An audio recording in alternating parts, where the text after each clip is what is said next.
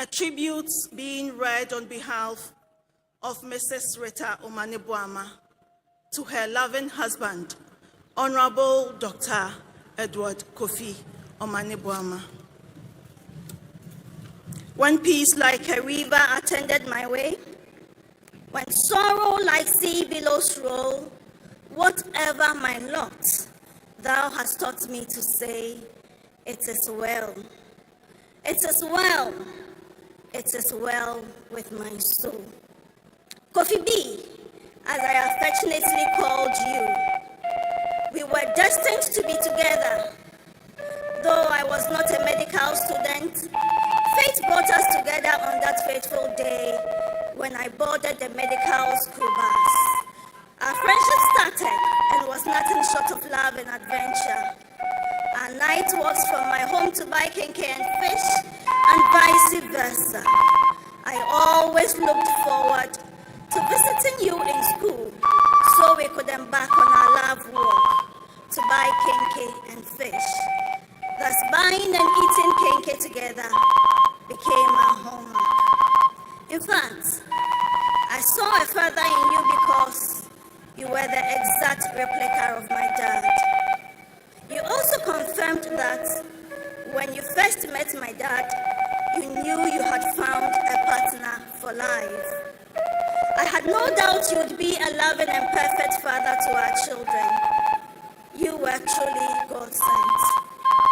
Your commitment and love were such that you proposed we got married on my birthday.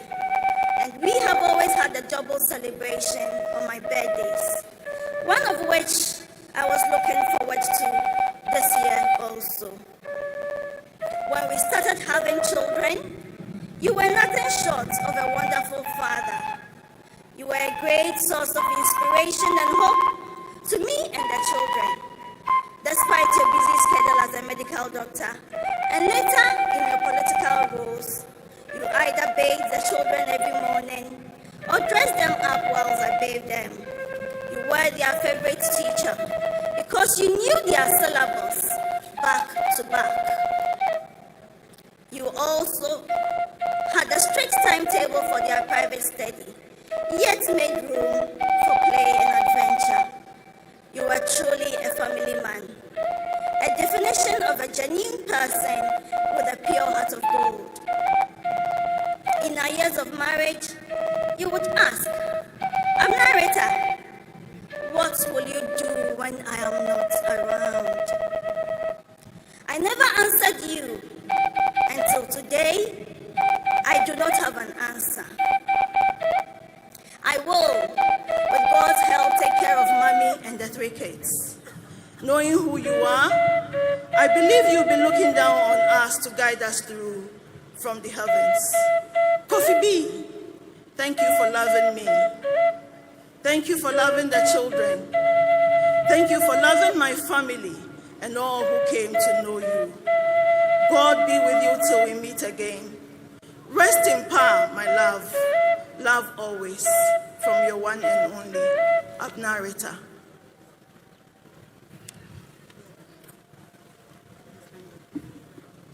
Tribute to our hero.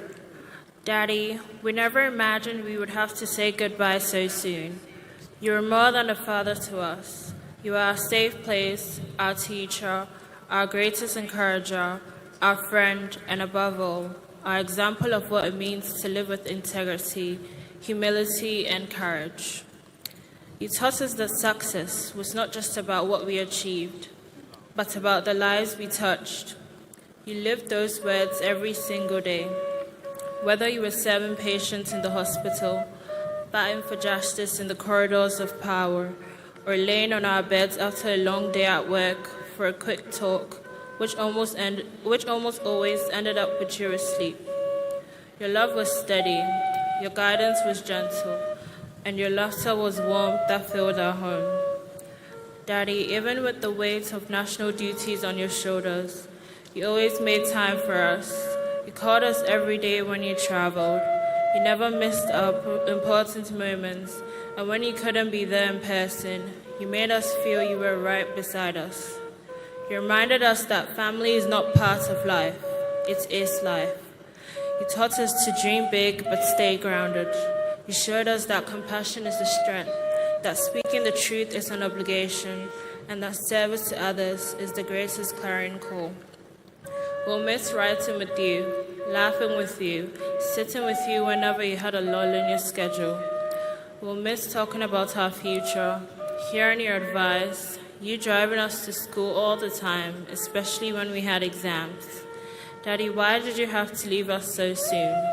Never in a million years could we have imagined you'd leave us. You lived your life like a race, always trying to do more, love more, and share more. We really thought you'd live forever because your light was so bright it could never go out. Omani, why have you done this to us? We absolutely cannot believe we will never see you again, never hold your hand, never sit with you at night and talk, never laugh with you, never see the many stickers you would always use to send us. Who we call in the middle of the night when no one else is awake and we have questions. Who will have all the answers to our problems. Who will conduct experiments at home just because you knew would study it that year. Who else would fill the bathtub with our toys and objects just to teach us Archimedes' principle? We have lost greatly. You are irreplaceable, Eduardo. We are pained, but even in our pain, we choose to hold on to your legacy and take consolation in the fact that you are resting in the bosom of the Almighty God. We'll carry forward your values, live with your compassion, and let your light shine through us. Though you are gone from sight, you remain forever in our hearts, our Father, our friend, our hero. Rest well, Eduardo. Your race is done, but your impact will never end.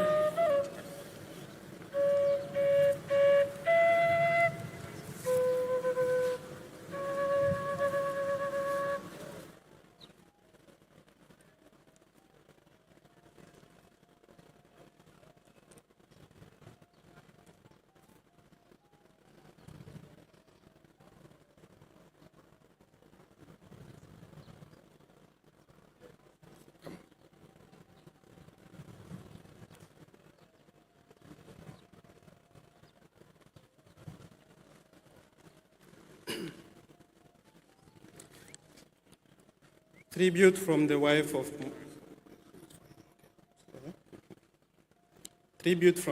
of Dr. Ibrahim Murtala Muhammad. Bismillahir Rahmanir Rahim. Allahu Akbar, Allahu Akbar, Allahu Akbar. To Allah we belong, and to Him is our return. Today we gather with heavy hearts to honor the life of a man whose presence was a gift to all who knew him, my beloved husband, Dr. Ibrahim Murtala Muhammad. For almost a decade, I had the privilege of walking through life by his side. Together, we raised our beautiful children, and in every step of that journey, he showed me and everyone around him what it means to be kind, patient, and full of love. Muhammad was more than a husband and father. He was a man of deep faith, God-fearing and humble. He lived his life with integrity, always choosing the right path, even when it was not the easy one. He was trustworthy and dependable, the kind of person you could call at any hour knowing he would answer. I remember once an incident on the road. Of course, he was the first person I called. He picked up right away, and I told him my situation, expecting him to come rushing to my rescue. He listened patiently, sympathized, and then said, my dear, the president has called me. At that moment, I realized I wasn't just sharing my husband with friends, family, or the community. I was sharing him with the president of Ghana as well. That was Muhammad, always in demand, always important to someone, but still finding the time to care for his family. His daughters will comb his hair, or perhaps I should say his head, because he had no hair. He loved to play horse with the children. These were the moments I smiled, because then he was not wearing the hat of a minister of state, but that of a dad instead. He had a wonderful sense of humor that could light up a room, and a heart that was always ready to help. More often than not, he put others before himself. Hardworking and determined, he gave his best in everything he did, not for recognition, but because it was in his nature to serve and to care. Muhammad's life was a blessing to us. and his memory will forever be a treasure. He has left us far too soon, but his love, his laughter, and his example will live on in our children, in our heart, and in the countless lives he touched.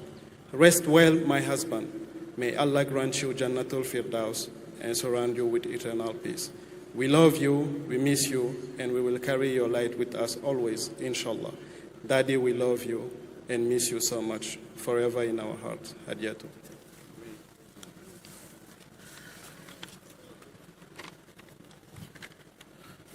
Tribute to Dr. Murtala Mohammed by his children. Honorable Dr. Alhaji Murtala Mohammed, we called you Daddy, always together with other family members. You were larger than life itself, and this would leave a strong impression on us forever. Before we continue, we would like to find solace in the hands of God that you are alive, although gone for the desires of Allah. Every day and night, we grieve and yearn to see you back home, but you don't come back. Your legacy extends far beyond the halls of Parliament. As a dedicated public servant, Member of Parliament, Minister of State, you tirelessly advocated for your constituents and the people of Ghana, leaving an indelible mark on our nation's progress. Your commitment to justice, equality, and well-being of the ordinary Ghanaians inspired countless individuals. As your children, we cherish the memories of your kindness, wisdom, and unwavering dedication to our family and community. Your impact will be felt for generations to come. Even as we mourn your passing, you keep giving us fresh memories of your moments with us. All the people gathered here signal to me and the family that God will have mercy on your departed soul. If words, admonitions, testimonies, track records, worthy legacies, and priceless impacts were to be the givers of life, we wouldn't be here to read this painful tribute of your departure. While we mourn your painful exit, we know you had to go based on the divine rule of God, because we remain mere mortals to his desires and commands. Rest in peace, Daddy. You will forever remain in our hearts. May Allah Almighty grant you Jannatul Firdaus. Till we meet again, fare thee well, Daddy, from us, your children, Sudo, Ruhaina, Hajara, and Amadu.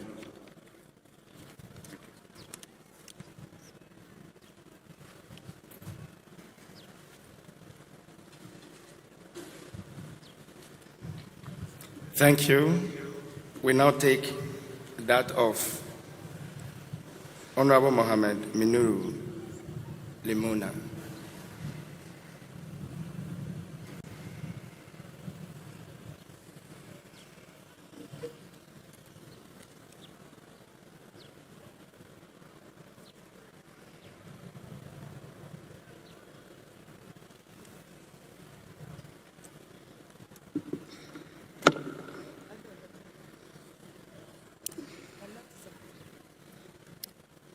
Alhamdulillah.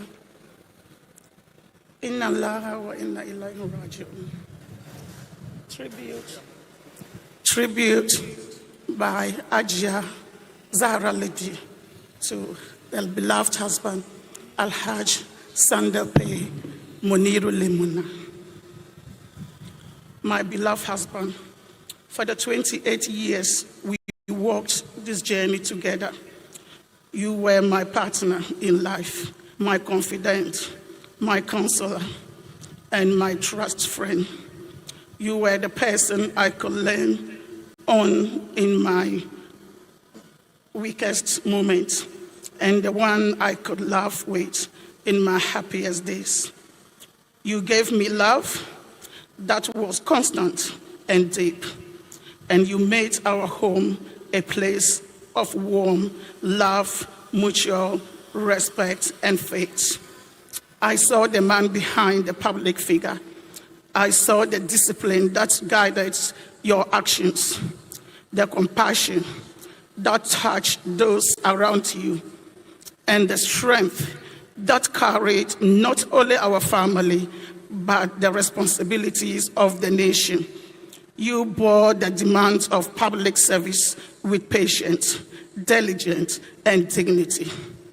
Yet, You never allowed that overshadow the love and attention you gave to us as for home. Your gift was not only leadership, it was the ability to make family whatever you went. It's in every region of this country, your presence was felt and your absence will be deeply mourned. You opened our doors and your heart. You sponsored education for those who you sponsored the education for those with promise. You settled disputes with calm wisdom, and you always stood beside the vulnerable when they had no one else. Because of you, our family grew beyond blood strength across the length and breadth of Ghana, held together by trust, gratitude, and love. You were a man of principles, yet you carried those principles with humility. You inspired loyalty, not because you demanded it, but because you earned it through your character.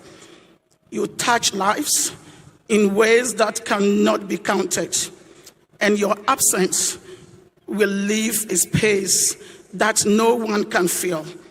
I will miss your laughter in our home, your gentle reassurance in times of difficulties, and your quiet strength that made me feel safe. No matter the storm, I will hold on to every memory, every lesson, every blessed day of our marriage. Rest well, my love. I will carry you in my heart for the rest of my days. And I thank Allah for the gift of the 28 years by your side. May Allah grant you Jannah Firdaus and unite us again in His mercy. Nanda tadana ikokwa yuben yanangwa nanchalutale.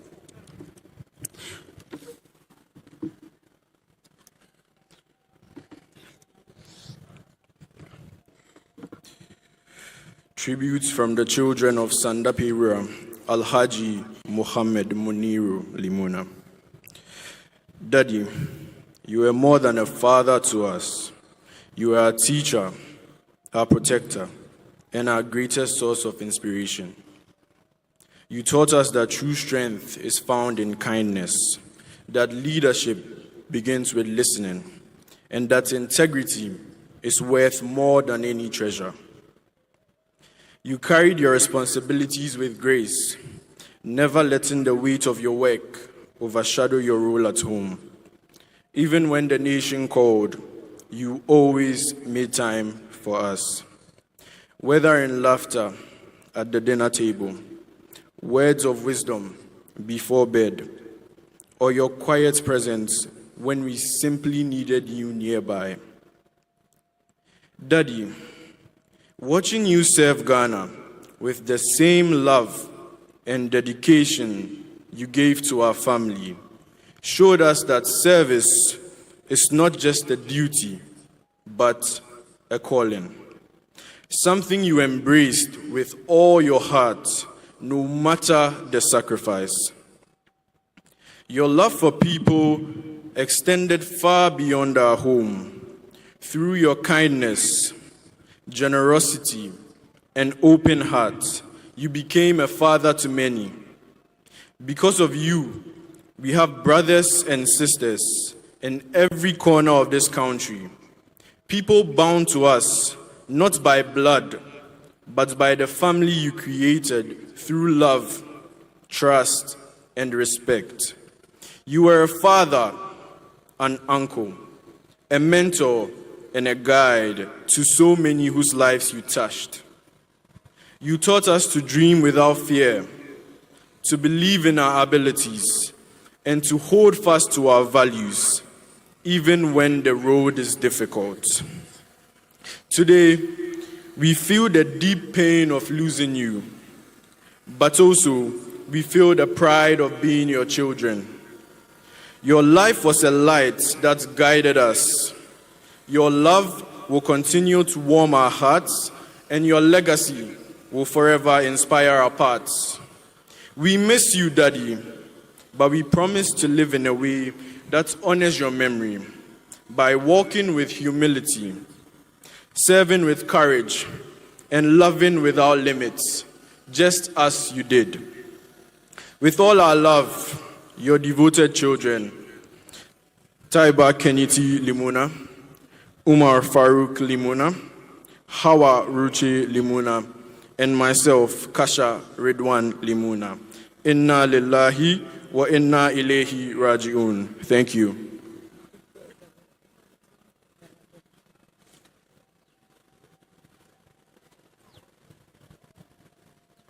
So thank you very much.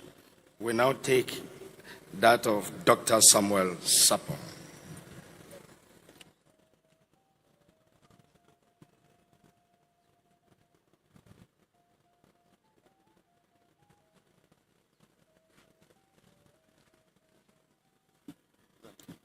Tribute from your beloved wife, Mrs. Hannah Sapon. I have fought the good fight. I have finished the race. I have kept the faith. 2 Timothy 4, verses 7.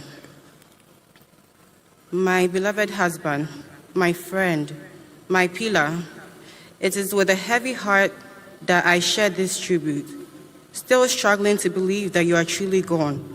You were not just my husband, you were my partner in every sense of word. You stood by me in love and in faith, and under every difficult circumstance. You challenged me to walk through the journey of life through the 37 years of marriage. You were a man of strength, wisdom, and compassion for me and the family. I watched you admirate and give all your all to the family, your people, and the country. You were more than a public servant. It was your love and your devotion at home that made me truly extraordinary.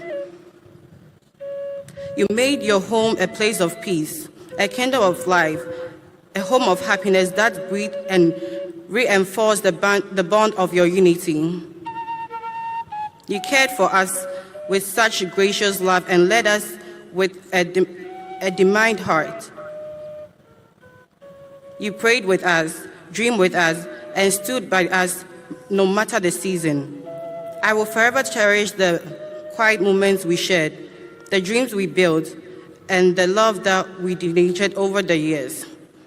Your absence is a deep wound in my heart, but your love will still comfort me. I will still remember the call you put through to me early hours of the dark Wednesday, indicating that you were leaving for Obuasi on a national assignment. You said you were going to return. It was a return journey. I'm still looking forward and welcoming you back home. My dear husband, your departure was so sudden and I still can't believe it. The news of your departure continues to cut through my nerves from a vacuum of unimaginable pain in the heart. Oh, Sapon Kumenkuma, do you hear my call? Come back. Tell me this news is not true. The day is so gloomy. The sun is gone. The weather is thick. Darkness is falling, and the place is empty. Hear our voice. Hear our voice. Your wife and your children need you, my dear husband. We can hear the sound of your footsteps in the house, offering protection for your family. Your presence represented hope, words and breathe love, and work joy and happiness. You run a good race. My husband, may the doors of heaven open until we meet again. Rest well, my lovely husband, Sapon Kumenkuma. Demi Feji Tneye.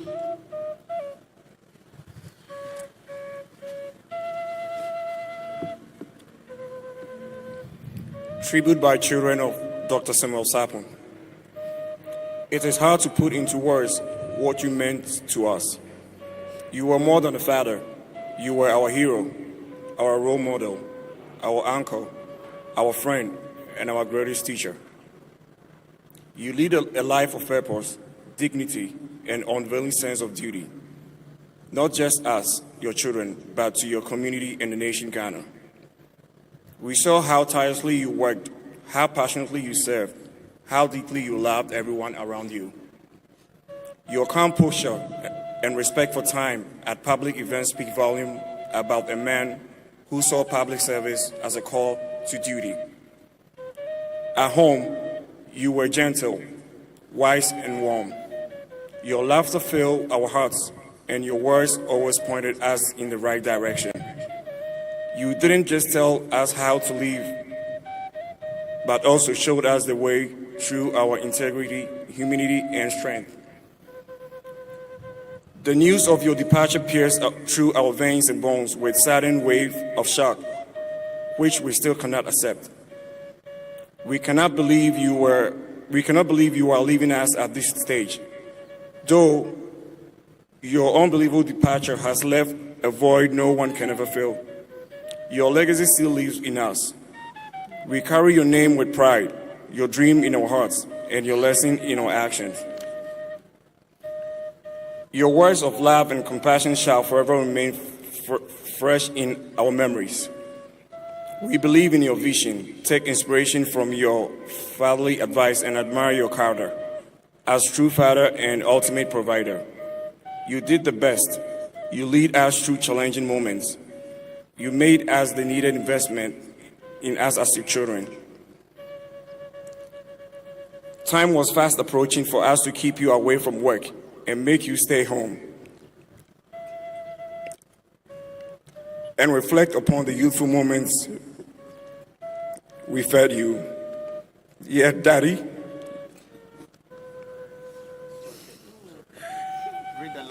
you are running away from us into eternity. Daddy, why? You never rested this day. You set an available standard for the Sapon family. Your footprint shall forever remain a pointer along which the family always walks with admiration. You run your race with pride and honor. At this moment of grief and sorrow, may the angels of heaven open the doors for you until we meet again. Daddy, you have paid your dues. Rest well, Daddy.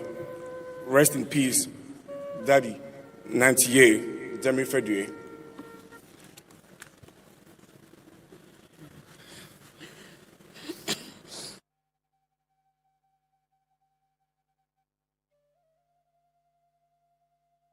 Thank you. We now invite the widow and the children of Mr. Samuel Labwaji.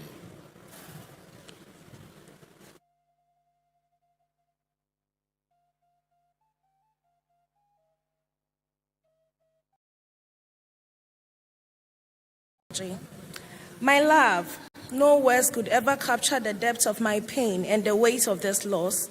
Your passing has left an emptiness nothing in this world could ever fill. Yet, even through the tears, I chose to remember the incredible man you were and the love we so deeply shared. From the moment you entered my life, you gave me more than I ever imagined: unwavering love, joy, protection, and the beautiful honor of becoming your wife. You gifted me our precious daughters, living testament of the bond we built. Through them, your spirit will live on forever. I am endlessly proud of the man you became, a man of strength, purpose, and of a good heart. You excelled in your career with tireless commitment and touched everyone around you with your presence. I witnessed your growth, your presence, your wisdom, your expanding capacity to love. Your strength carried us through challenges that could have broken us, but we always found our way back because we chose each other over and over again. This is the truest proof of our love. This year, on my birthday, you wrote, "Happy birthday, my love. You are not only my wife, but also my best friend, the greatest blessing in my life. I thank God every day for you, and I look forward to creating more beautiful memories together. Enjoy your day. I love you deeply. I was holding on those words with so much joy, eagerly counting down the days until I would see you again in Atlanta, Georgia on the 18th. I was waiting to be in your arms, to laugh with you, to celebrate my birthday by your side like we had planned. Why then? Why am I in Ghana mourning you instead? On that final morning, just hours before your crash, your last words to me were, "Take care, babe. I love you." Those words will forever echo in my heart, not just as your goodbye, but as your eternal vow to me. I will cherish every moment we shared, your laughter, your embrace, the way you called my name. This world may have lost you, but I'll carry your love with me always. You were my partner, my safe place, my joy, and my best friend. Rest peacefully, Eniola Abuaje, as I affectionately call you. Thank you for loving me. Thank you for making me a wife. Thank you for our daughters. Thank you for showing me through partnership looks like. I pray your soul finds eternal peace, surrounded by the grace and light of God. May your rest be as beautiful and powerful as the life you lived. May heaven welcome you with open arms. Until we meet again, I hold on to our love, unbroken by time, untouched by death. You will always be my forever. Samuel Abuaje, my dear husband, rest well, rest peacefully in the bosom of the Lord. Dem refedue me don fopa.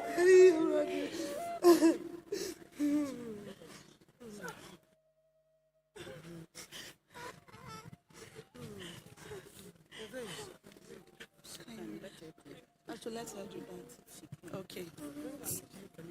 She said she can't. Tribute from Samuel Abuaje's daughters.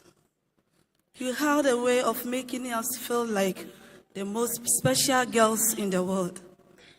Every year, you made sure our birthday, our moments to remember, especially when you came to our school to celebrate with us. Those small, beautiful gestures meant everything. You shone your love through presence, laughter, and the joy you brought into our lives. Our birthday always close. Mine on the 5th of August, my little sister coming on 22nd September this year. Sometimes, what never could have imagined, because on the 6th of August, just a day after my birthday, we lost you. It hurt in a way that we can't explain. We are all supposed to meet together soon. My little sister was getting ready to come and spend a week with you before going to meet mom in the US. You joked that worry you so much, but you still want her to come. That was the father we had, loving, prayerful, and also putting us first, even when you were tired. You promised us a brighter future, and even though you are no more longer walk beside us, that promise still lives on us. We hold it just like we hold on to your words and the strength you left in us. Your love didn't end the day you left us. It stays with us step by step. Every birthday and every dream we wake chasing because of you. We miss you much, Dad, but we carry your memories every day. Always your girls, forever proud to be your daughters. Respect in the bosom of the Lord. Thank you.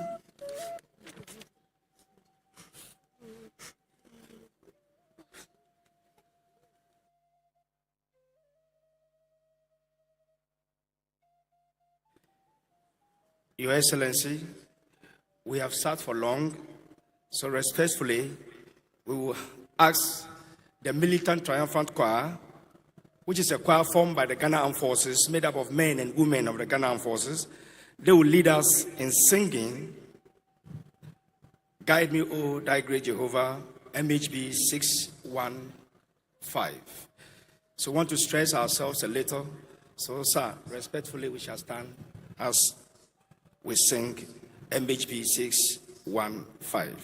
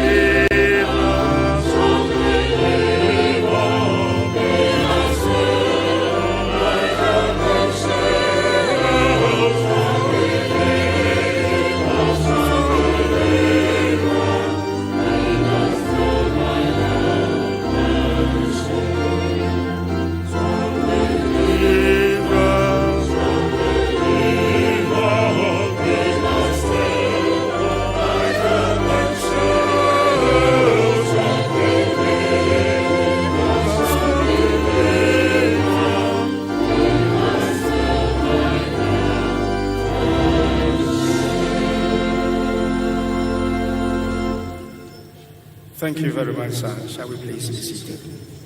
We thank the Militant Choir. So we humbly invite the family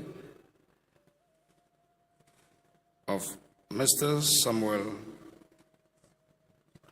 Squadron Leader Peter Bafeme Anala, the widow and the family will please come and give their tribute.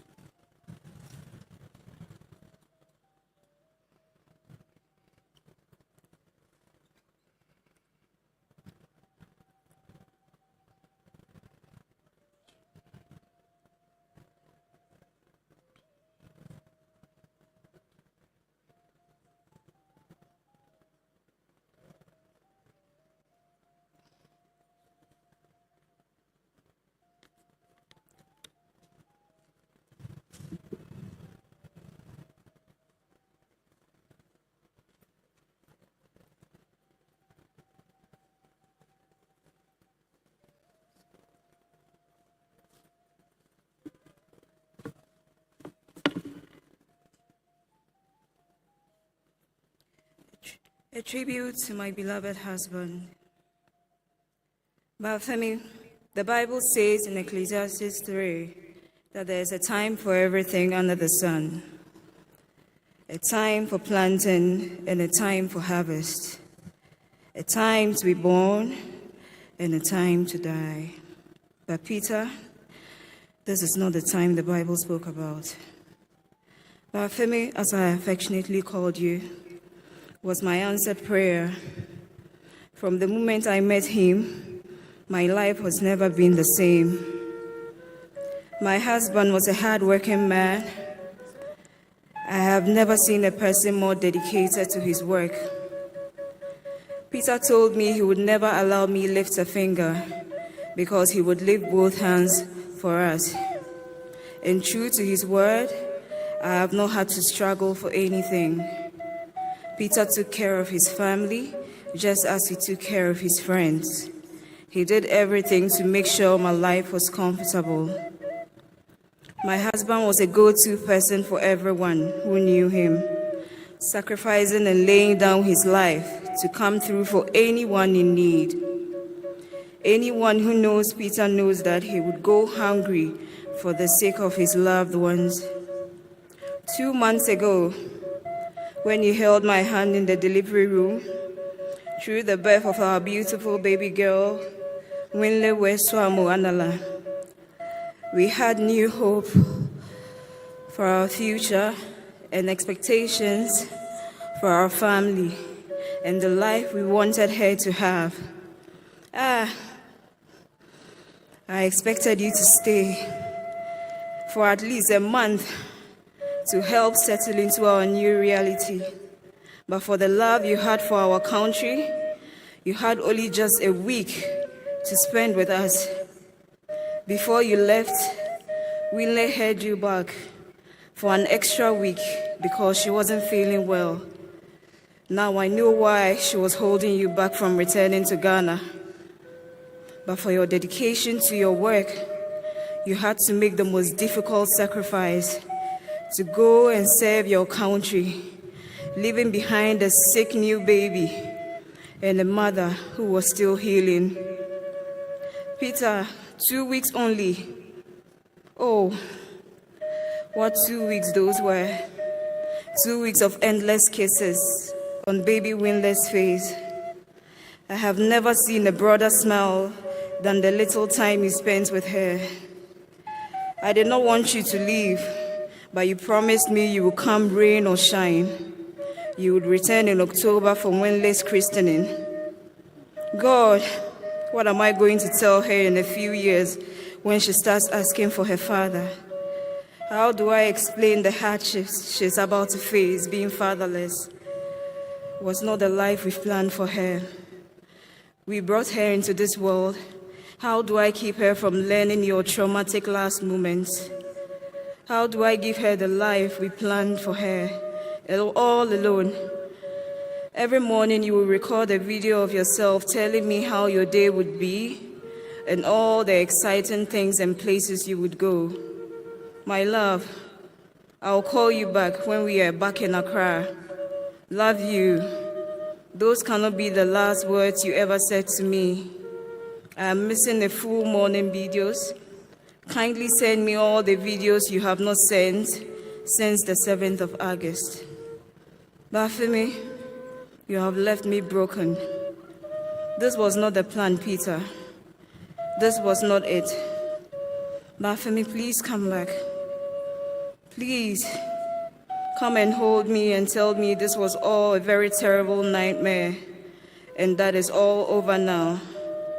I am supposed to be consoled with the fact that you died knowing God and that there's rest for you until we meet again. But I cannot come into terms with this. I will forever cherish the moments I spent with you. I certainly cannot wait for that glorious reunion. But for me, my love, Jenny will. Due Nanlini, Inyi Lairani. I love you.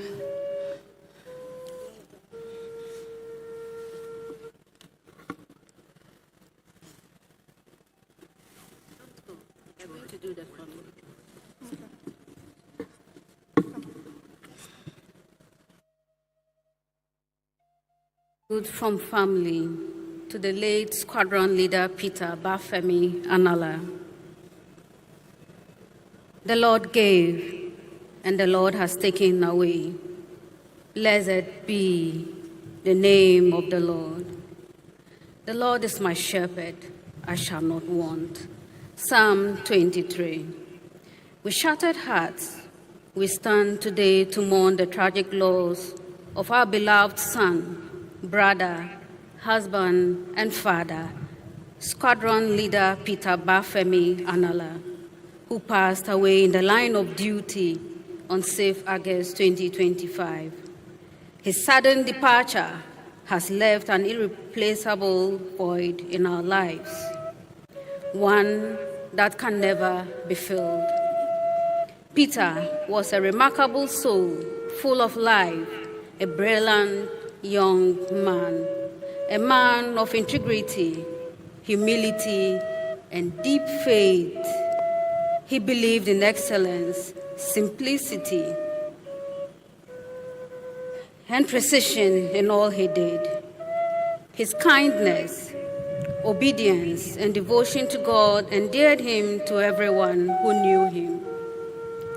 Even when distance separated us during his duties and service, our bond remained unbroken through constant communication and shared prayers. Just months before his passing, Peter traveled to the United Kingdom to support his loving wife as they welcomed their first child, a precious blessing whose christening was set for October. Before his return, he confided in his mother about a troubling dream, and together we sought God's protection through prayers with priests and family. On 5th June, an unexplained restlessness kept us awake in prayer for the family. That morning, we sent Peter our usual devotion and a message. How are you, my love? Stay safe and blessed in the Lord Jesus Christ. When there was no reply, fear gripped us. Later, the devastating truth reached us. Our worst fears had come to pass. Though our hearts are broken beyond words, we surrender to God's will, trusting that He knows best. We find solace in the cherished memories, His dreams, and the love He poured into our lives. We pray for God's comfort upon His life, His newborn child, and all affected by this tragedy. Peter, our hero, our light, you fought a good fight. You finished your race. You kept the faith until we meet again in God's glory. Rest peacefully in His arms. Pa Nanyini, our beloved, forever in our hearts.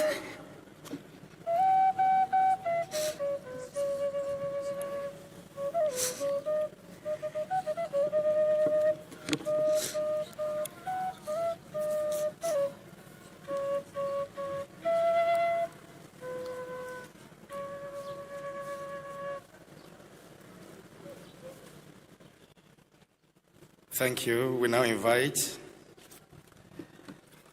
the family, the widow, and the children of Flying Officer Manem Chum Ampedu.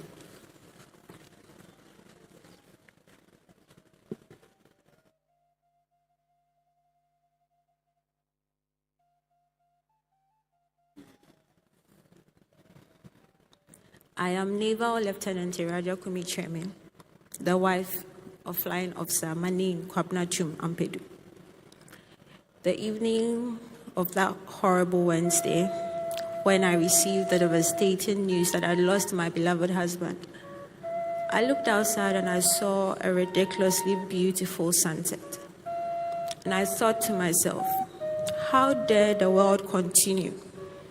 How dare everyone go about their evening when I didn't know what to do with myself? My husband was my everything.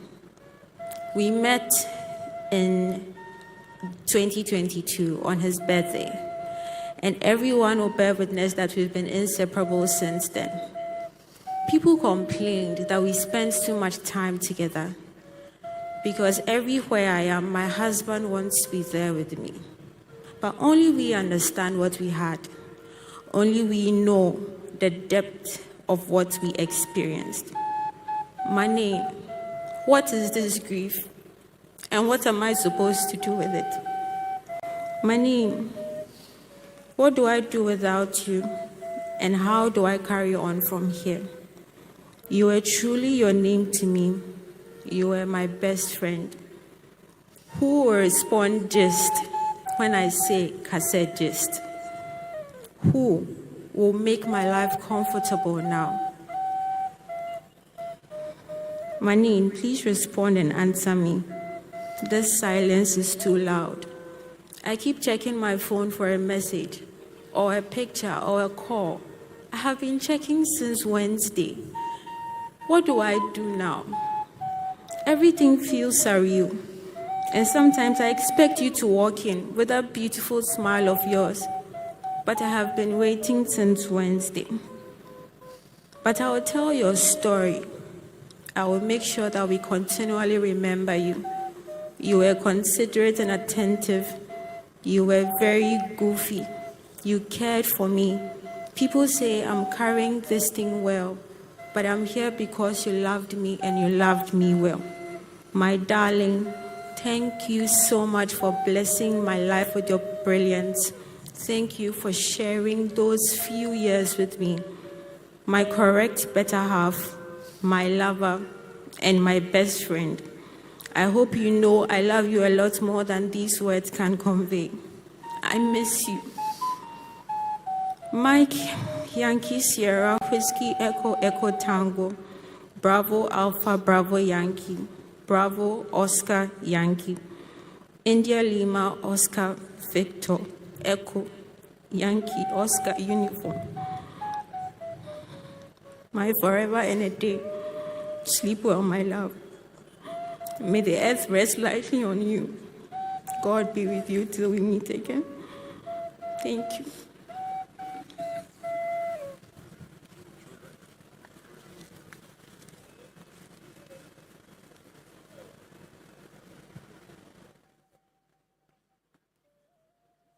We take that of Sergeant Adumensa Ernest, the widow of Sergeant Adumensa Ernest.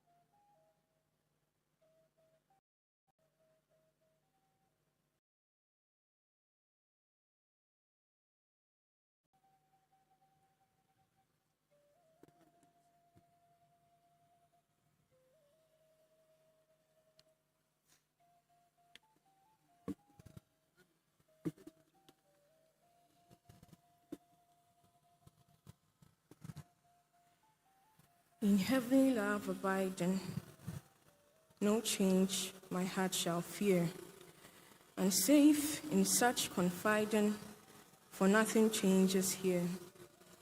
The storm may roar without me, my heart may low be laid, but God is round about me, and can I be dismayed? I take these comforting words from the Methodist Hymn Book 528. To my biggest cheerleader, the kindest of hearts, my big brother and my manche. Putting words together for your tribute is the hardest task I have ever been given. My heart aches beyond words, thinking of not seeing your beautiful receptionist smile, as you called it, or hearing you call me Manye 100 times in a day. You gave me the experience of being deeply understood, genuinely supported, and utterly loved. You often said, Manye, I'll give us a life that many people would wish to be in your shoes. Anche, these shoes you put on me, no one wishes to wear. Should I say you lied? No. because I know if you had control over life, you would choose to live 1,000 years just to make me happy.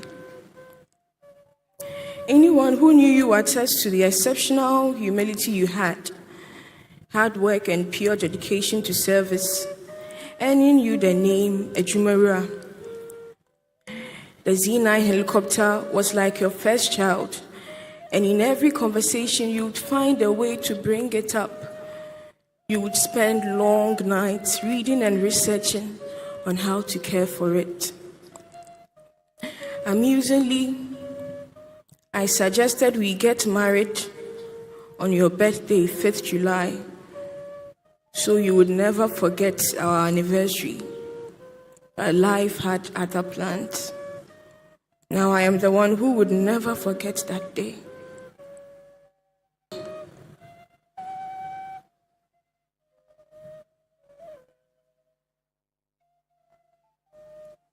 What would I do with all these memories that lay so fresh in my heart and mind?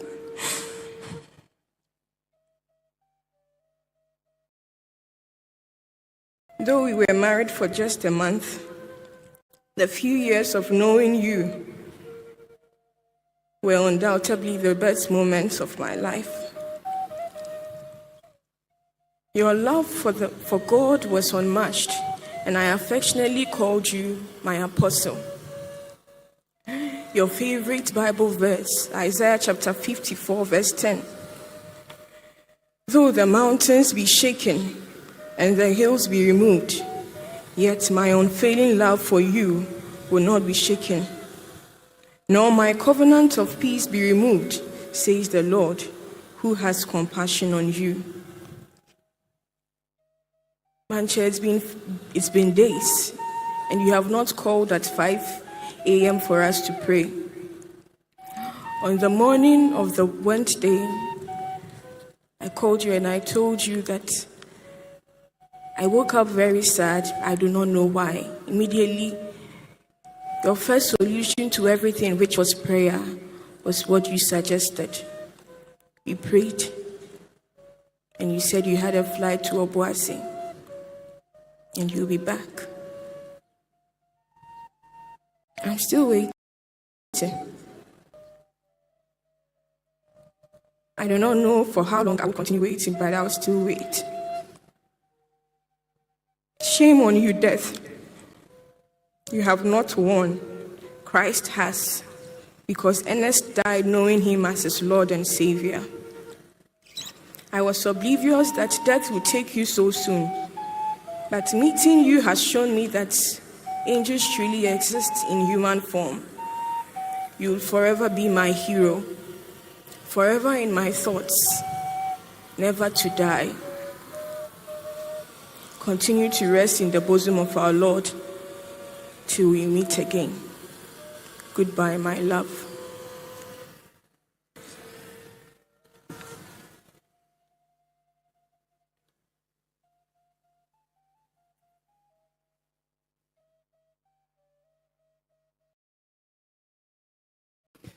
Thank you.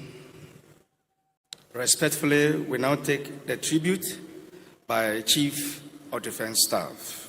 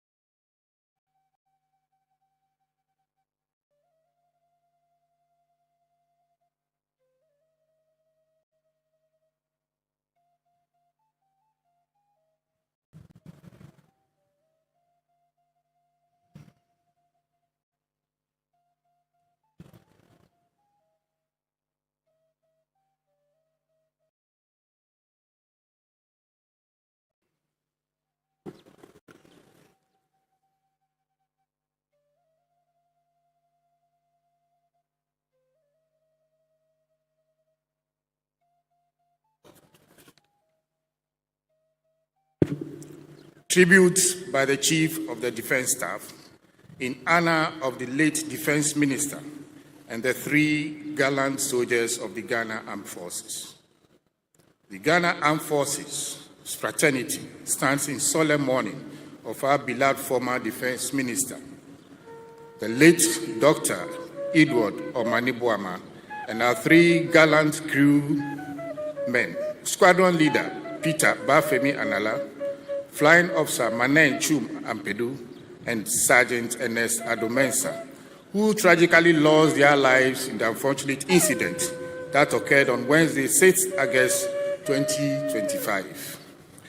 Dr. Omanibuama's short tenure as Minister for Defense was marked by transformative leadership, innovation, and unwavering commitment to excellence. As part of a broader agenda of resetting Ghana, he advocated and implemented policies that sought to raise the standards of the Ghana Armed Forces. Paramount among these were the retooling and operationalization of the Ghana Armed Forces, championing merit-based recruitment and enlistment of service personnel, bridging the accommodation deficit gap of the Ghana Armed Forces, revitalizing of the Defense Industries Holding Company Limited, DHOC, and finally prioritizing the welfare and healthcare delivery, including mental health of troops and veterans. He was not just a boss or leader, he was a role model, and to some, a mentor. A first encounter with him was full of quality of thoughts, depth of industry with every spoken word, which he carried with grace and aura. As we mourn his passing, though shocked, we take solace in the indelible mark that he left on the Ghana's defense architecture and the lives he had touched. Squadron Leader Peter Bafemi Anala was a pilot whose operational capability combined advanced piloting skills and deep technical knowledge. He was commissioned into the operations branch of the Ghana Air Force in 2014. After his ab initio pilot training in the United States, he was awarded both a private and commercial rotorcraft license and an advanced instrument rating certification. His integration of flight safety protocols into operational planning enhanced mission success that contributed to the Ghana Armed Forces combat preparedness. Flying Officer Manan Chum Ampedu was an exceptional young pilot. He was commissioned into the operations branch of the Ghana Air Force in 2021. After a distinguished performance at the Royal Air Force Training Academy in the United Kingdom, he demonstrated outstanding adaptability across diverse mission profiles. Coupled with precision in navigation and flight execution, his meticulous approach to mission planning, briefing, and post-mission analysis reflected a deep understanding of operational procedures. Highly proficient in absorbing complex tactical concepts and translating them into flawless execution, he was a dependable co-pilot and a clear prospect for future command in air operations. Sergeant Mensa Ado Ernest was a highly proficient aircraft technician whose engineering expertise was vital to the operational availability and mission readiness of the Z-9 helicopter fleet of the No. 8 Helicopter Wing. Enlisted in 2011 and certified in 2016, his diagnostic skills, adherence to airworthiness standards, and ability to execute time-sensitive maintenance tasks under operational conditions directly sustain the Ghana Air Force operational capabilities. He was also an effective mentor, developing junior technicians to maintain high technical and operational standards. To the bereaved families, I extend my deepest condolences. As the bugle sounds and the night holds its silence, we salute them. Dr. Omanibuama, Squadron Leader Peter Anala, Flying Officer Ampedu, and Sergeant Mensa, brave men who served with pride but fell with honor. Their skills and dedication will continue to influence our training, maintenance, and operational doctrines for years to come. They will be sorely missed. but fondly remembered. May their souls rest in perfect peace. Thank you. Okay.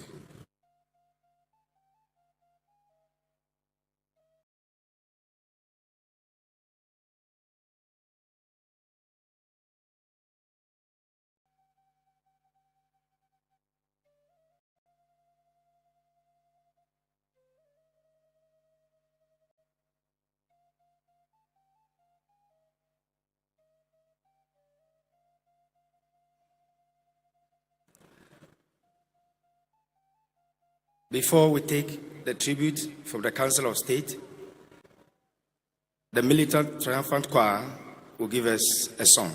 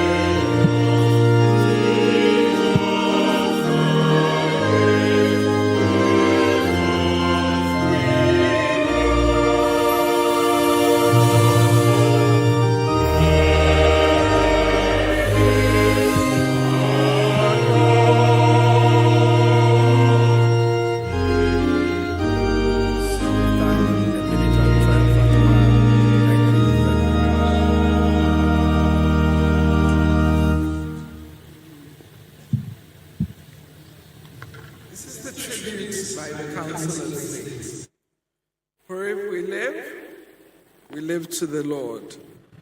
And if we die to the Lord. So then, whether we live, whether we die, we are the Lord's. Romans 14:8. This is an impressive gathering today in solemn reverence of our grief and gratitude to God to honor the memory of our eight distinguished Ghanaian nationals and Ghanaian soldiers, valiant soldiers and comrades who died in the tragic helicopter crash. They were patriots, they were soldiers, they were public officials, gallant officers who served with intelligence, courage, and devotion.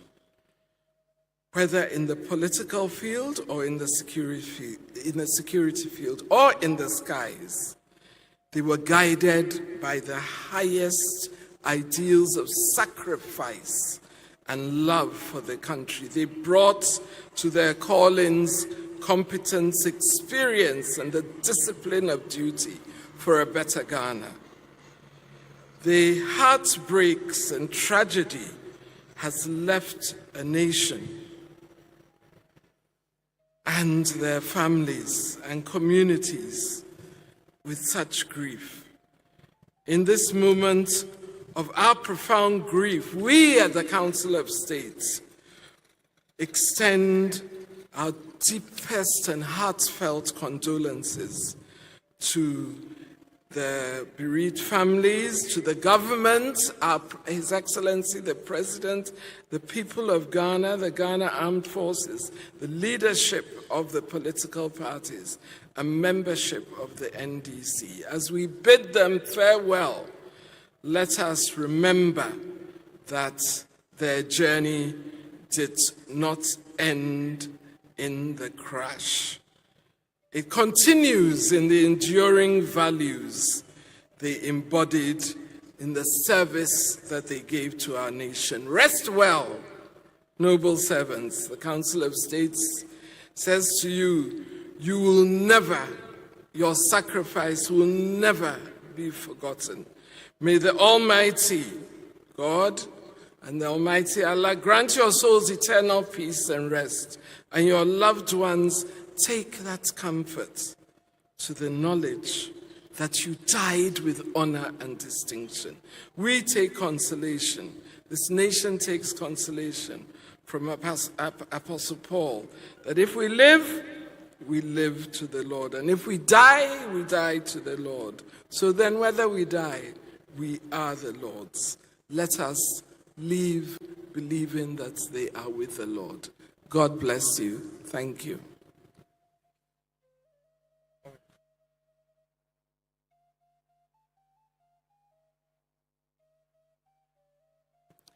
So thank you very much, ma'am.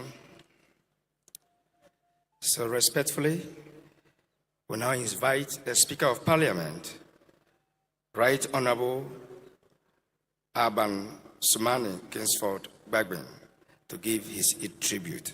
Thank you.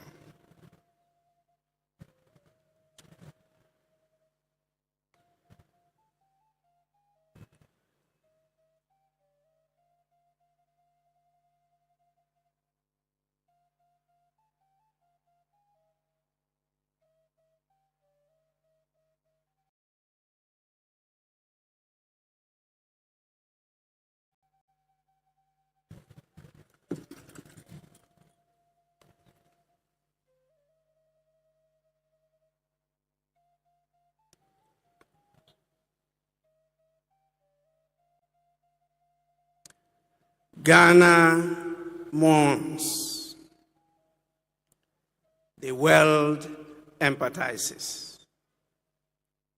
And God receives the souls of the faithfully departed heroes of Ghana. We, the bereaved, are consoled. I take solace in the Holy Bible, in the words of Psalm 90, verse 12. Teach us to realize the brevity of life, so that we may grow in wisdom. Psalm 90, verse 12. The cruel hands of fate have plucked from our midst 8 radiant stars, whose light illuminated our nation's path. Though duty called me beyond our borders, when the tragedy struck, my soul has walked alongside our grieving nation every step of this sorrowful journey. Today, I stand on behalf of the Parliament of Ghana, drowned in sorrow. I stand here with a heart shattered by this irretrievable loss, yet overwhelming with gratitude for the extraordinary lives that graced our land. With profound sorrow weighing upon my soul, I pay homage to our departed comrades and patriots. Dr. Edward Kofi Omane-Boamah, Honorable Alhaji Dr. Ibrahim Murtala Mohammed, Alhaji Muniru Mohammed Limuna, Dr. Samuel Sarpong, Mr. Samuel Abwaje, Squadron Leader Peter Bafemi Anala, Flying Officer Manim Chum Ampedu, and Sergeant Ernest Ado Mensah. These gallant men were the very embodiment of Ghana's highest aspirations. They were the loving hands that cradled children, the wise voices that guided families, the charitable hands that fed families and whole communities, the compassionate hearts that uplifted our dear country. Just days ago, many of these fallen heroes stood among us, united in grief as we bid farewell to our dear friends and comrades, Kobina Adekoka and Sam Piyale. Like us, these fallen heroes came to honor the memory of their compatriots and to say goodbye to comrades they cherished. None of them imagined then that their end would follow hard on the heels of Adekoka and Sam Yale. This cruel twist of fate has left me heartbroken and heavy with sorrow. As I lay these fragrant blossoms of memorabilia on their graves to signify their impactful existence, let us take cognizance of the fact that they were once ministers, gallant soldiers, whose visionary policies sowed seeds of progress.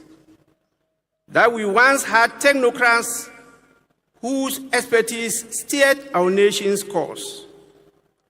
That dear colleagues, parliamentarians once lived, whose interventions sparkled with insights. And that 3 courageous helicopter crew members once existed who served with diligent dedication all their final briefs. The heavens may have claimed their mortal forms, but their legacy remains etched in the laws they championed, the institutions they strengthened, the lives they transformed, and the hope they inspired. Even in their sudden departure, these gallant souls have gifted us a powerful reminder: life is fragile. Tomorrow is never promised, and every moment matters. As we honor their legacy, may we draw strength and wisdom from the way they lived and the way they left. To the bereaved families, I offer not just the condolences of Parliament, but the collective embrace of a nation united in grief. May the Almighty God console us who remain in this transient world and grant us the fortitude to continue their unfinished work. May the angels receive these noble souls with fanfare befitting their service. Please, comrades, patriots, rest in peace. Faithful servants of the nation, Ghana. I thank you all. Amen.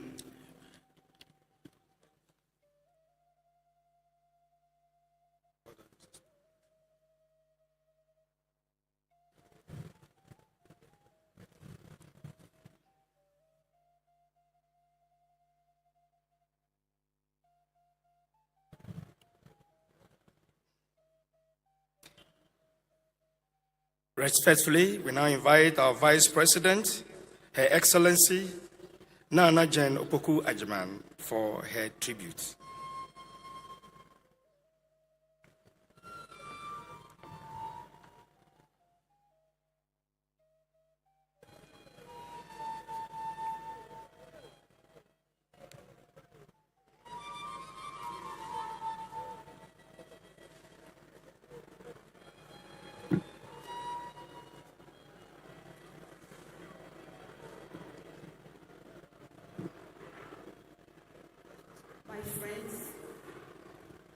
Aware that what we should be doing is not listening to my tribute.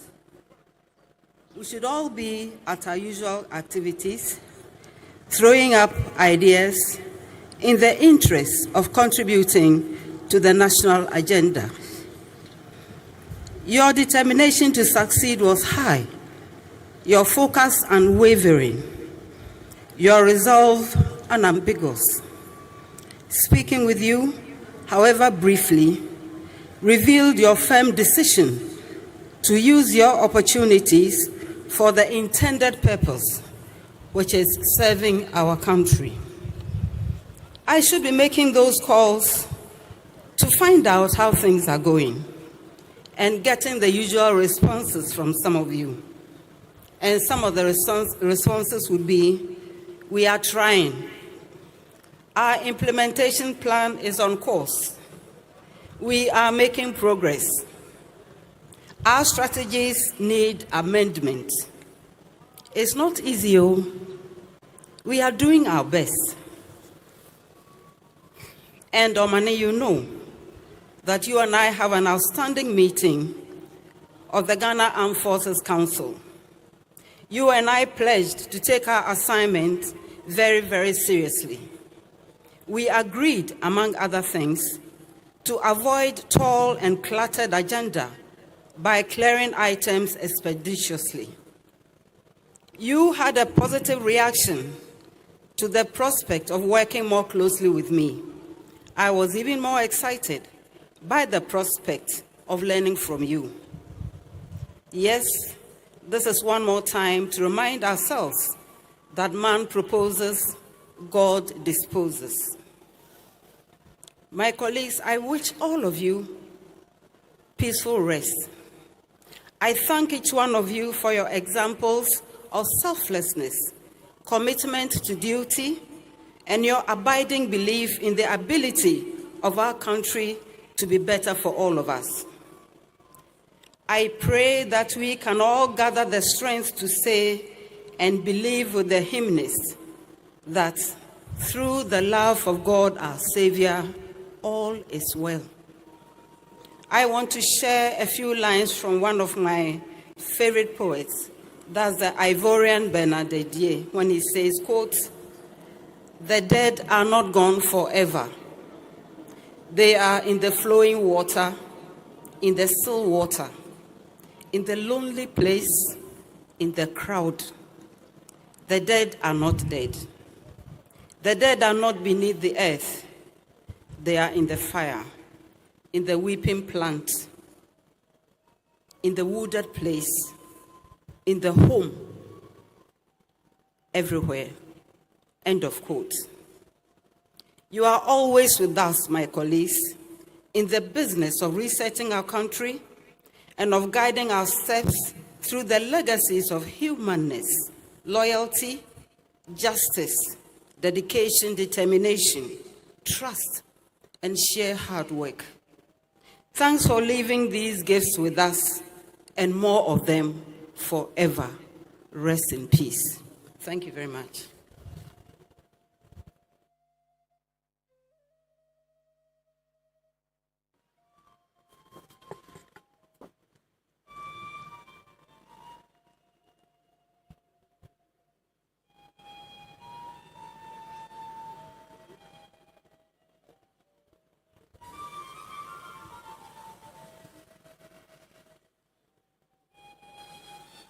I now invite Imam Lieutenant Ustaq Abubakar and Very Reverend Commander Benedict David Quason for the Quran and scripture reading.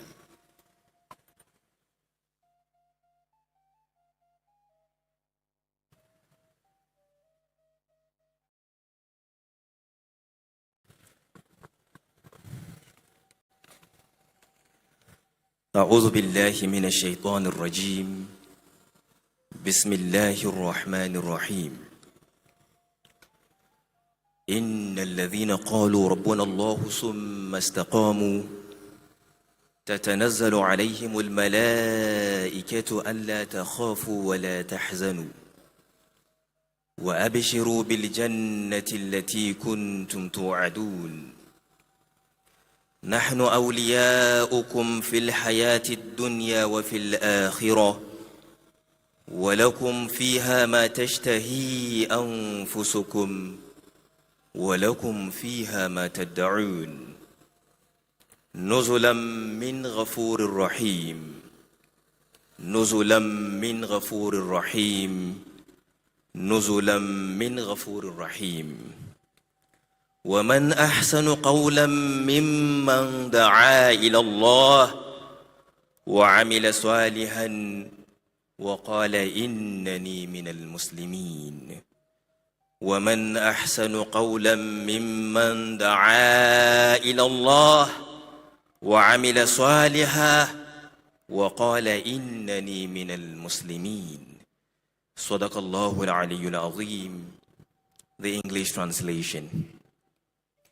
In the name of Allah, the most compassionate, most merciful.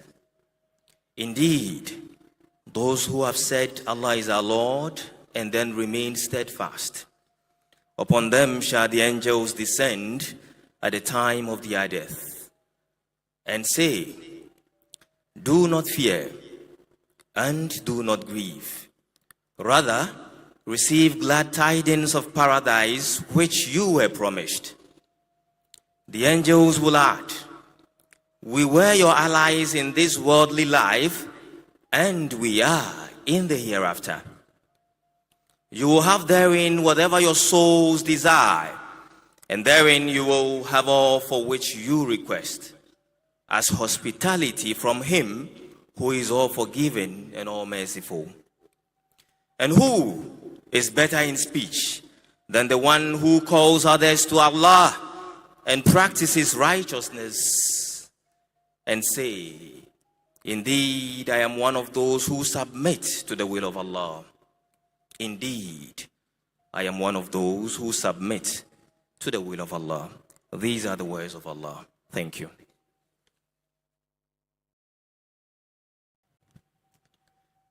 Our scripture reading is taken from 1 Thessalonians chapter 4. I read from the verse 13 through 18. I read from the New Translation Version. And now, dear brothers and sisters, we want you to know that what will happen to believers who have died, so you will not grieve like people who have no hope. For since we believe that Jesus died and was raised to life again, we also believe that when Jesus returns, God will bring back with him the believers who have died. We tell you this directly from the Lord. We who are still living when the Lord returns will not meet him ahead of those who have died. For the Lord himself will come down from heaven with a commanding shout, with the voice of the archangel, and with the trumpet call of God. First, the Christians who have died will rise from their graves. Then together with them, we who are still alive and remain on the earth will be caught up in the clouds to meet the Lord in the air. Then we will be with the Lord forever. So encourage each other with these words. Amen.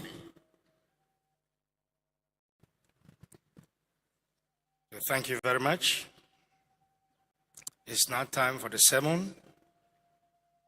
And respectfully invite Apostle Brigadier General Kumi Wood, Director General of Religious Affairs, Ghana Armed Forces, to do us the honor by giving us the sermon for the day.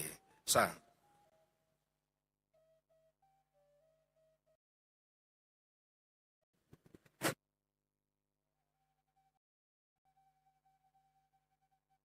Excellency, the President of the Republic,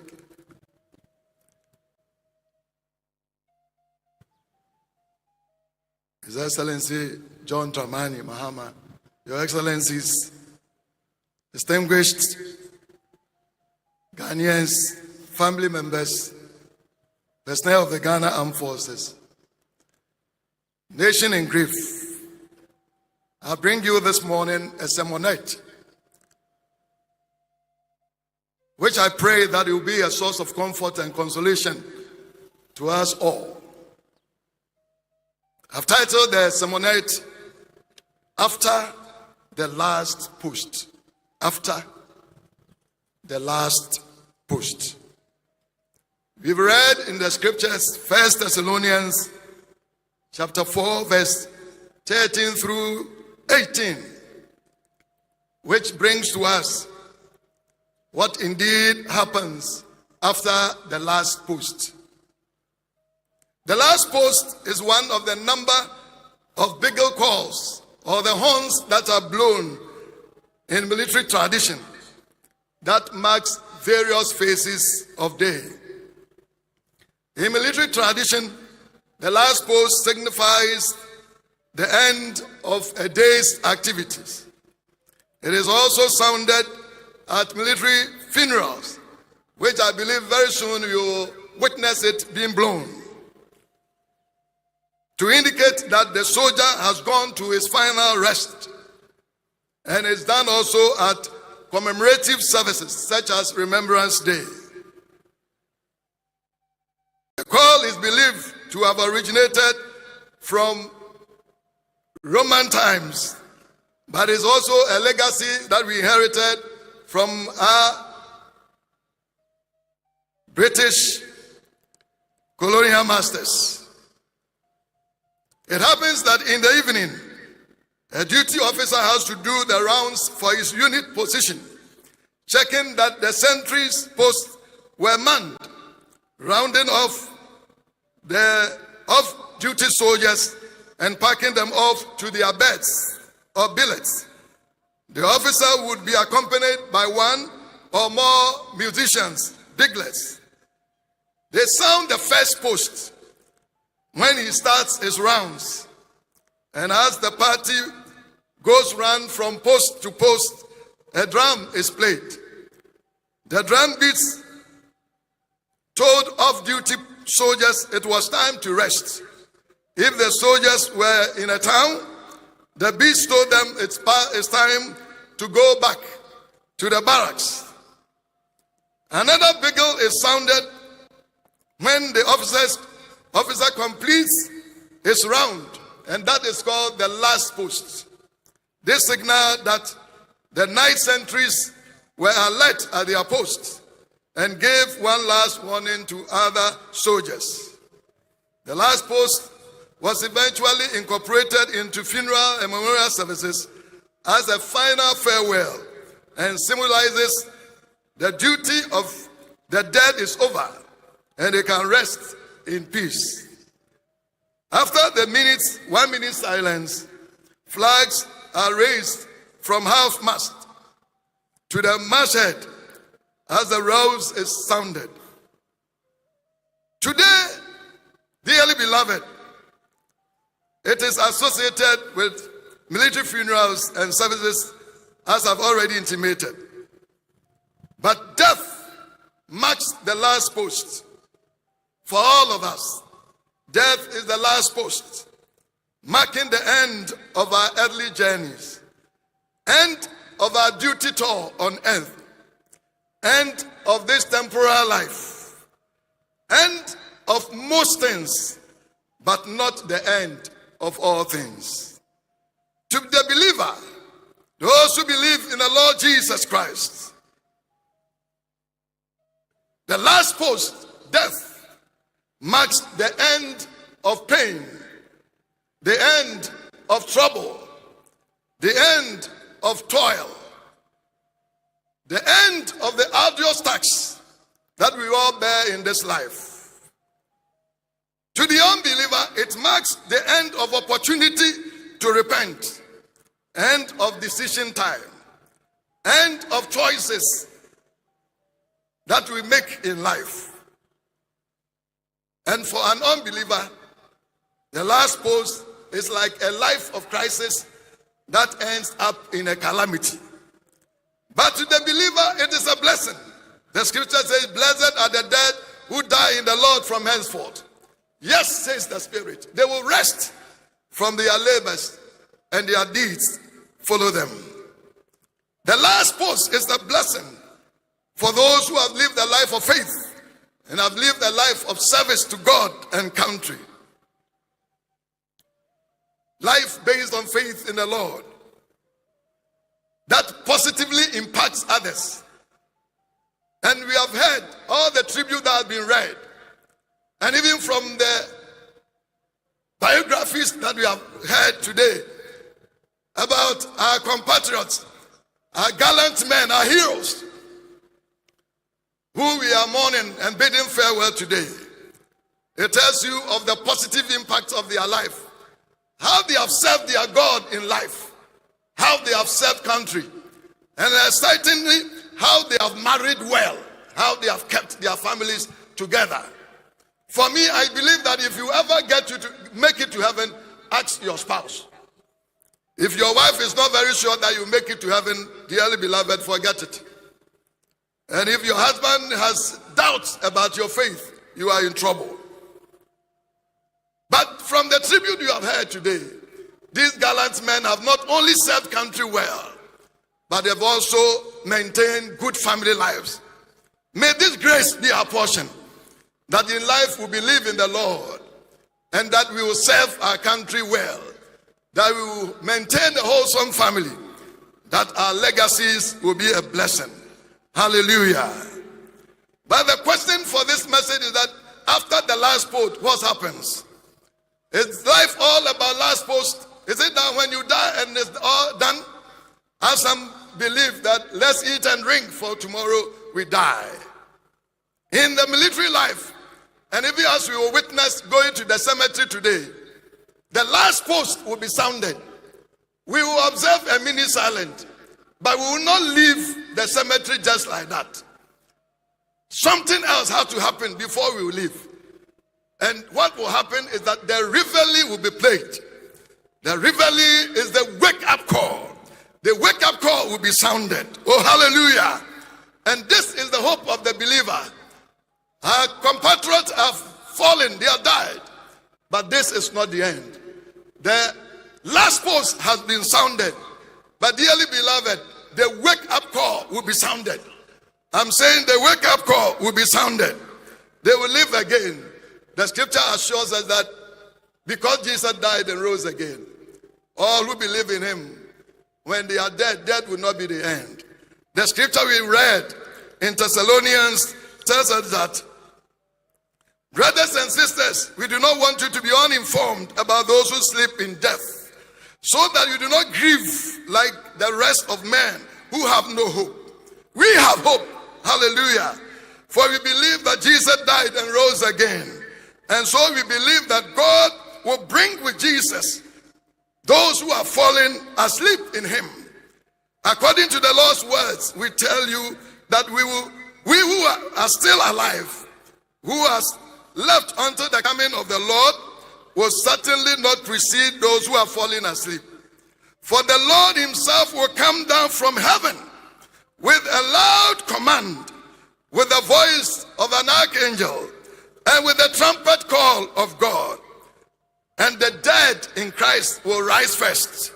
After that, we who are still alive and are left will be caught up together with them in the clouds to meet the Lord in the air.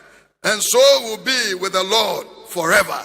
And the scripture ends by saying, therefore, comfort one another with these words. This is the word of comfort that I bring to you by the word of the Lord. This is the word of God to you today. That our beloved who have died today, there's coming a time the trumpet call will sound. And they will be raised first. We will not go before them. We will be on standby. They will rise first. And then we also will be transformed and join them to be with the Lord forever. When that trumpet sounds, the perishable will put on imperishability. The mortal will wear immortality. The corruption or corruptible will put on incorruptible. As we see them today, there's a coming a glorious day. We will behold them. The scripture says we will be like the Lord Jesus Christ. We will see him face to face and we will be like him. So beloved, this is not the end. This is just the last post. They are going into rest. They are observing their moments of silence. But soon and very soon, the trumpet will sound. The reveille will be played. And they will rise to be with the Lord. So dearly beloved, let this also be a message to you that align your life properly. Work with the Lord so that when your last post is sounded, anytime, anywhere, you'll be ready and be on standby for the reveille. May the grace of our Lord Jesus Christ, the love of God, and the fellowship of the Holy Spirit be with us even now and forevermore. Amen.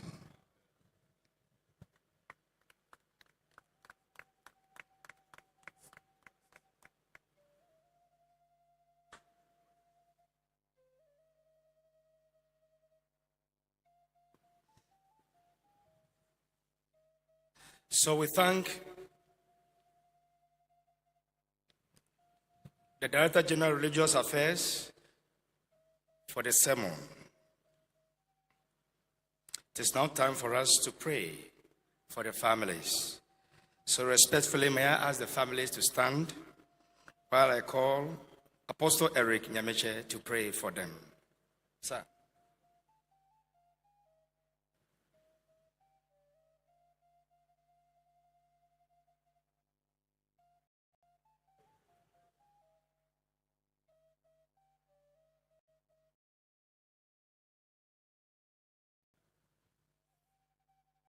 May I respectfully ask that if we can, we stand together in prayer.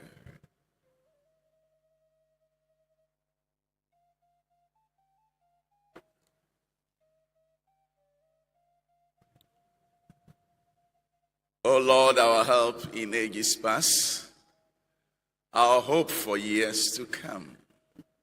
In times like this, we look up unto you, our Creator, our Maker, our husband, and our Father, that you bring us strength, Lord. Lord, grant the families strength. The families of our gallant soldiers that you have called, we are praying that, Lord, you strengthen them in this moment of grief. Let it be, O God, that they will find a reason to bless you in all these difficult times. Father, you know us. You know that we are dust. You remember, O God, that you have bound us in compounds of limitation. We grow through pain. Father, we suffer disaster. We suffer the irretrievable nature of the past. Father, you know us. We lift up our hands and we lift these families before thy throne of grace. And we ask for one thing: strength in the power of the Holy Spirit. Touch their souls and strengthen them, Lord. Console them from within. And Father, brood over them. Speak into their spirit. And we pray, O God, for nothing, O God, for them but strength and a better future. The future prepared, O God, by you for them, that they will be able to walk in compensation for their husbands, their friends, their family members who gave their life in service to our nation, Ghana. Bless, Lord. We commit this nation also unto your hands, Lord. Heal our hearts, heal our spirits, that even in the midst of all this tragedy, prove for us a united nation. Prove for us a people who will be much more patriotic. Prove for us a people who will love this nation. Prove for us, O God, a nation that will be saved from the core of our hearts. We want to lift our president before you, that in the midst of all these difficulties, continue to strengthen him with grace and wisdom, that he will be able to lead us into the promised land that you have for our nation, Ghana. Continue to bless him and bless every one of us in Jesus' name. Amen.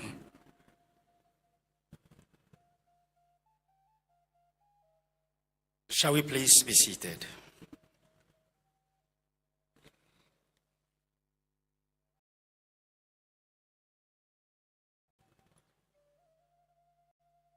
So I now respectfully invite our President, His Excellency John Dramani Mahama, to give us his address.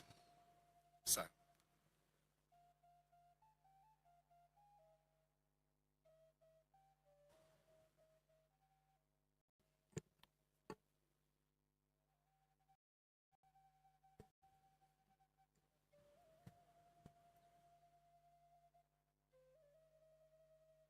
Thank you very much.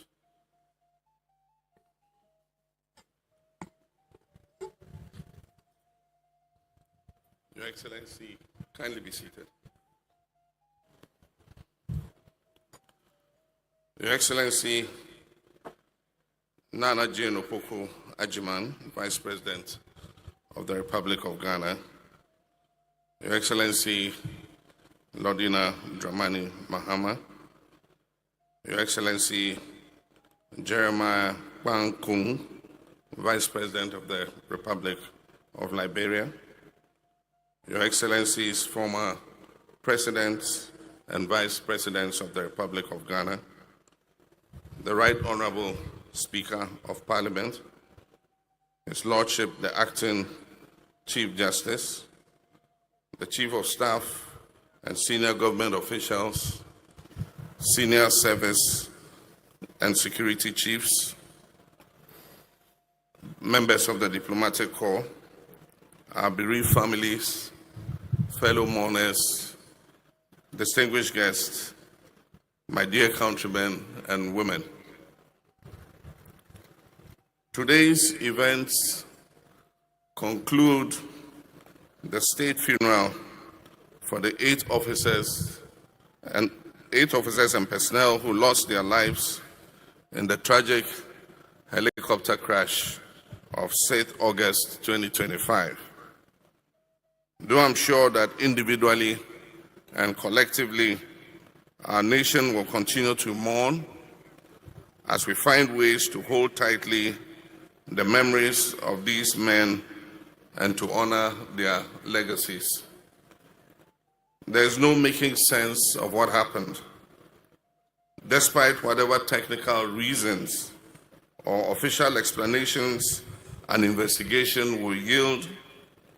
A loss of this magnitude and in this manner will never make sense to the grieving heart.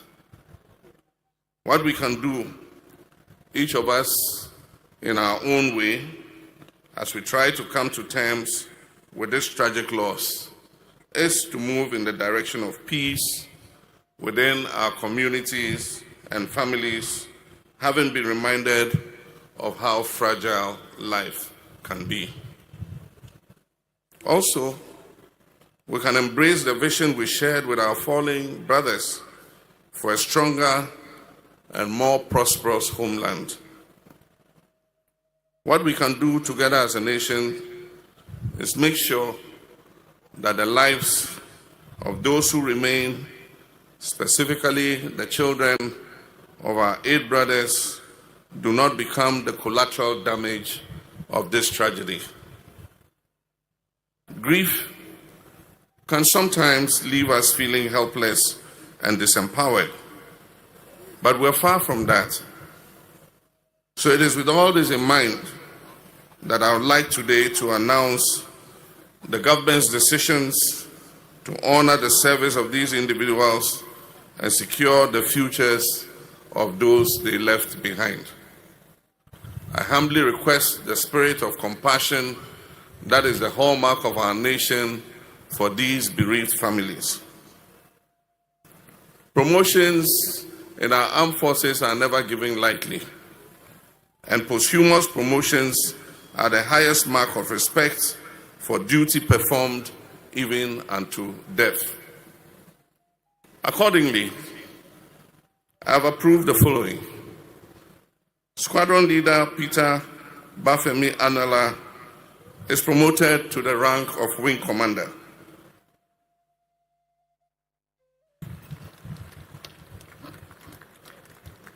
Flying Officer Manan Chum Ampedu is promoted to the rank of Flight Lieutenant.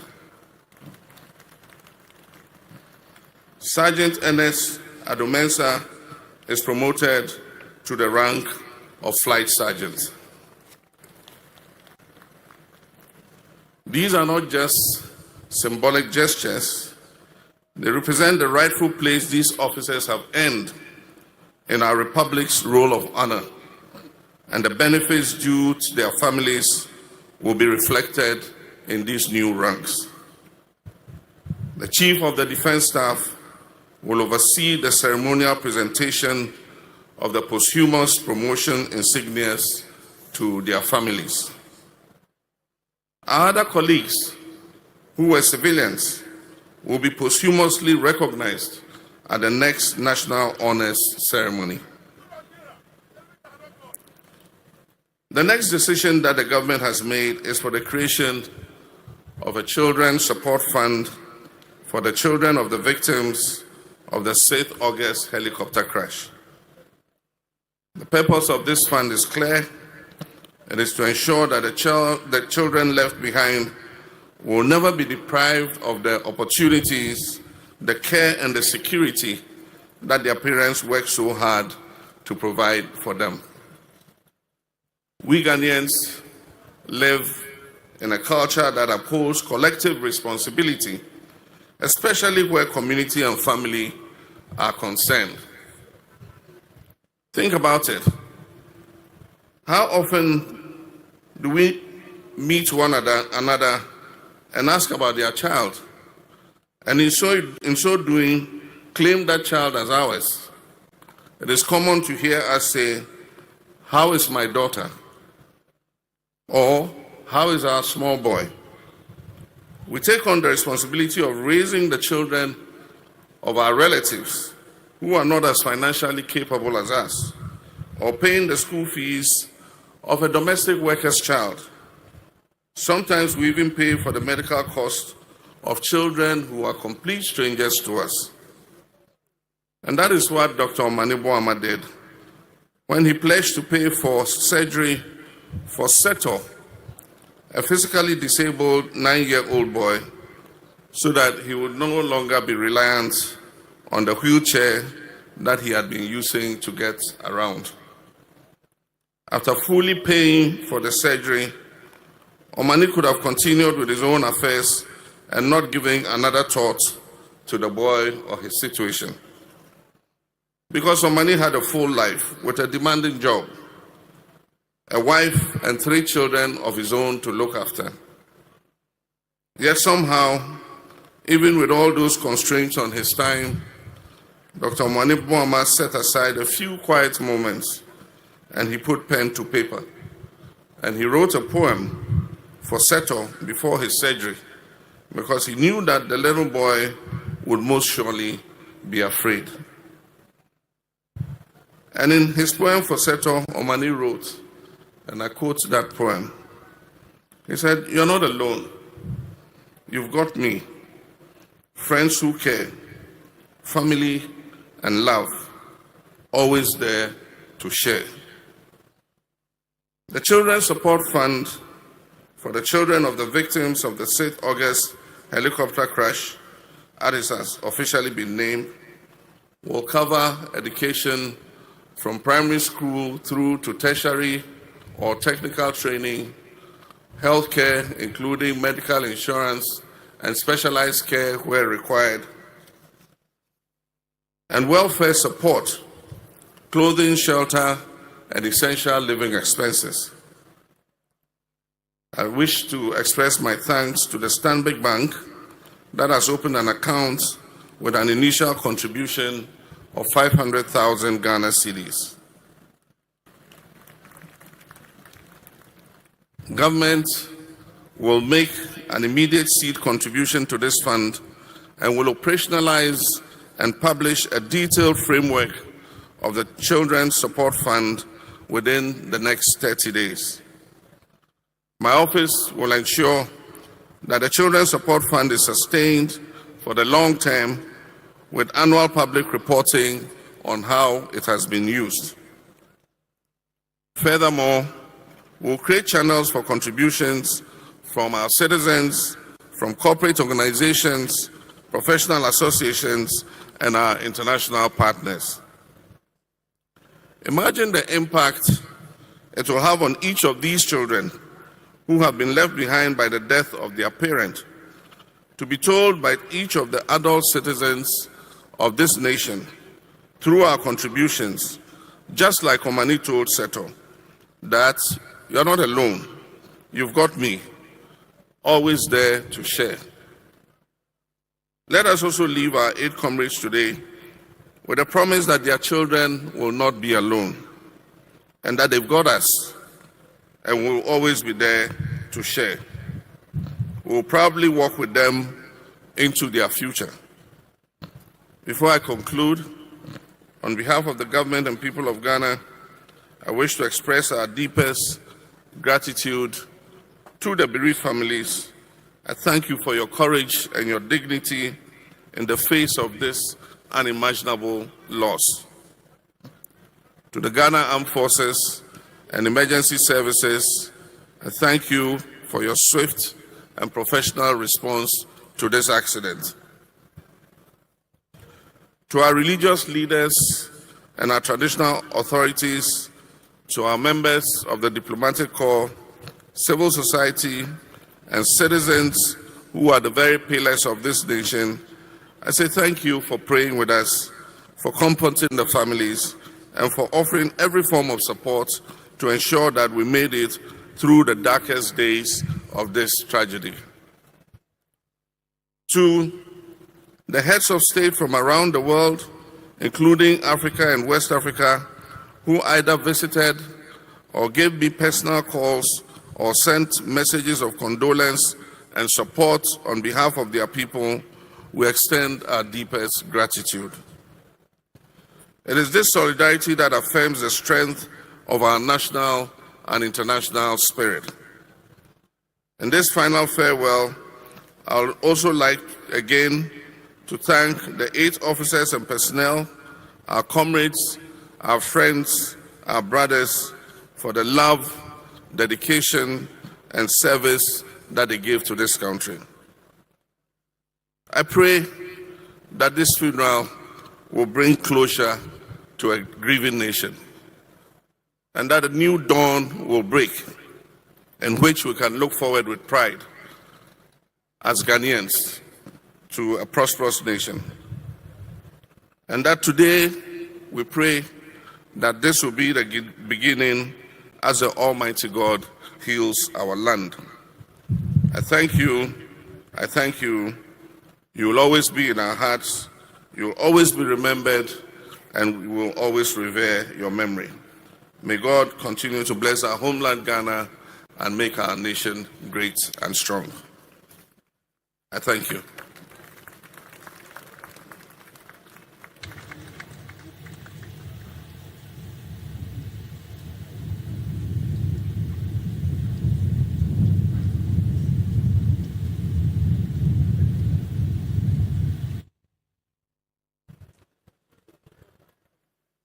Thank you very much, Your Excellency. Now invite Group Captain Francisca Lanyeni for the announcements.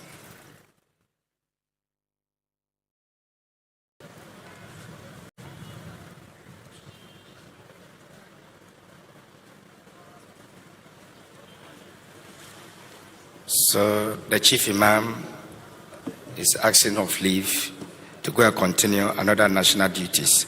So Chief Imam, thank you so much for coming.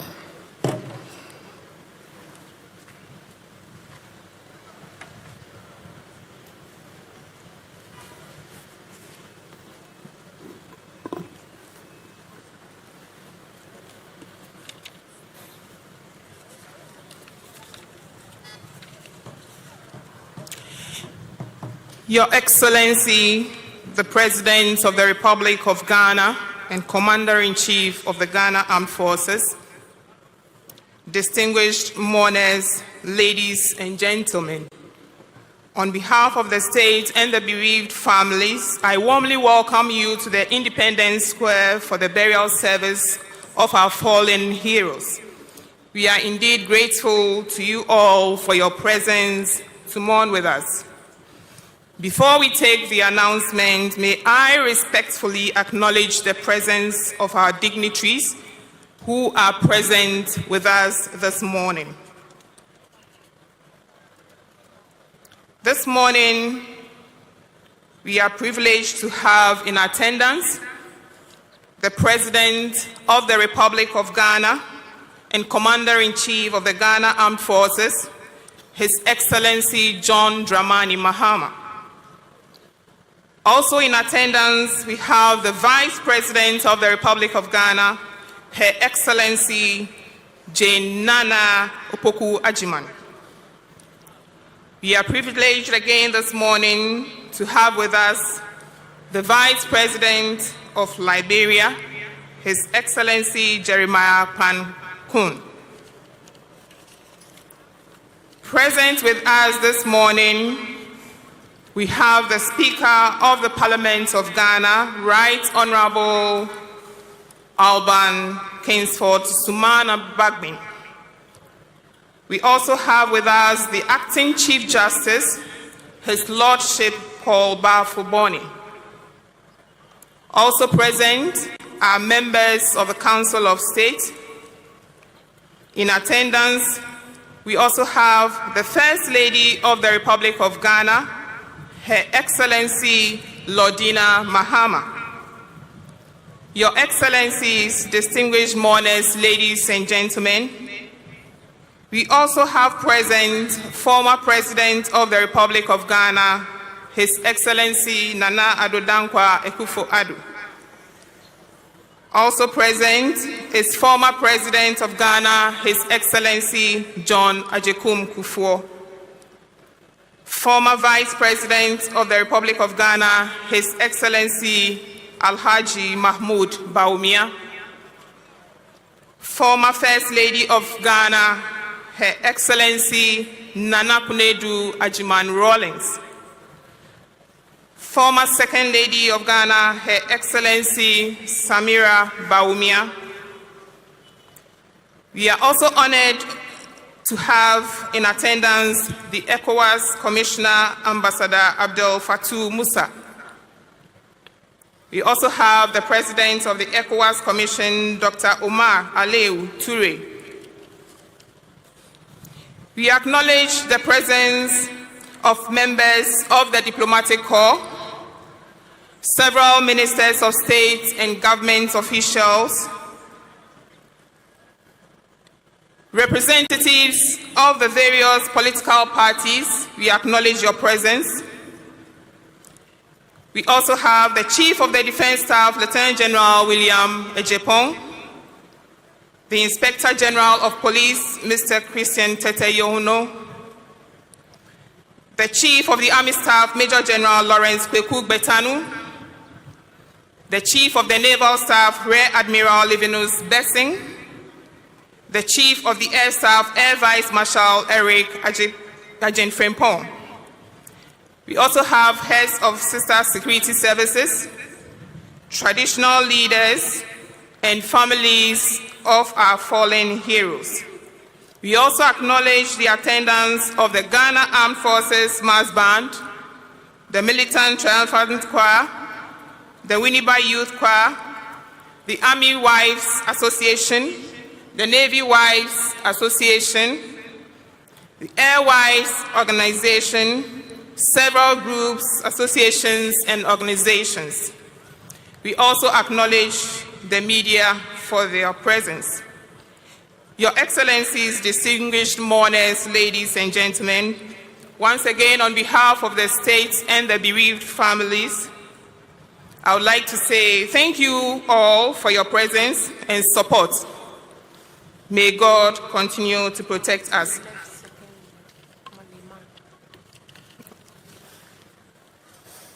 Your Excellencies, distinguished mourners, shall we now take the following announcements.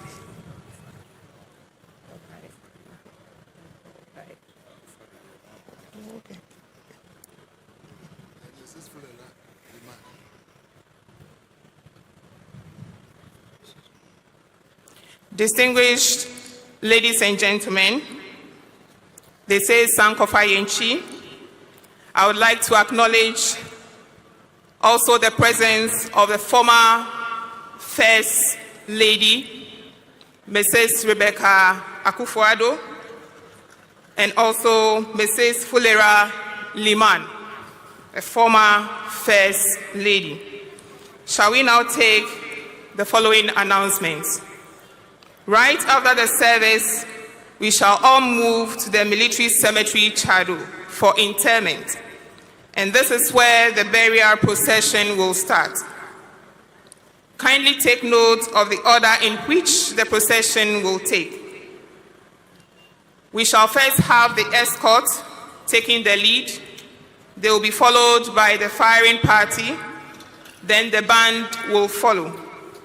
The clergy will follow the band, and then the bodies of our fallen heroes in vehicles with pallbearers will follow the clergy. Insignia bearers will follow, and then we shall have the chief mourners, and then the president's special representatives will also follow. Mourners in uniform, and then mourners not in uniform will follow in that order. Last but not the least, we shall have the rear detachment. Distinguished ladies and gentlemen, once again, I wish to thank you all for your presence. God bless us all.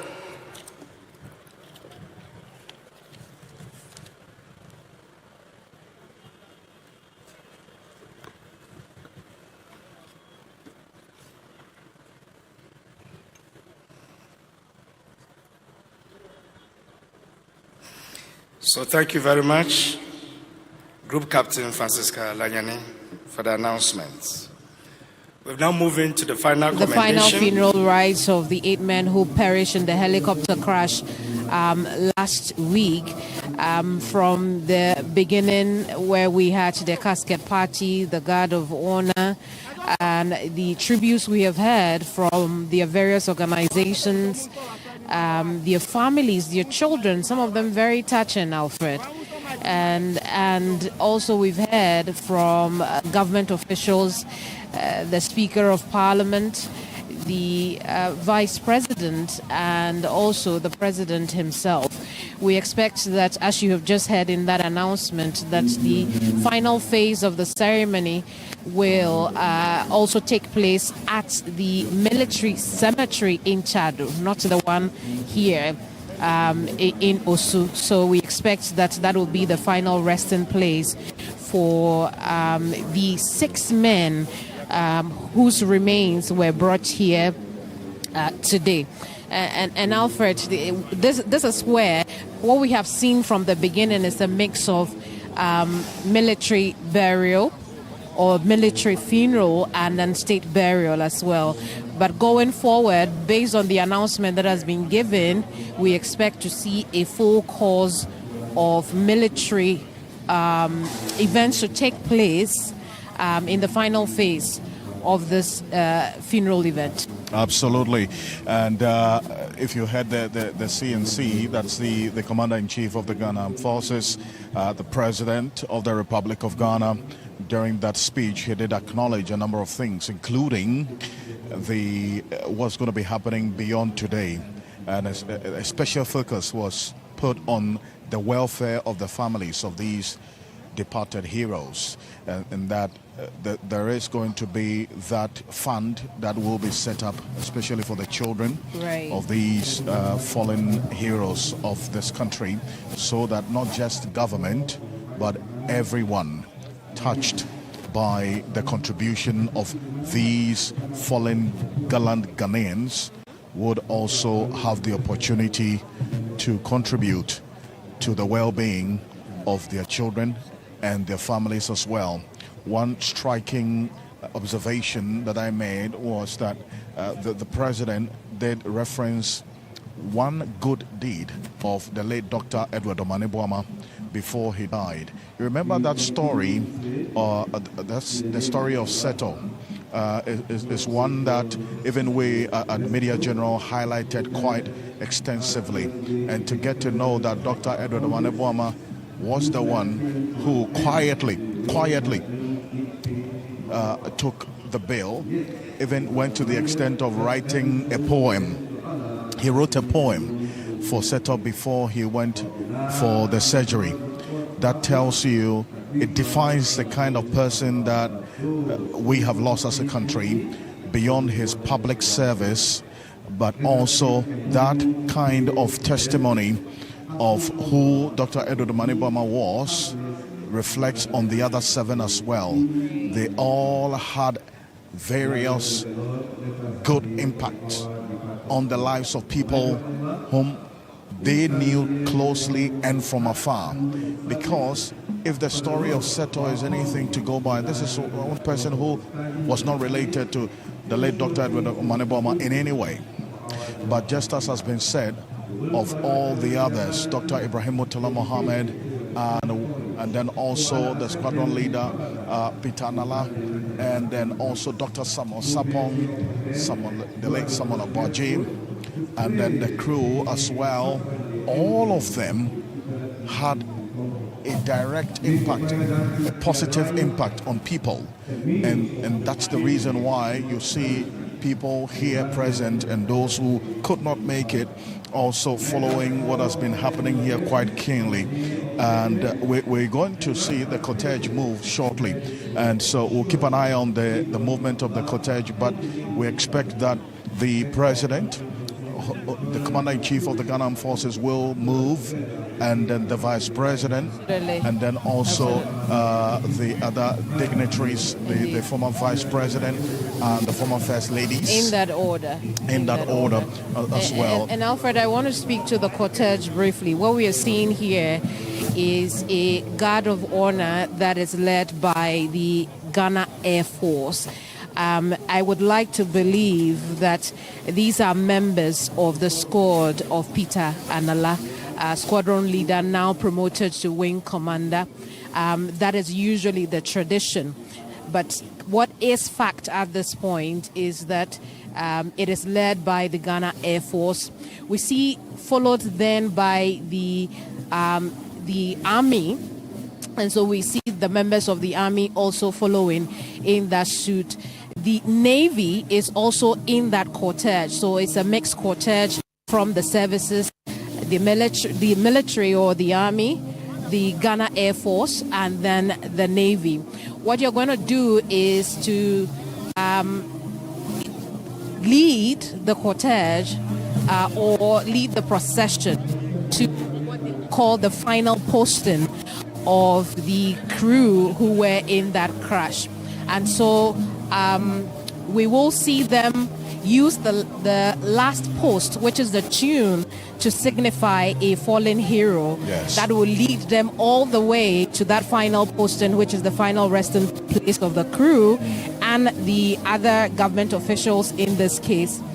And then at that final post, that is when the Reveille tune will also be played to signify that indeed there is life after death. So that is what the cortege is going to do from here until they get to the Chado Military Cemetery, Alfred.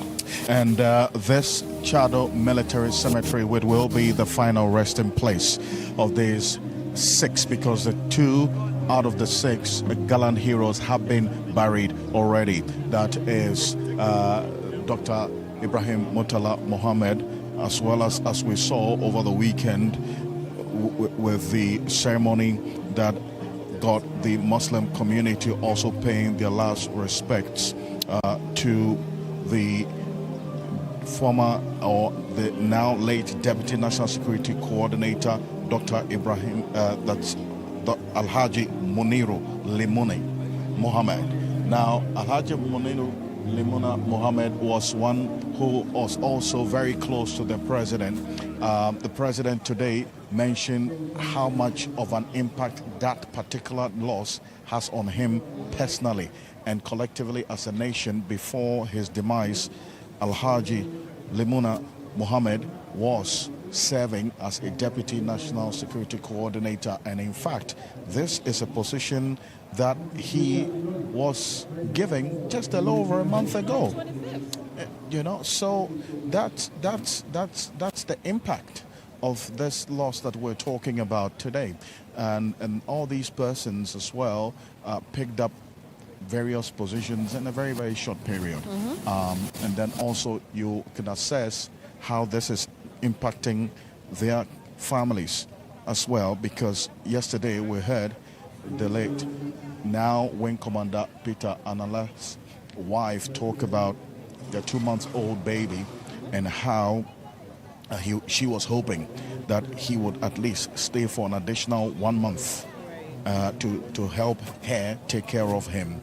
The final resting place of these 8 gallant Ghanaians, the heroes, is the Chado Military Cemetery.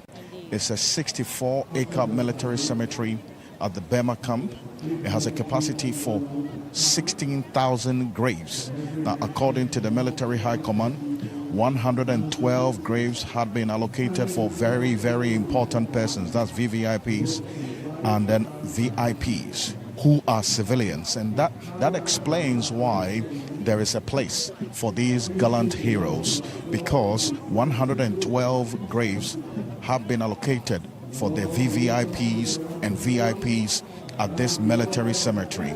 And this was at the time made known by the then head of public affairs of the Ghana Forces, Colonel Erica Grikwashi, giving that detail. And so, as we do know it, this 16-acre cemetery will now be the home of these 8 gallant Ghanaians. Was opened in 2018, received a number of dignitaries as we have it. At some point, how the president of the land and the top 4 officials, as we know them, would exit, then followed by the cortege. It would appear that exit is taking place as we are seeing right now. Absolutely. And the vehicle of His Excellency the President and the CNC of the Ghana Armed Forces, that's John Dramani Mahama, is moving now, and followed closely by the Vice President's official vehicle and his entourage as well, and the security making sure that the protocol is observed as communicated. Also, shortly we'll have the president walk from the podium where the VVIPs were designated to sit. At the moment, we have the Christian prayer to end this solemn ceremony, and then also there's going to be a Muslim prayer as well. Then we will draw down the curtains on the event today. This is a solemn period of reflection for the families and for us all as a people. So shortly we'll have the president move, followed by the vice president, and then also the Speaker of Parliament, and then the acting Chief Justice would follow, the former Vice President and his spouse would follow, as well as the former First Lady, Nana Konadu Rawlings, will follow as well, and the former President, John Agyekum Kufuor, will follow as well. All of them are currently being directed by the security to move and get to the designated area for their vehicles to move with them. So that is what is happening here right now at the Black Star Square, or the Independence Square, which has been the host of this solemn moment, a moment of reflection as we say final bye-byes to these 8 gallant Ghanaians. This ceremony was for all 8, but we have the remains of 6 of the 8 here, and those remains of the 6 will now be moved in the order as you outlined, Kevin, earlier, with the honor due them, and the cortege would do just that, reflecting exactly what the military will do for the top brass of the army when they fall in the line of duty. So even though majority of the fallen heroes are civilians, they died in the line of duty and also with other serving officers of the Ghana Armed Forces. And so they would all be accorded the merit and then also all that accolade and the respect that the Ghana Armed Forces gives to the fallen heroes. And that is what we're seeing right now. And as we hear the last poll, Alfred, it would mean the beginning of the cortege moving. And again, they'll move in the order in which we have already announced. The men and women who assist with the procession to the cemetery are already lined up. The Ghana Air Force leading, the Navy, and then the military in that order. Alfred, it's unclear. You recall during Major Mohammed's funeral, we were clear on whether it was going to be a 3-volley salute or it was going to be a 21-gun salute. It's unclear when they get to the cemetery exactly which of these honors will be done these men. Let's take a listen to the cortege as they move to, first of all, carry the pallbearers or the casket party, carry the remains of these men. You can see from the coffin that they have placed on top of the coffin for the crewmen who were officers. They have placed on it their berets, which again is tradition in military burial. It signifies the position so that person was in, or the duty office that person occupied at the time of their demise. I'm unsure if because I cannot see everything from where I am, but I'm unsure if there was wing commander Peter Anales sword of service on the coffin. Again, another tradition that is followed by the military for military burials. But I do see their caps on it for them to signify their duty of office at the time of demise. We also see that they are very, very much draped in the Ghana flag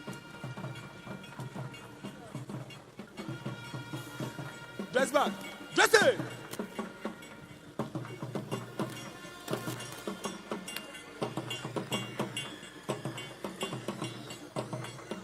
Ata! Atos! Hey! So together! Right! March! Left, right, left, right, left, right. Left, right, left, right, left, right. Left, right, left, right, left, right. Left.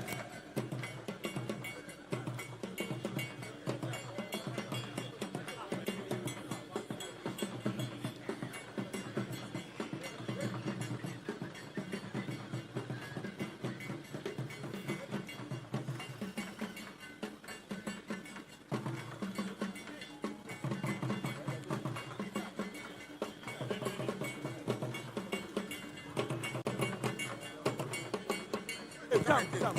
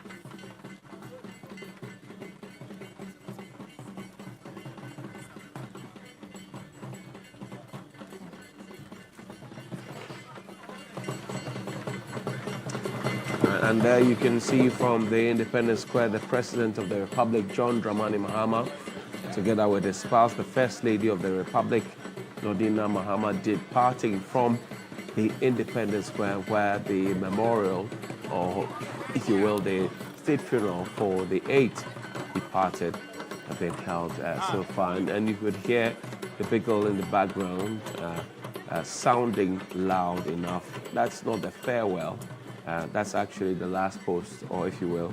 It sounds like the last post, but it's actually the farewell.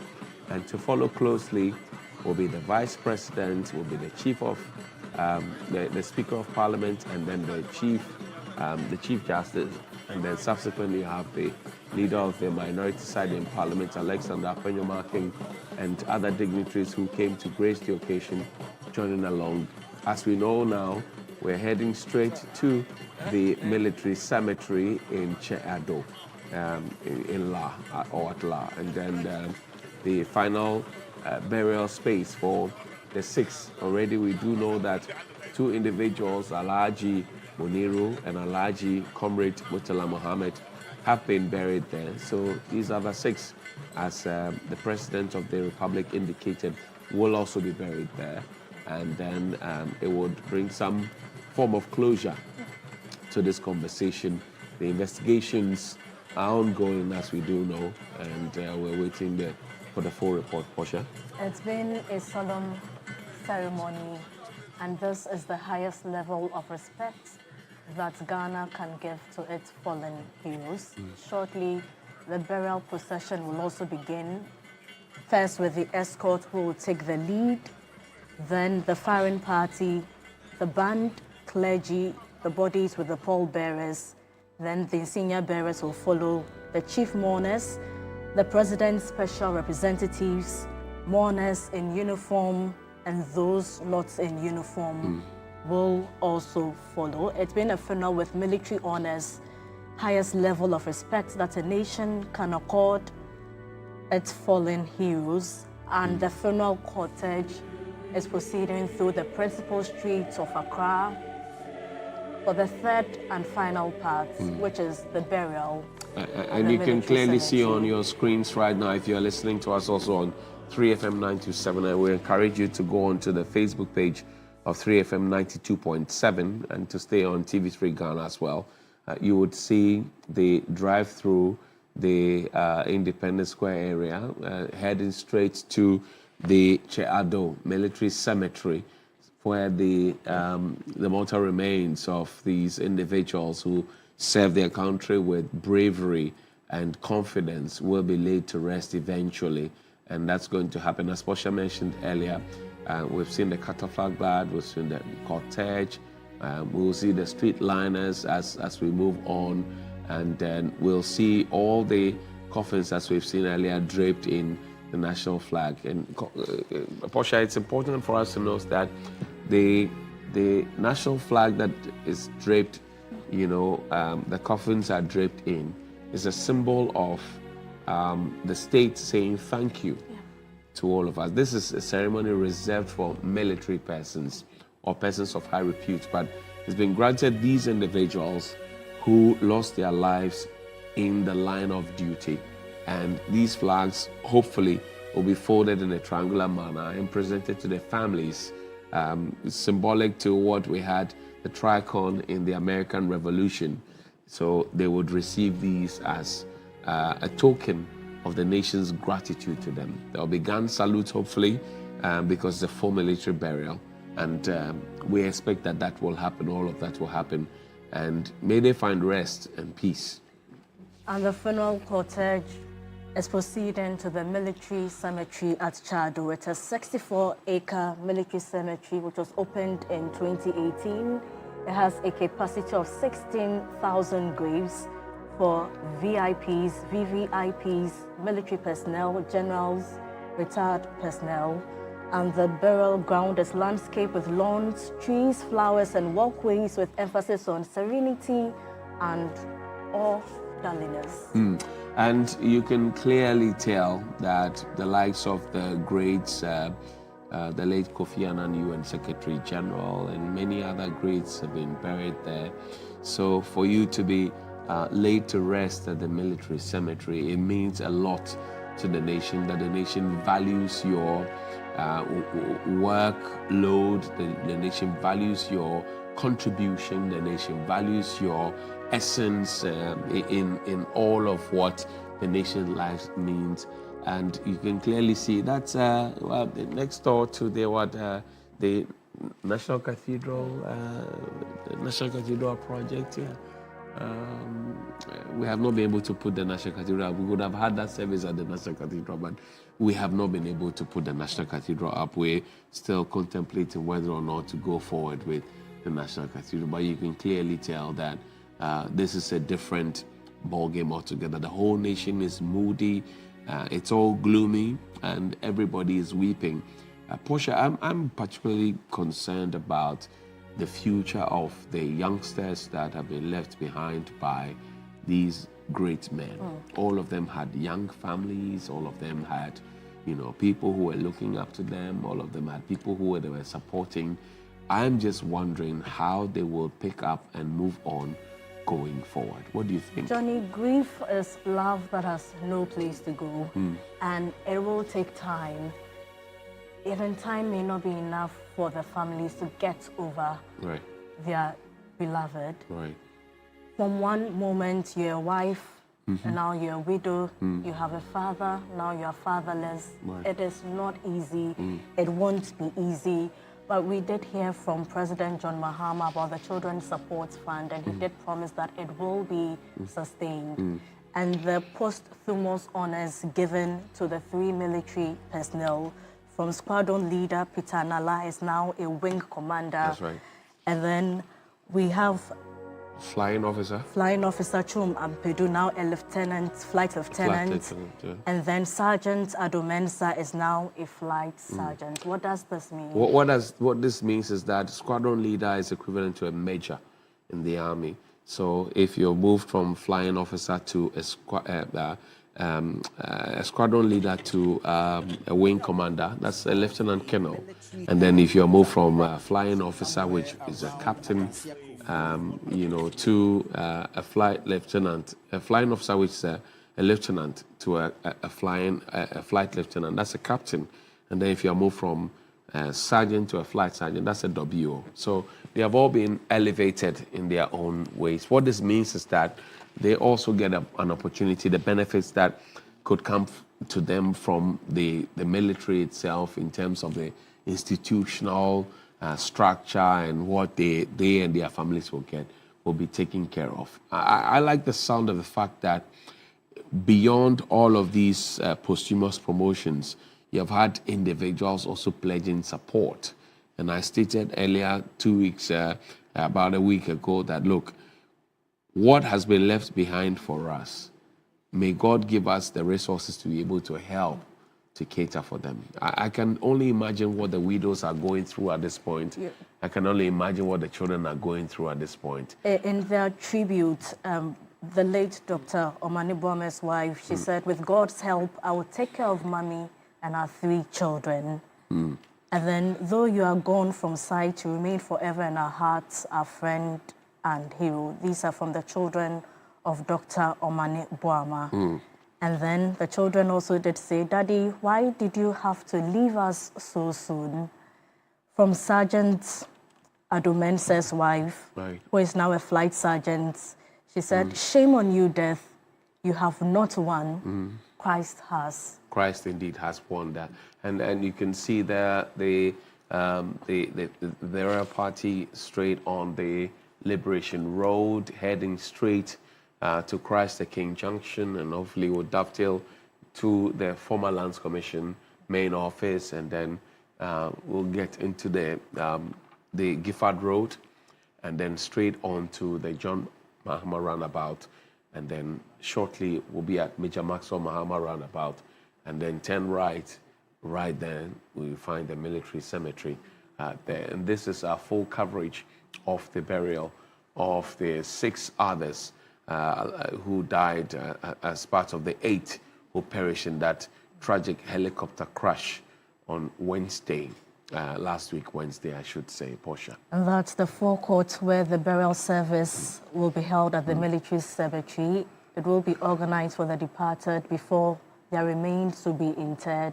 And the least that any government can do for its fallen heroes is to give them a befitting resting place, a place where their families can keep paying their last respects. Already, Alhaji Dr. Murtala Muhammad and Alhaji Muniru were last Sunday, that's August 10, buried in accordance with Islamic tradition. And just to mention, I mentioned earlier that a flight sergeant is equivalent to a WO. That's equivalent to a staff sergeant. I need to make that correction quickly because it's important. Ranks are very important. My dad used to say, you may not respect the man, but respect the rank and salute the rank that comes along with it. And so you can see there on your screens, it's a national assignment, if you will, that is being carried out as we speak, and they're driving through the principal streets of Accra just to go and lay the fallen heroes to rest and make sure that everybody is properly catered for. It's a sad day indeed, very, very sad day indeed. It should spark the conversation about ending illegal mining, or galamsey as we call it. It should encourage us, it should embolden us to be very determined in trying to stamp illegal mining, right in the face and stop this, as we think, not to play games with it, not to toy around with it, because we have seen the effect. These gentlemen were going on a national assignment to create alternatives that will stop illegal mining, and they met their death.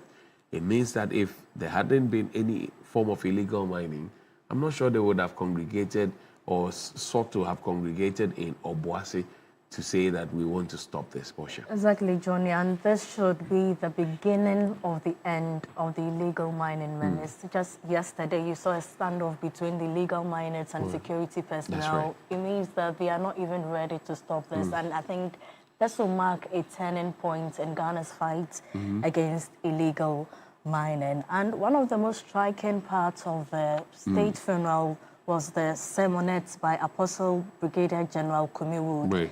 the Director General of Religious Affairs of the Ghana Armed Forces. And the sermon after the last was saying that death is not the end and that there is a life beyond the grave. It is indeed. And for me, these individuals, and I knew now Wing Commander, not Squadron Leader. I knew him as Squadron Leader, but now Wing Commander. And I knew him very well.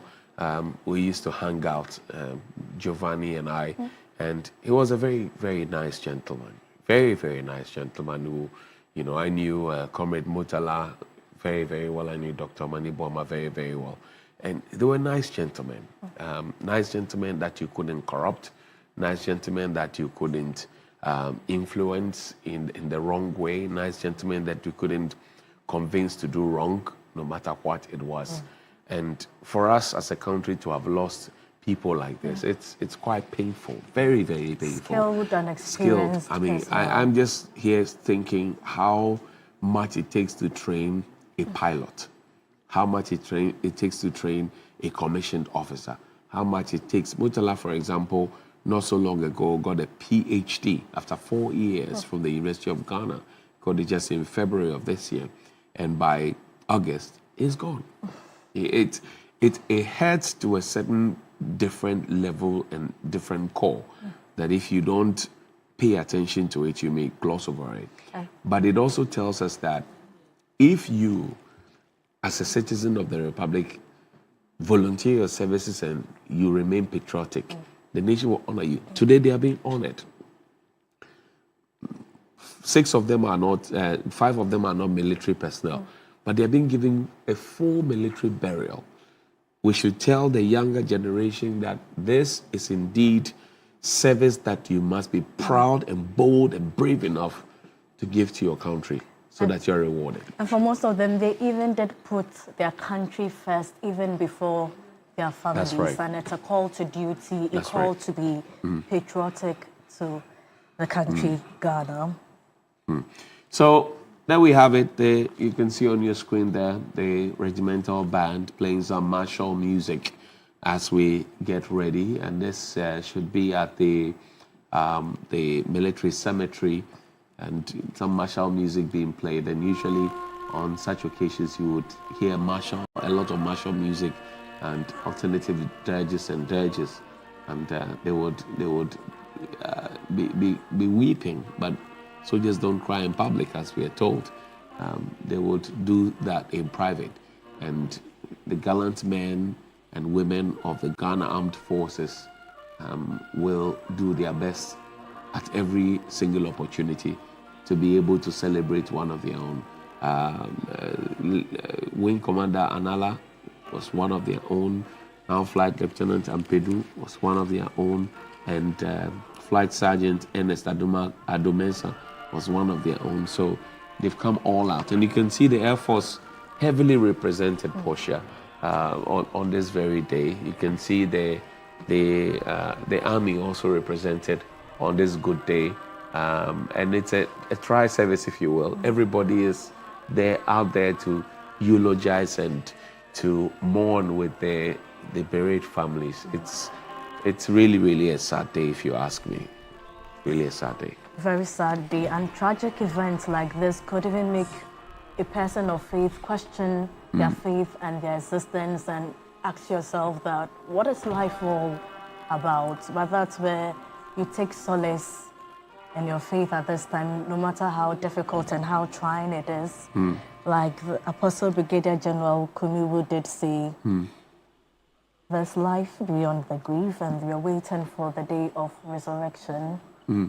There's life indeed beyond. I'm getting a lot of messages. I slept and said that flight sergeant is equivalent to W, and I'm getting a lot of messages from my friends who are serving. I've since corrected that to say that it is actually a staff sergeant. So let me rest so that we can go. Let's go back to the Independence Square where Alfred and Akufio can As we're stand saying, with these 8 that we have lost, that will be their final resting place. And we're going to continue speaking to people who have had one encounter or the other with these persons that we have lost. Kemini, you are the former national chairman of the NDC, Dr. Samuel Ofusampofu. Absolutely. Honorable, first, one of the things you come here, this is what you're here to do, to bid farewell to your comrades. But then it hits you when the casket starts to leave. Talk to us about that moment when you knew, well, this was it. Yeah. My worst fears were confirmed that at long last, what I thought was a dream, what I thought was a rumor, what I thought was not true, has indeed become a reality. And our fallen comrades, I saw their caskets draped in the national colors being moved to the cemetery. I asked myself, what is life all about? Because these are people whom I have encountered for so many years. For almost 30 years, I have known Alhaji Limuna Muniru. I have known Dr. Sapon for over 25 years. When I was a local government minister, he was my KMA chief executive at Kumasi. And it was through his instrumentality that the KGTM market complex was started.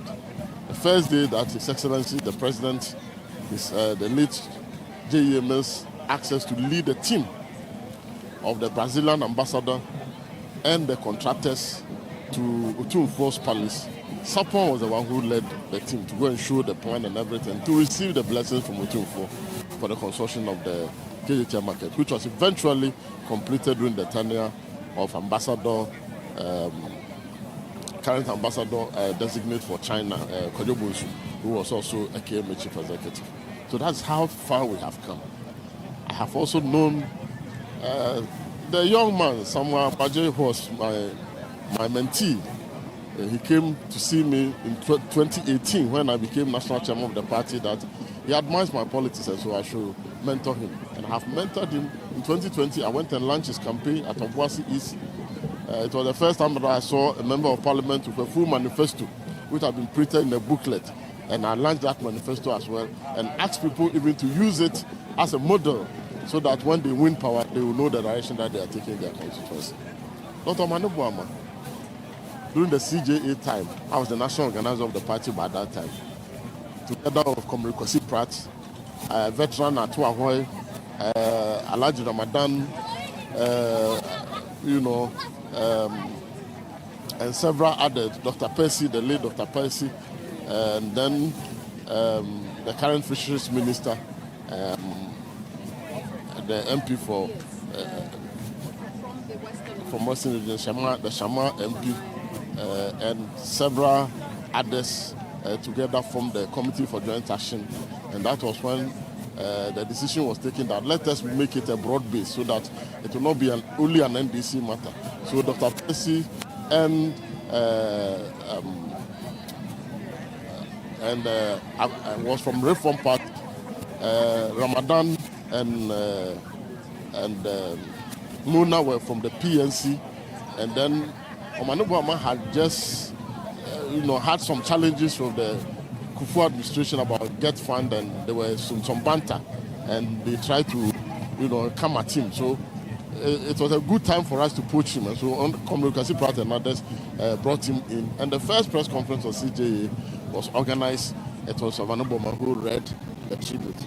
I must say that as national organizer, it was Omanu Buama who created the opportunity for me to enter the University of Ghana Medical School to start the formation of NDC at Korle Bu Medical School, which has brought a lot of doctors into the fold of the party now.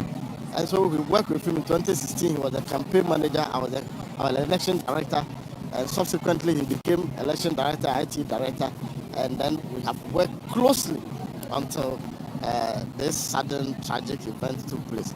Only last 2 weeks, there was an orientation for ministers, government appointees, and advisors and staffers at the presidency.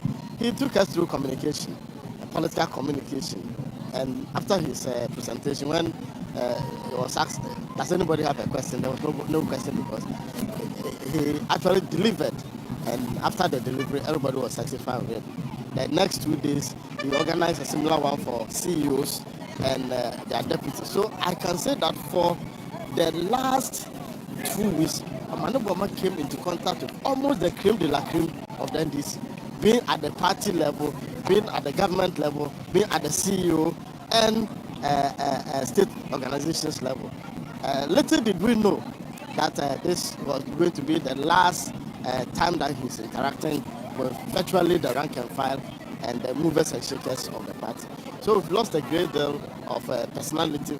I come from the same region with him, very intelligent, very sharp, pays attention to details, results-oriented, and a very courageous person. And I believe that we have really lost a great deal. Filling that vacuum that has been created by these comrades will be very difficult. But I will take consolation in the fact that they were fighting a national cause. They have paid the ultimate price by sacrificing their lives for the cause of this country. What we can do as a nation is to come together, depoliticize the issue of Galamsey, and try and consensus and fight the menace and win it. That is the best tribute that we can pay to the memory of our gallant compatriots. And again, I want to salute also the airmen and officers who lost their lives. Just a few weeks from now, about 2 weeks ago, myself and the Vice President went to Cape Coast and Commander. It is the helicopter that took us. So it reminds me of the services that they were rendering. On that day, they took President Mahama to Dambai. They came back and took us to Cape Coast, went back to Dambai and took President Mahama again. We stayed in Cape Coast for 3 days. On Sunday, they came to Commander and picked us and brought us back to. So it could have happened to any of us. Would you like to see some changes with our fleet? Definitely. I think that this calls for retooling of the Ghana Air Force, the Ghana Armed Forces, and the Navy and others. We need to retool them. We need to give them the state-of-the-art equipment because nobody knows who will be next. And I'm happy that, as we speak now, Otumfuo himself has waded in and has indicated that the quest for purchasing presidential jet and other helicopters and other military hardware must not be depoliticized because that is the way to go. We need to spend money. We need to ensure that we are protected, and it can happen to anybody from those assets. So I want to join that call and say that wherever the money is, let's find that money and ensure that we retool our services, the fire services, the police, the military, the Air Force, the Navy. Let's get the money. Let's look for the money and buy the requisite equipment for them because it will give us protection and we can sleep with our eyes closed knowing that we have the necessary, as for the expertise and the intelligent men and women in uniform, we have to take their missions successfully. Accept our condolences and thank you so much for talking to us. Indeed. We've just been talking to Samuel Ofosu-Ampofo. He's been sharing his insights on the subject matter, ending there with the call for retooling of not just the Air Force really, but our security services, so to speak. And gentlemen, I know you want to take one or two bites out of that. But while we also do that, I want us to reflect on the tributes we have had from the families. I remember, off the air, it was one of the things that we talked about, how touching it is, but also reflective of the many things we have heard about these good men who are now being laid to rest. Absolutely, and there's one chorus that runs through everybody we've spoken to right from the day of this tragic event until now, that the death of these 8 gallant heroes must make meaning. it must count for something. And all fingers are pointing to the fight against Galamsey, because these gallant Ghanaians died in the line of duty in the quest to fight illegal mining. So, as we continue to talk about this, the impact of this death, the loss that has been created, the memories that we have of them, the president was clear in his speech that the mourning and the funeral may end today. We're laying their remains to or at their final places today. The final funeral rites will end today, but the mourning and the memories of these people will live with us forever, especially for their families as well. And they must be able to remember the death of their loved ones whom we call gallant Ghanaians because they were public servants who died in the line of duty. Their families must remember their death with some good reference of something great that came out of their death, and that being that we had a collective approach to the fight against Galamsey, and this death, unfortunate as it is, should also influence an unrivaled approach, a commitment to deal with this existential threat that we have been talking about beyond what has been done so far. Come on. I mean, even just yesterday or so, we saw the activities of these Galamseyers, somewhere I think in the Ashanti region or so, thereabout. I stand to be corrected, where they had the courage, to face off with the IGP's men on the ground. It took them a lot of commitment and zeal to be able to get them, to surrender to their fire and also make arrests, even though we had few people who got injured and the like. It tells you that the Galamsey fight is a very, very complex thing and has to be looked at from all approaches. It is not just a governmental fight. It is not just the fight of the IGP, the Chief of Defense Staff, or the fight of the media. Actually, the media, I think that we have shown a lot of zeal. We have shown a lot of commitment in reporting and exposing these things. But at the end of the day, it stands firm to say or to suggest that it is important that people at the helm of affairs in the various areas that the Galamsey fight is going on must be held to account. There must be a certain level of responsibility on them. The call has come from Ken Ashigbe and then his group, the One Ghana movement and the like, that chiefs and then the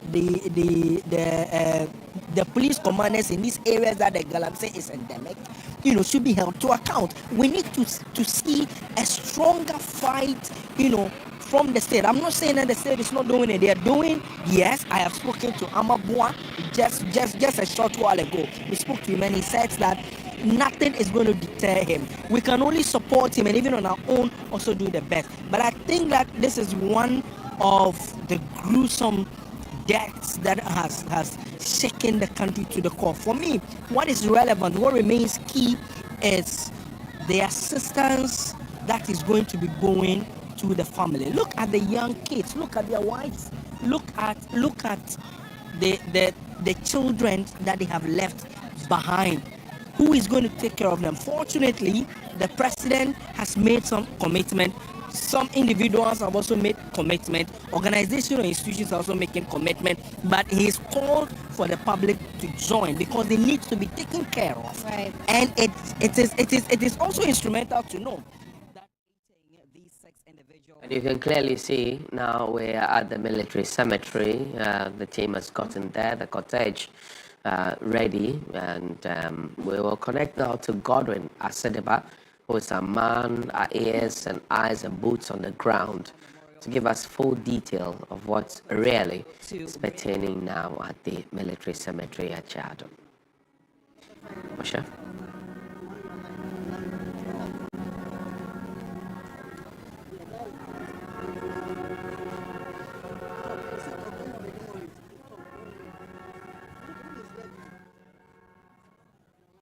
stay at the cemetery. You know, the President of the Republic, John. It's all about to end here.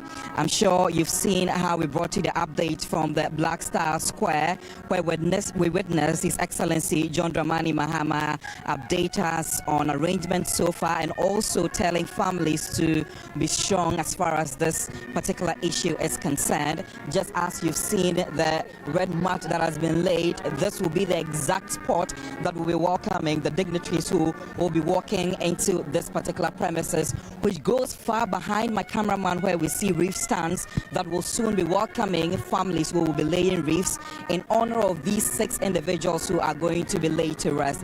Earlier, I've been able to witness from both ends of the places where these individuals are going to be buried. Far from my left side will be the military section, where the 3 individuals who belong to the military are going to be buried. On the other side as well, which is the memorial section, will hold the individuals, including the defense minister as well. So these people are going to be buried in different places, and just as they hold higher positions, they're going to be honored in that section as well, just to give them honor and also keep their name as far as their dignity is concerned as well. We are expecting the President, His Excellency John Dramani Mahama, who definitely will be arriving here shortly before everything will get to start. Earlier, we've witnessed other dignitaries who have been able to walk into the premises. Now, before I describe what is even happening here today, it is important to note that,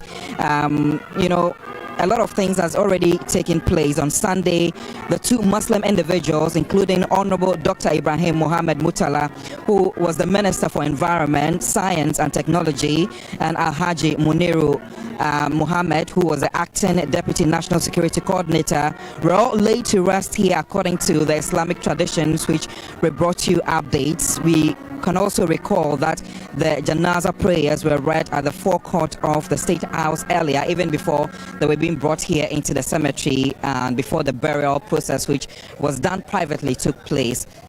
Unfortunately, we were unable to get all of that as per the regulations by the Islamic rules. But at this point, where we are all anticipating the arrivals of not just family members or colleagues, we know that friends, including a lot more people, will be coming in here to give their last honor to these individuals who will soon be laid down in a very respectful manner into their graves that I can see from afar at the moment, draped in the Ghana flag, which is the red, gold, green and black, and respectfully before they will finally be buried and usher their souls into the heavens, which is really important. Currently here, the atmosphere is just filled with grief and sorrows from the faces of families and other individuals who are present here at the military premises whilst they await for their entire process to start. Today, we know that the focus will be on the 6 remaining men whose coffins will soon be arriving here at the cemetery premises. We also know that, like I was indicating, the 3 adjacent graves have been prepared at the military section for the people who work with the force, in the person of Squadron Leader Peter Bafemi Anala, who we know is a seasoned pilot in the Ghana Air Force, who was respected for his skilled leadership in the cockpit and years of service. Also, Flying Officer Menin Chum Ampedu, who we know is a promising young officer whose colleagues speak of his professionalism and how dedicated he was to his work as well. Also, Sergeant Ernest Ado Mensah, who is a long-serving crew member known for his steadiness and commitment to his unit. They will all be buried at one place, and just like I have named, we know that Squadron Leader Peter Bafemi will be when you're watching from your screen at the moment, he will be the one that will be buried first, followed by Flying Officer Menin Chumampedu, who will be in the middle, and Sergeant Ernest Ado Mensah, who will also be on the right side. And we can see that some military personnel have gathered the area together with canopies covering the sun over there, just to ensure that whilst they are being laid to rest, they will be they will be able to be ushered onto the spiritual realm peacefully in a very dignified manner. I've just received some statements from His Excellency John Dramani Mahama, who earlier spoke at the Independence Square, where he has promoted these individuals. And just to quote what he said, he mentioned that I've approved the following: Squadron Leader Peter Anala Abafemi, promoted to Wing Commander; also Flying Officer Chum Ampedu, promoted to Flight Lieutenant; and Sergeant Ernest Adomensa, promoted to. Just so you are aware that these are the titles given to these three fallen soldiers. Has stated, but it's basically just being a very somber and busy moment here where the military together with police officials are trying to ensure that things are being done rightly whilst they await the arrival of all the dignitaries who will ensure that this program will run to its end with dignity and professionalism. So at the moment, you can only see people having interactions, mostly, adorned in their black attire to signify that they are mourning in this very important day, which the entire country obviously is watching and is aware of. So yes, we know that the day began at the Black Star Square, where the nation gathered to pay its last respect. Flags flew at half-mast, and the air, obviously, like I've indicated, is heavy with a sound of solemn military music at the moment, just like you can experience in the background. I'm sure you can hear. Families at the moment, those who have been able to arrive here, are sat in sorrow. They are also joined by highest officers. People who hold positions and higher officers, if I should say. We know that a lot of people will be arriving here as we have been told by the people around. The Speaker of Parliament, we have been told, is expected to be around here to coordinate and ensure that things will get to happen peacefully as well. Also, it will be very much important that, again, I run you through what has already happened.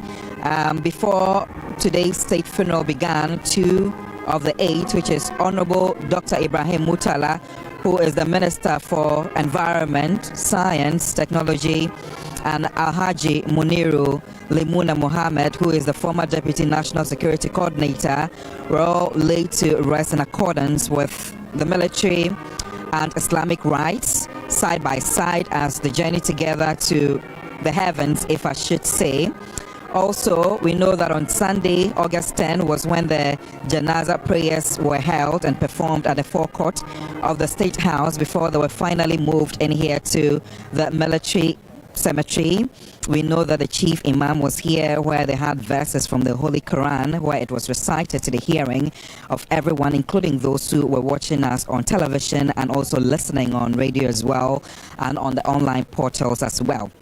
Also, at the graveyard, we had people who led prayers from the Christian territory. Family members and dignitaries also took their turns to sprinkle a handful of soil into the graves before the pallbearers were able to lower the bodies side by side, just to be able to honor them as they journey finally into the realm.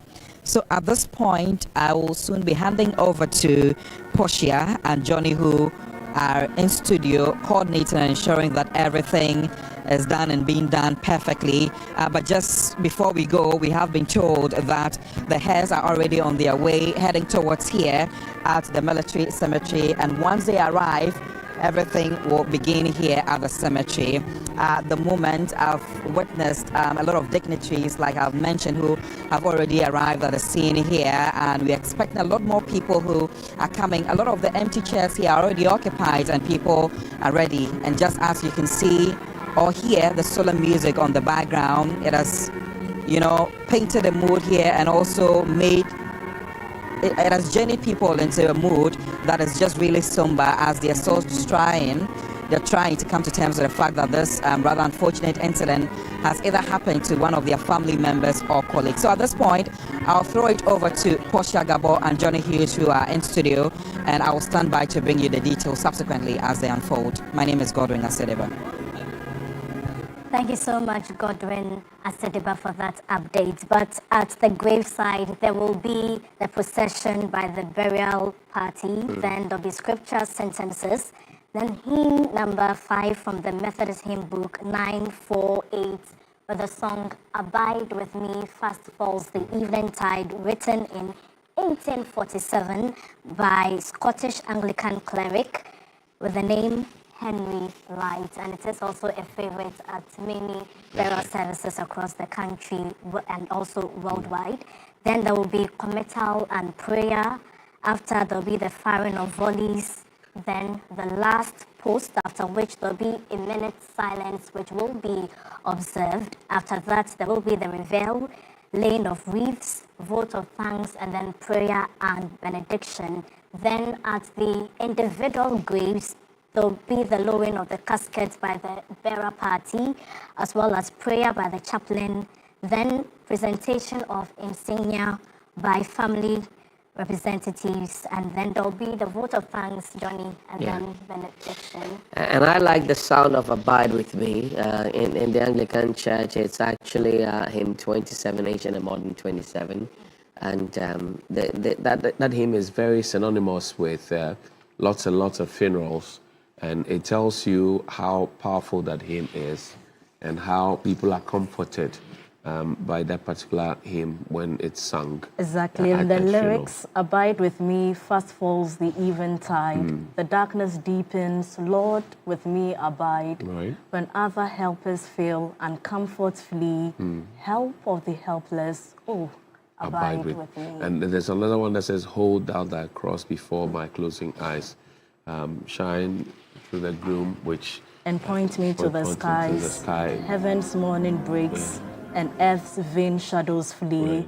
In life, in death, O Lord, abide with me. And that very, very powerful hymn there. And I'm happy that on this occasion for these gallant gentlemen who placed their lives on the map before they were wiped off, and they filled the gap before they were wiped off the map, they really, really serviced the nation. Military burials are usually a mark of bravery, competence, and confidence. And it tells him, the lives of these gentlemen, they may not all be military personnel, but they really, really did a work of bravery. If you want to be right when the system is wrong, it's a dangerous sport. But they decided that they were going to be right. They were going to help fight Galamsey. They were going to make sure that we all were drinking clean water. They were going to make sure that we all were living full and not to die empty. They were making sure that we're all, children are not going to be born with deformities and defects. And that was what they were chasing. I think that this should be that turning point where their lives become the starting point for a legacy for all of us. And not just because they have died. We weep for a moment and then we stop and then we go away. It's been just about a week. We are laying them to rest. Their families have, as the president announced, their families have the free will to go ahead and do what they want to do in terms of their culture and tradition. But beyond the burial, beyond the ceremonies, rituals, and dogma, how do we intention to eulogize them, their stories, their triumphs, and their struggles? How do we intention to position it to become a shining and a guiding light to the future or for the future? It's important that we have that conversation. And the most important tribute that we can pay to these fallen heroes is to end the fight against Galamsey. Fantastic. Already we did hear from the Foreign Affairs Minister, who is saying that President John Mahama is going to deal ruthlessly with the Galamsey fight. In the coming days, we'll get to see how this will mark a turning point in the fight against Galamsey in the country. And today, also at the military cemetery, because it's a full military burial, I'm sure that you will be seeing some gun salutes being, offered fallen heroes. You would be hearing some more regimental and martial music and dirges. I'm sure that at this point you'll be seeing the street liners. I'm sure that at this point we'll also be showing you all the creme de la creme, the primus inter pares that are going to be there. And if you watch on your screens closely, you can see men of the Ghana Air Force representing and standing up for their fallen comrades and heroes who lost their lives in the line of duty. It's important. And as I mentioned earlier, This is about celebrating, honoring bravery, commitment, and dedication. It goes back, way back into time. You can mention the Armistice Day, right? What we call the Puppy Day, right? November 11, which signaled the end of the First World War, right? And that tradition has transcended into what we have now.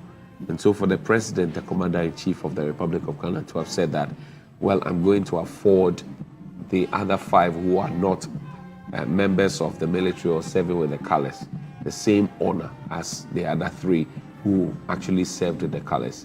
That's bravery, that's boldness, that's dedication, and that must be applauded. And that's the burial procession going into the military cemetery. And shortly, the order of service will begin. And one of the most significant parts of this ceremony will be, Johnny, the last post, which signifies the end of man's activities. In fact, the last post, yes, but there's also the farewell, as I tried to explain earlier. And I like also the fact that the President posthumously promoted all 3 of the 7 officers, 1 other rank and 2 officers, from squadron leader to wing commander, which is equivalent to a lieutenant colonel, from flying officer, which is a lieutenant, to a flight lieutenant, which is a captain, and then from sergeant to flight sergeant, which is equivalent to staff sergeant. I like the fact that the President decided to honor them. And you can see, look, everybody is tuned properly. The Cataflag Guard, everybody, the cortege, everybody is tuned very, very differently to make sure that these gentlemen are offered the best. And I'm sure that the presentation of the insignia, that's Flight Lieutenant Takia Boy in your shot right now with other clergy of the military right there. And you can see, even though they are in cassocks and quarters, they are very, very regimental in the way they are proceeding and progressing. But again, it comes back to the point that when these flags are taking off the coffins have been draped in the national colors. When they are taken off, there's the high possibility that they will be presented to the families of the deceased individuals, presented in a triangular manner, meticulously folded to represent the unicorn, right, or tricorn, if you will. No, tricorn, that's it, not the unicorn, the tricorn, respect to the American Revolution. And it's a tradition that has been over time and is going to be actualized today. Just look at it, the Air Force officers there standing up for their comrades. It tells you about patriotism, it tells you about giving back to your country, it tells you about being committed, being dedicated, it tells you about being confident, being brave, it tells you about serving your nation well, so that in the end, your nation is able to give back to you what you may have given back to your nation, Portia. And on August 6, 2025, these 8 individuals did embark on a journey to help curb illegal mining in the country. It was a journey of no return, and today the remains will be interred at the military cemetery. And we're now at the military cemetery, and this is usually a place that is reserved for people who serve the colors. But now these individuals are going to be there. And, off the top of my mind, I can remember that the likes of the great Kofi Annan was also given a state burial there, and former President in Mr. Arthur, Jerry John Rawlings as well. In fact, Jerry John Rawlings, he served with the Ghana Air Force. He was a flight lieutenant, equivalent to the rank of a captain. So he's deserving of being there. But I'm talking about other individuals who also lit the flame and bore the torch on behalf of the Republic of Ghana, who have now been interred there. And for these individuals, it's actually and it's such a colorful and brilliant moment. Even though we are mourning, it's so the pristine order in which a military remains, the pristine steps that they are taking, the swords and the uniformed, immaculately configured, and the way it's properly curated, you can actually fall in love with that military right there. They're doing so well. and we appreciate them. It brings to the core, Portia, the conversation about retooling the military. That they have to be retooled, properly so. And all the paramilitary organizations, prisons, police, fire service, immigration, the Customs Division of the Ghana Revenue Authority, and all the others who have to be properly retooled. They have to be taken care of so they can take care of us. Exactly, John. And over the years, this conversation has been politicized. Now we are hearing prominent personalities like Otumfuo, the Asantehene, Otumfuo say to the second, coming out to say that this shouldn't be politicized at all, and we need to do more to retool the Ghana Armed Forces.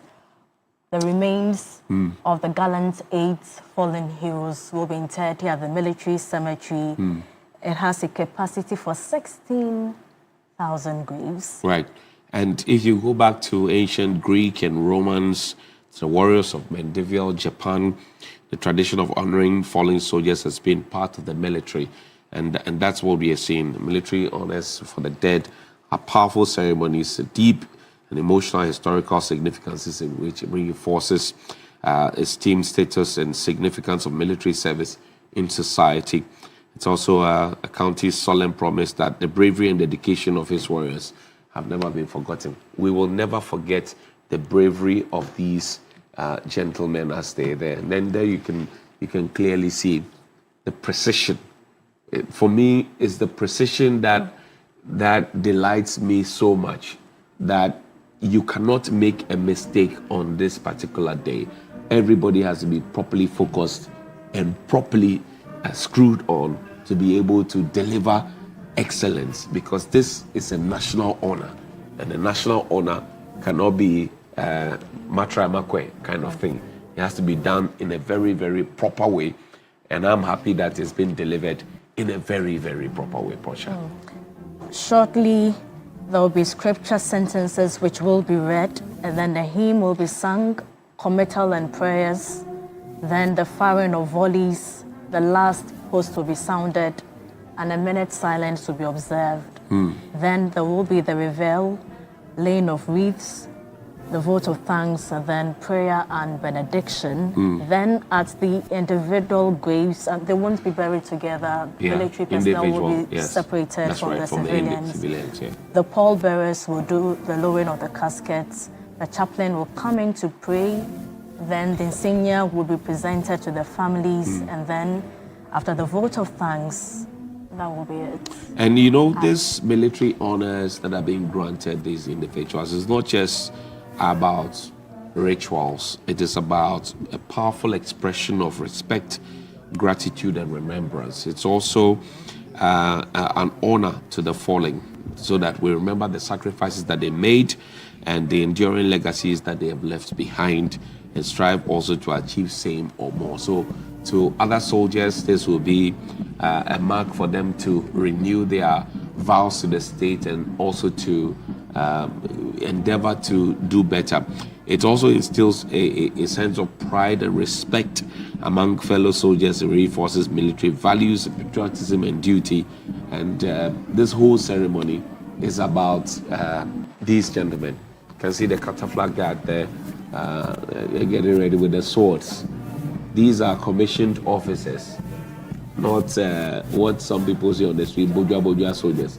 These are commissioned officers who wear their pegs on their shoulders with a lot of pride and dignity, who are now coming to become the Kataflag Guards for these individuals who served us so well.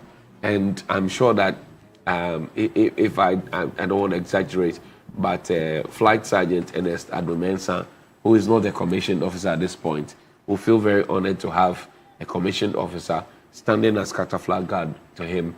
He will be smiling wherever he is. But I will reiterate this point, that the families that have been left behind ought to be properly catered for by the nation, by the country, by their relatives, by their by other citizens of the Republic. So we're getting ready. The Kataflag Guard there, you can see that they're getting ready. They will move and stay close to the coffins or the caskets, as it were. That's a salute right there. Once they take the sword up and they put it close to their lips and they bring it down, lift it and bring it down again. That's a salute right there. So we watch, we don't judge. They're marching off.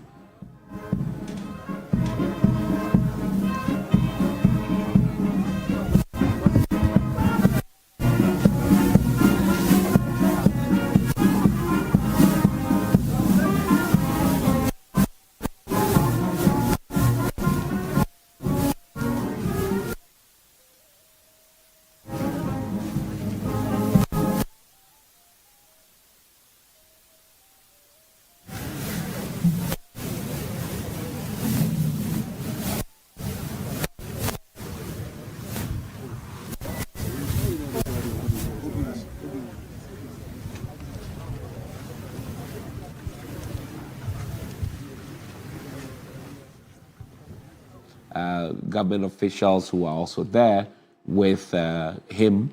The President of the Republic has arrived. He's the Commander-in-Chief of the Ghana Armed Forces. So, if you will, you can call him the chief mourner of this funeral, because 3 of his men have fallen and 6 others on the civilian end have also fallen. So, he really is in pain. I've been asking myself, what could really be in the mind of the president at this point? Because to choose people as cabinet ministers and to give them sensitive positions, and for them to be embarking on a project that you are so passionate about and never to return, that could have hit you really, really hard.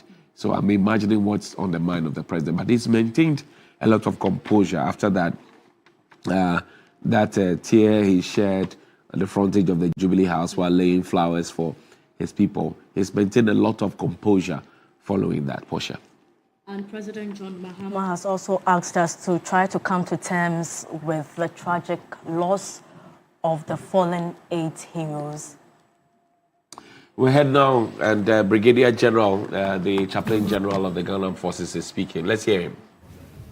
Dr. Samuel Sapon, Mr. Samuel Abuaje, Wing Commander Peter Babeni Anala, Vice Lieutenant Manin Chum Ampadu, and Vice Sergeant Ado Nisa Ennis, whose bodies we now lay to rest. In company of all your saints and allies, raise them to share with all your redeemed people the endless joy and peace won through the glorious resurrection of our Lord Jesus Christ, who lives and reigns with you in the unity of the Spirit, one God, now and forevermore. Amen.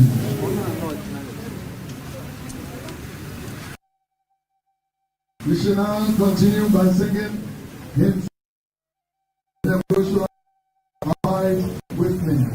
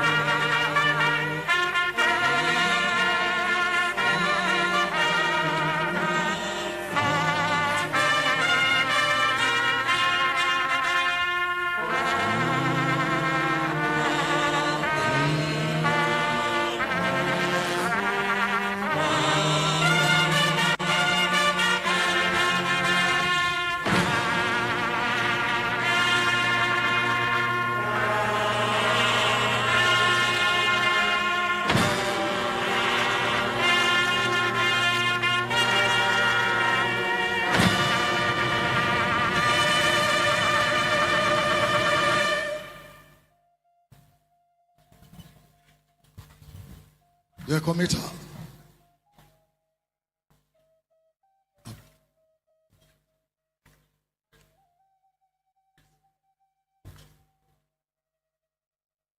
Since the Almighty God has called to himself our brothers, the Honorable Dr. Edward Kofi Omanibuama, Dr. Samuel Sapon, Mr. Samuel Abuaje, Wing Commander Peter Bafemi Anala, Flight Lieutenant Manem Chum Ampedu, and Flight Sergeant Adumensa Ernest.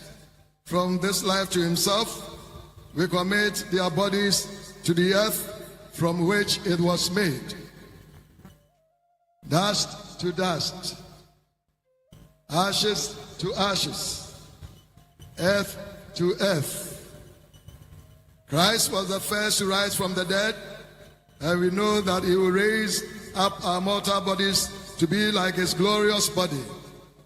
Into your hands, O merciful Savior, we commend your servants, Dr. Edward Kofi Omanibuama, Dr. Samuel Sapon, Mr. Samuel Abuaje, Wing Commander Peter Bafemi Anala, Flight Lieutenant Manem Chum Ampedu, and Flight Sergeant Adumensa Ernest. Acknowledge them as sheep of your own fold, lambs of your own flock, sinners of your own redeeming. Receive them into the arms of your mercy, into the blessed rest of everlasting peace, and into the glorious company of the saints above. Amen. I heard a voice from heaven saying, "Blessed are the dead who die in the Lord from now on." Yes, says the Spirit, they will rest from their labors, for their deeds follow them. Amen.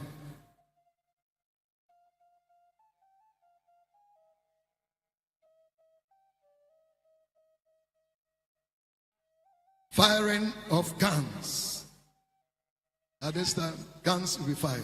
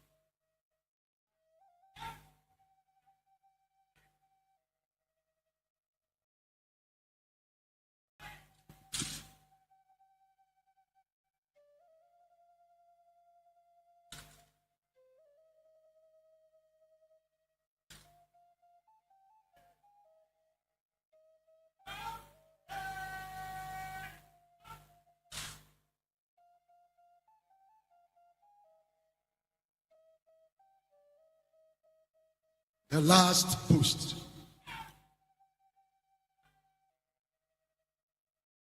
Officers in uniform will salute.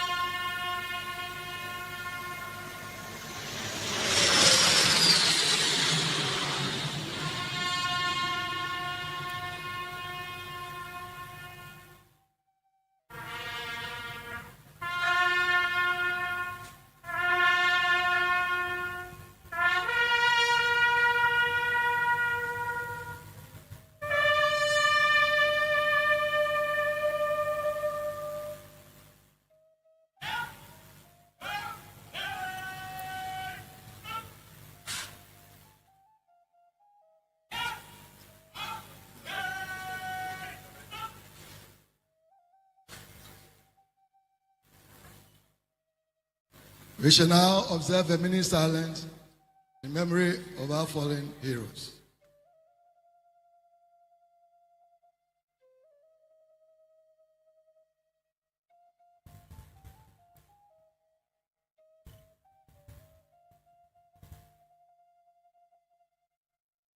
Peace and be raised in glory. Amen. The reveal.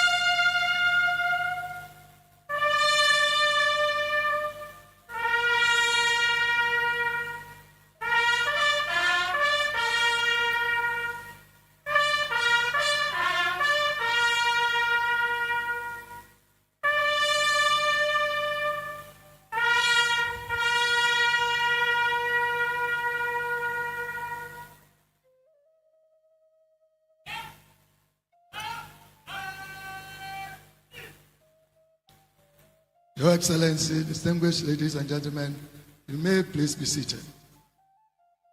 At this stage, wreath will be laid in honor of our fallen heroes. Wreath laid.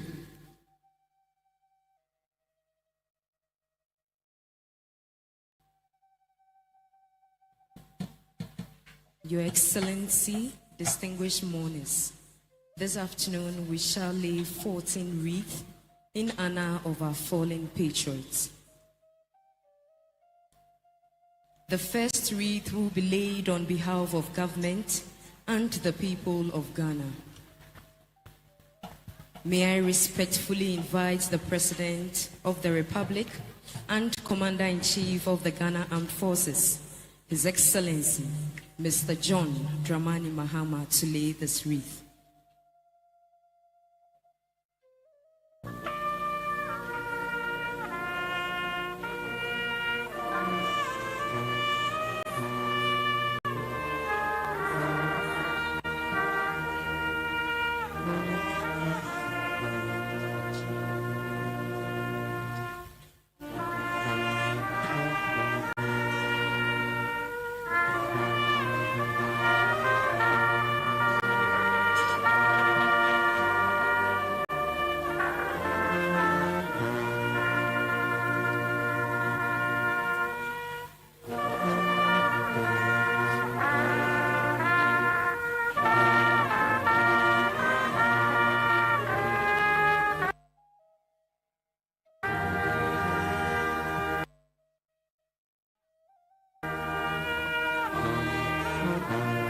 Thank you very much, Your Excellency. The second wreath will be laid on behalf of the Armed Forces Council. May I humbly invite the Vice President and Chairperson of the Armed Forces Council, Her Excellency, Professor Jane Nana Opoku Ajiman, to lay this wreath.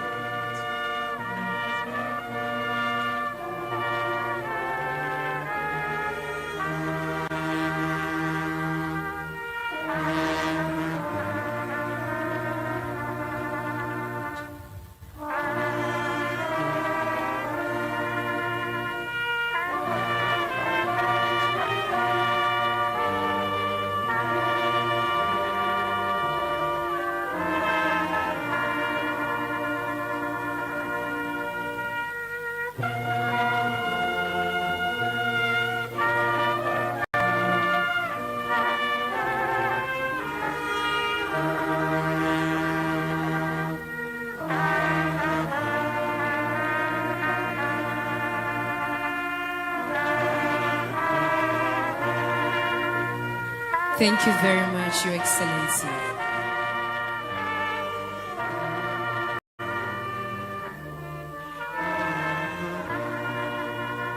The third wreath will be laid on behalf of the Ministry of Defense. May I respectfully invite the Deputy Minister for Defense, Honorable Ernest Buja Jemfi.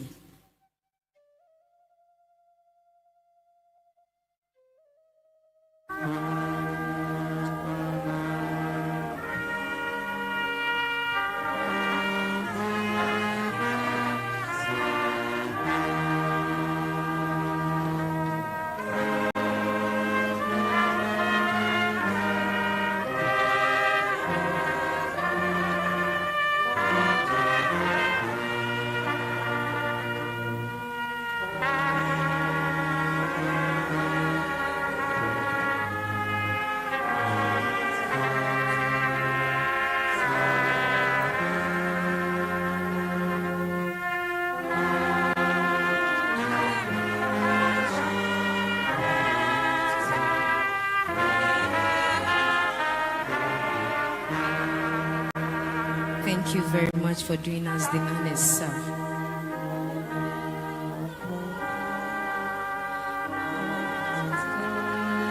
The fourth wreath will be laid on behalf of the Ghana Armed Forces.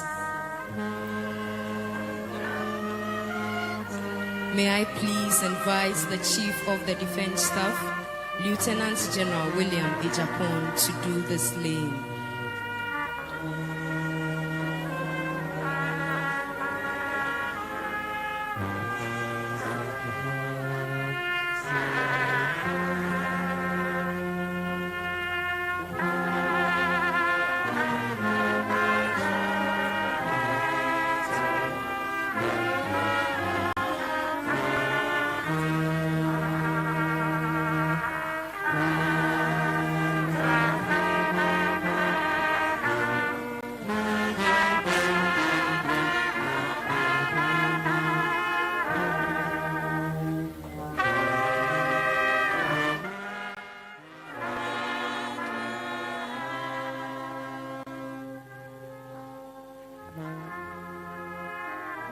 Thank you, sir.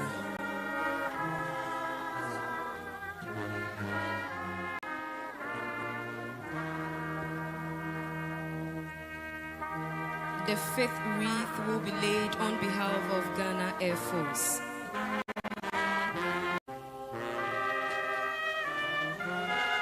May I humbly call on the Chief of the Air Staff, Air Vice Marshal Eric Ajin Frempong, to lay this wreath.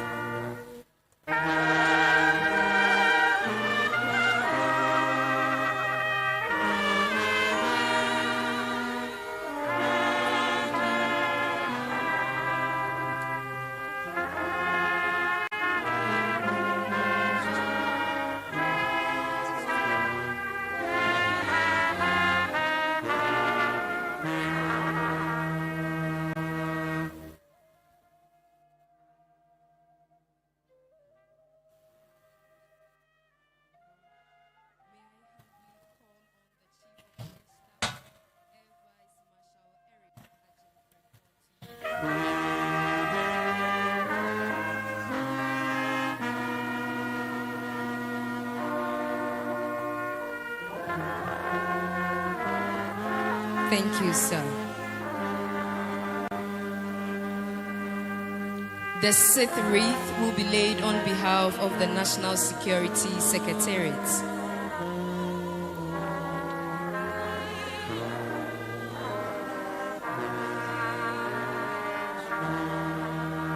Respectfully, I call upon the National Security Coordinator, Deputy Commissioner of Police Abdul Osman Razak, for this wreath laying.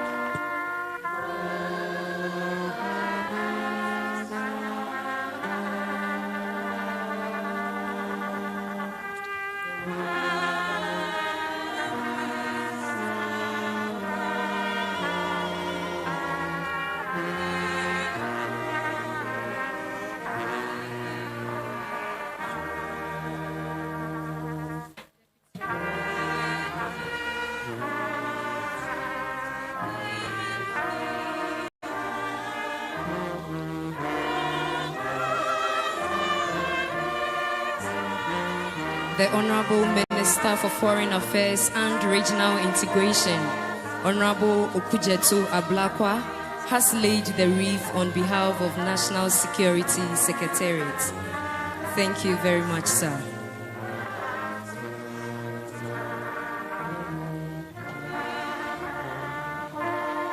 The seventh wreath will be laid on behalf of the National Disaster Management Organization.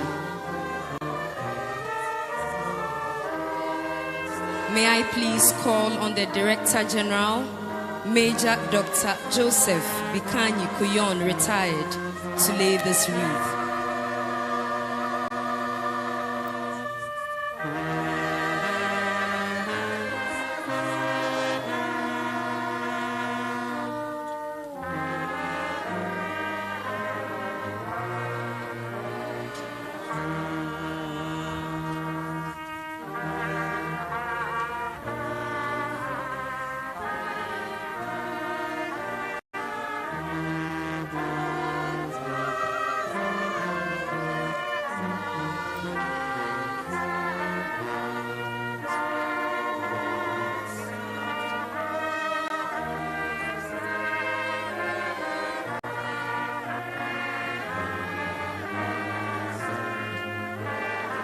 Sincerely appreciated, sir. The eighth wreath will be laid on behalf of the National Democratic Congress.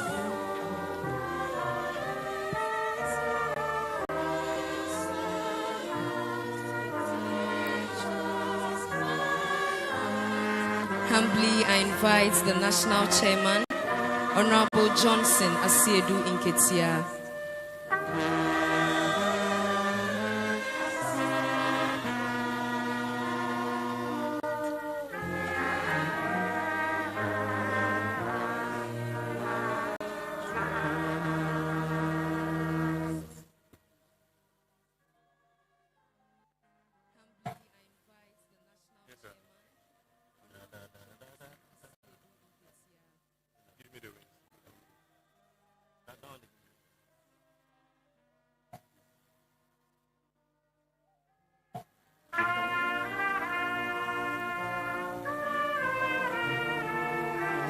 Very much appreciated, sir.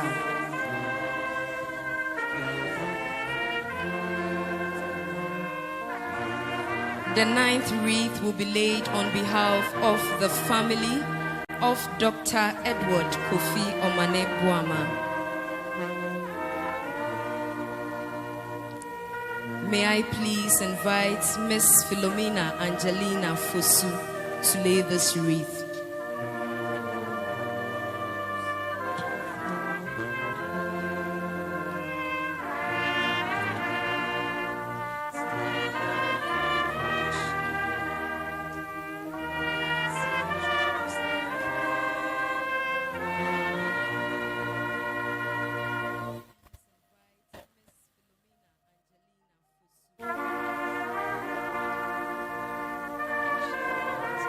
Thank you very much, Madam.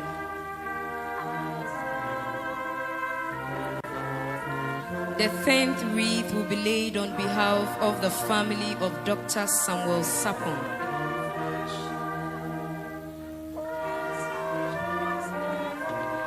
May I humbly call on Mr. Nelson Sapon for this wreath laying.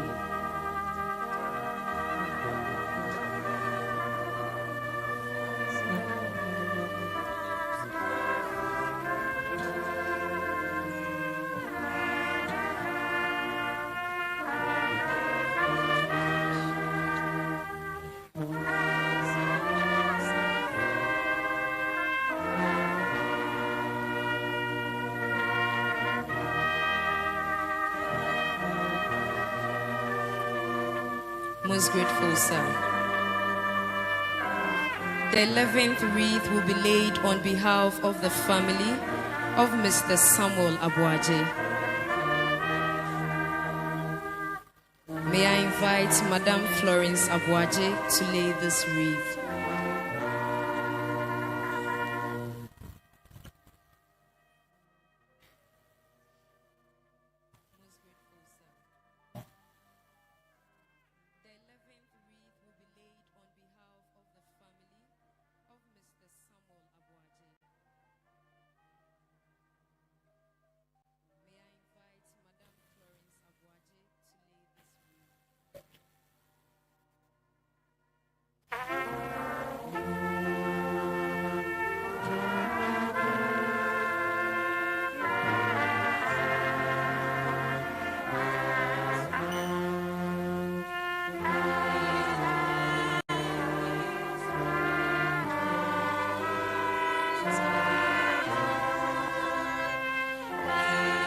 Thank you very much, Madam.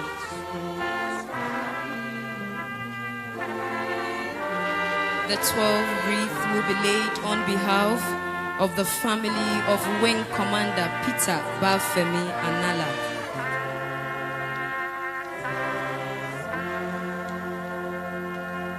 May I please invite Madam Letitia Anala to lay this wreath.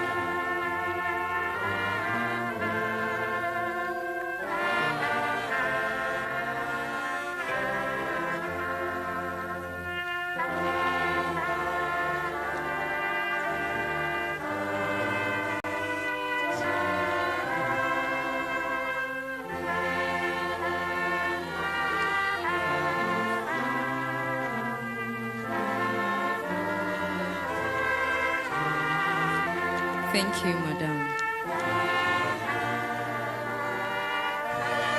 The 13th wreath will be laid on behalf of the family of Flight Lieutenant Manien Chum Ampedu. I respectfully invite Reverend Mark Douglas Ampedu to lay this wreath.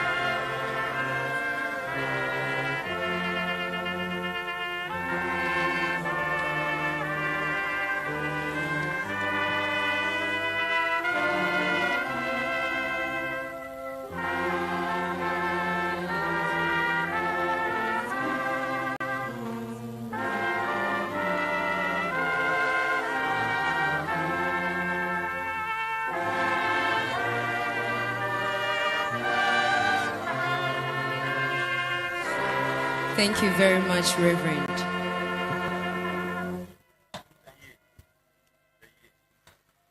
The 14th wreath will be laid on behalf of the family of Flight Sergeant Mensah Ado Ennis. Humbly, I invite Mr. Wisdom Tete Mensah for this wreath laying.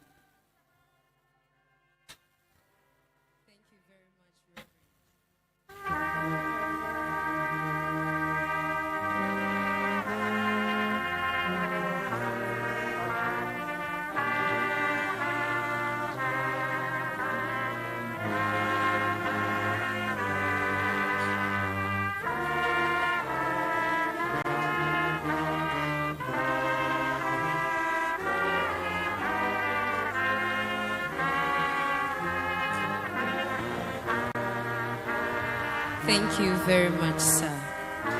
Your Excellency, distinguished mourners, please be notified that wreath of wives and children will be done at the graveside. Your Excellency, distinguished mourners, the wreaths before us stand as silent sentinels of our respect, our sorrows, and our gratitude. May their presence remind us that through our patriots, though gone from sight, they live in our memories, their service, and our collective spirit. Amen. Thank you. Your Excellency, we have now come to the end of the first part of our program here at the cemetery. We are going into the second part where the bodies of Dr. Omanebuama, Dr. Samuel Sapon, and Mr. Samuel Abuaje will be sent to the National Memorial Section, which is to my left, for interment. The mortal remains of Wing Commander Peter Bafemi Anala, Flight Lieutenant Manem Chumampadu, and Flight Sergeant Adumain Sainest will be sent to the military section of this cemetery, which is to my right, for interment.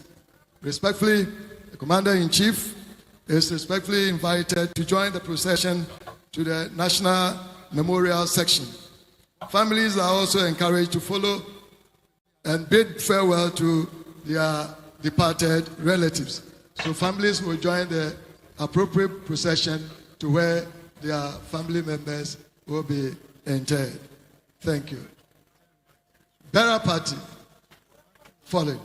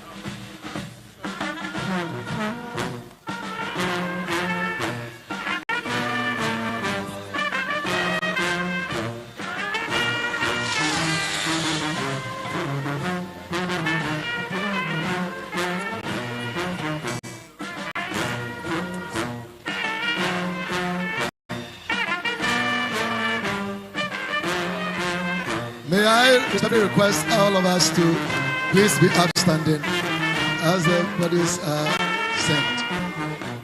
Families of military personnel will go to my right, to the military section, and then family of our statesmen will go to my left, which is the National Memorial section. Thank you.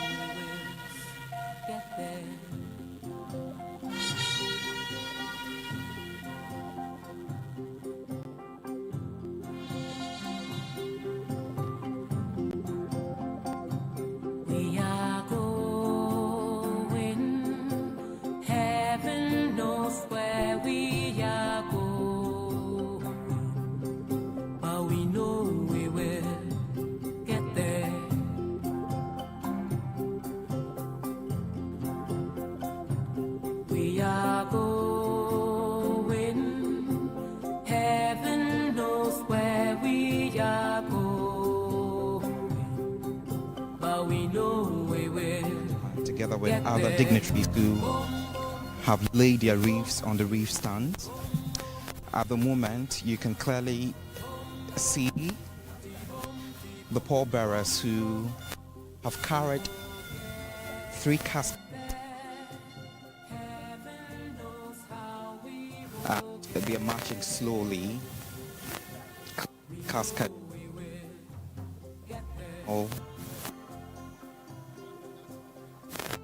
The march slowly in uniform.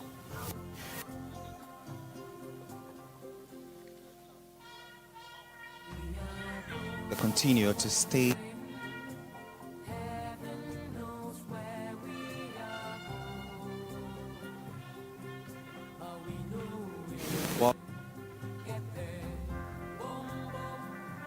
They clearly sees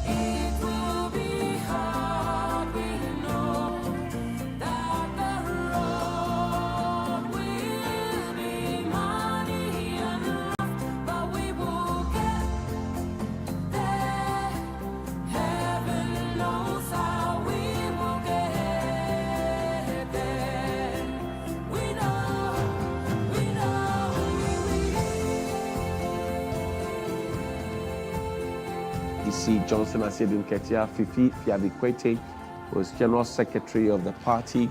Also, Minister Kofi Boa was Minister for Lands and Natural Resources. Lieutenant Colonel Issa was ADC to the President. Okujetua Blakwa, Minister for Foreign Affairs and MP for North Town. You can see Kwabena Minta Kando, Minister for Health, and also MP for Jaboso. They're going to the military section of the military cemetery to lay to rest the 3 fallen soldiers, and on the other side you would find that there's a civilian section of the military cemetery where the other 6 individuals, 2 which have been laid to rest already, so 4 now will be laid to rest as you can count there. And it's a really somber and solemn moment at the military cemetery, the Porsche.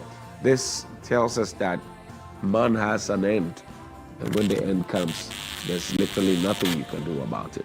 Exactly, and when it's all been said and done, there's only one thing that matters. What you've done for Love's Reward will stand the test of time. Right. At the military session, Wing Commander Peter Nala, Flight Lieutenant Chumampedu, and Flight Sergeant Adumensa will be interred here. And the 3, as I mentioned to you earlier, the coffins are draped in the national colors. You can clearly see the Air Force and the Army are there. They're turning the coffins or the caskets the way it has to be turned, and they will lower them into the grave. But before that, the national colors obviously will be taken off.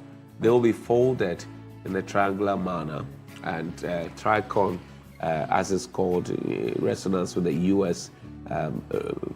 revolutionary period, and it will be handed over to the family of the deceased as a token of the nation's gratitude. And you earlier heard also that volleys and 21-gun salutes had been fired. It's because of the respect of sacrifice and service to the nation. That's why those are fired. And these, the national colors, will be taken off and meticulously folded by the soldiers and presented as insignia to the families of the departed as a token of the nation. Are currently being lowered. At this point, the Ghana flag is being wrapped in a very slow manner by the pallbearers, which later, per tradition, would be handed to the families who are grieving, just to console them and also show a sign of respect that they are as grief in this really sad moment. Earlier, just a few minutes past, you saw dignitaries who laid wreath in honor of these individuals, which included the president and the vice as well. You can clearly see the president together with the Foreign Affairs Minister Samuel Okudzeto Ablakwa, members of the National Democratic Congress who are standing in a stable position with their eyes directed towards these three caskets that are being lowered down. And finally, after all the prayers are being said by the religious leaders here, then they will proceed to have the burial session here. Their remains, like I mentioned, are lowered with a precise, dignified, and you can see them marching away, just so that you are aware of what is happening here. We are standing at the National Memorial section where 3 graves have been waiting for the individuals who have finally arrived. Their remains, for that matter.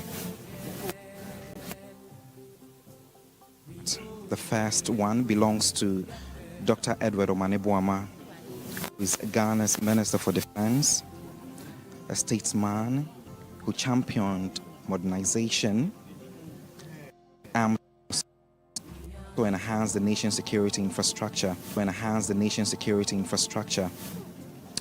Beside him, we are aware lies Dr. Samuel Sapong as well, who is the Vice Chairman of Advocacy for Social Development. Completing the role is Mr. Samuel Abuaje, who is a former parliamentary candidate and dedicated community leader who was deeply involved in all development initiatives. Each of their graves, like those in the military section, earlier we saw was adorned in the Ghana flag, a sign of respect and to show that the nation is involved in all of the happenings, to bid them a respectful farewell as the journey into the spirits. Soon they will be lowered into the earth in a ceremony with military precision and national honor. You can clearly see that the caskets at the moment have been lowered into the 3 graves here. At the premises, you can clearly see that in as much as it is who are still grappling with the shock of their loss. This National Memorial section of the cemetery is a VIP section. It holds the remains of some of Ghana's most important figures, a proof to service, leadership, and sacrifice. It is here that these heroes will rest alongside other giants who have equally done well for the motherland. I know that right beside where Dr. Omane Boamah will be buried is the grave of Kofi Atta Annan, who was a UN Secretary General, beg your pardon, from 1997 to 2006. We also know that he was noted to be a Nobel Peace Prize laureate who passed away on August 18, 2018. His Excellency Kwesi Bekwai Amisa Arthur, who was the Vice President of Ghana from August 6, 2012 to January 6, 2017, who passed on June 29, 2018, was also buried right at the spot. Joseph Henry Mensah was an economist, parliamentarian, a patriot who passed on July 12, 2018. He has also been buried at the session. Emeritus Professor Joseph Kwabena Nketia was a renowned ethnomusicologist, composer, scholar, and statesman who also passed on March 12, 2019. All of these individuals at the moment are going to be buried here at the National Memorial Section to join the names of these heroes I have mentioned. Like I indicated, it is a VIP section that is meant for individuals who have done remarkably well when it comes to representing the country on the international front. So it is very much okay that we run you by happenings here at the cemetery to get to know exactly what is happening here at the military cemetery.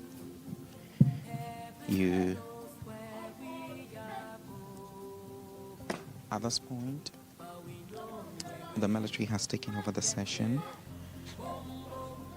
ensuring that the procession is being done in a dignified manner to bid farewell to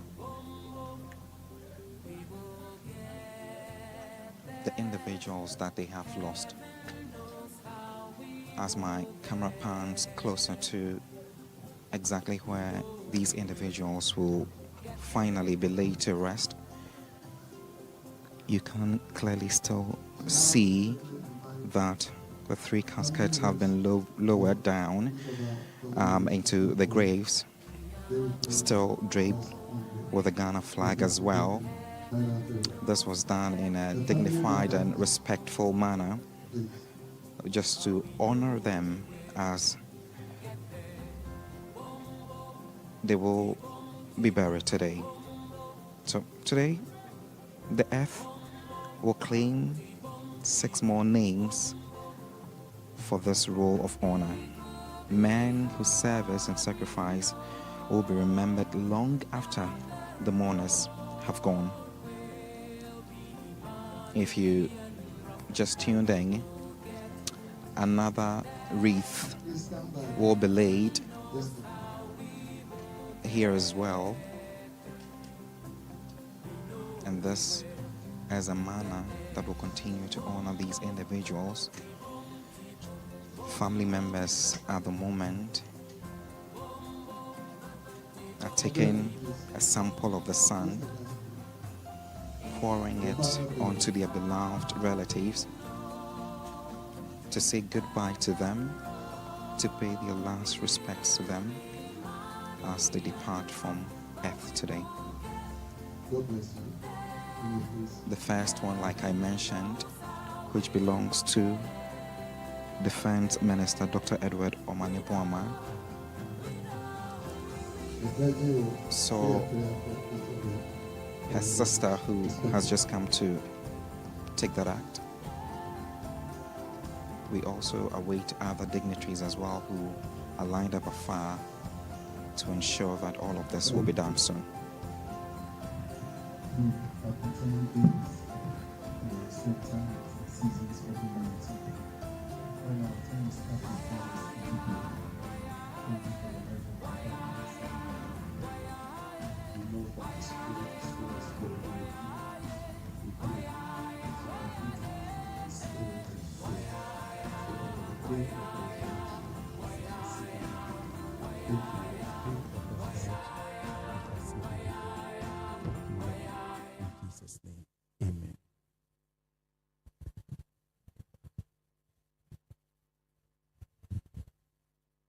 In your hands, O merciful Savior, we commend your servant, Dr. Samuel Sapon.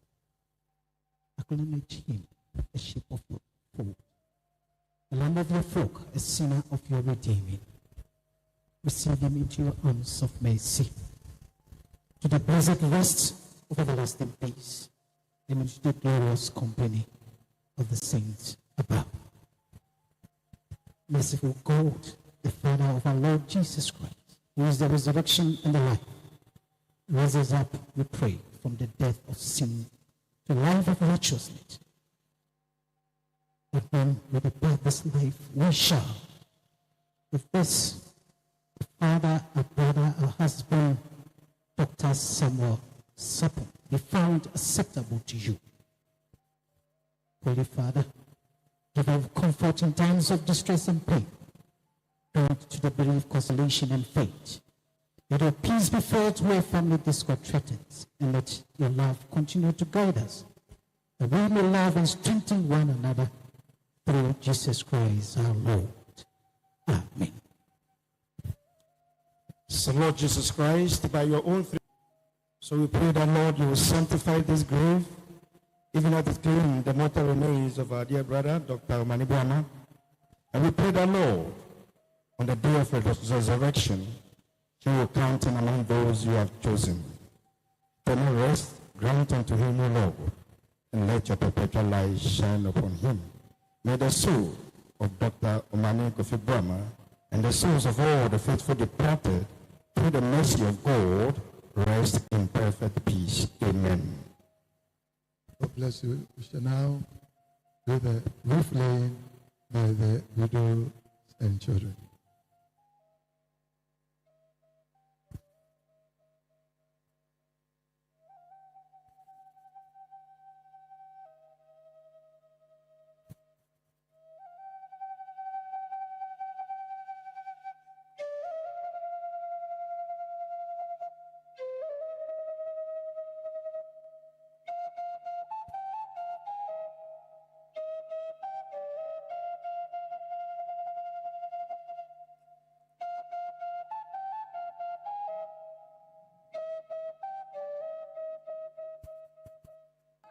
Your Excellency, Chimano,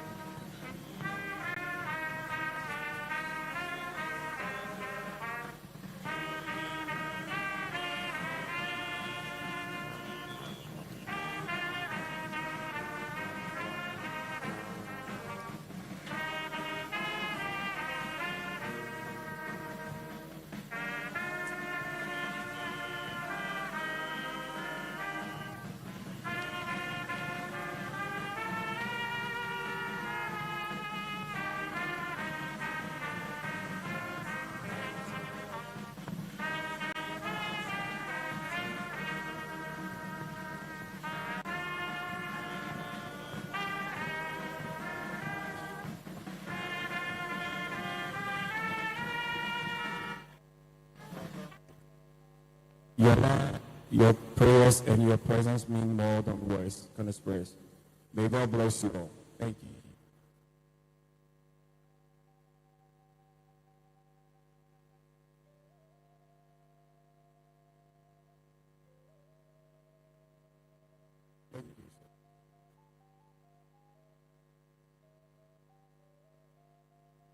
God bless Ghana.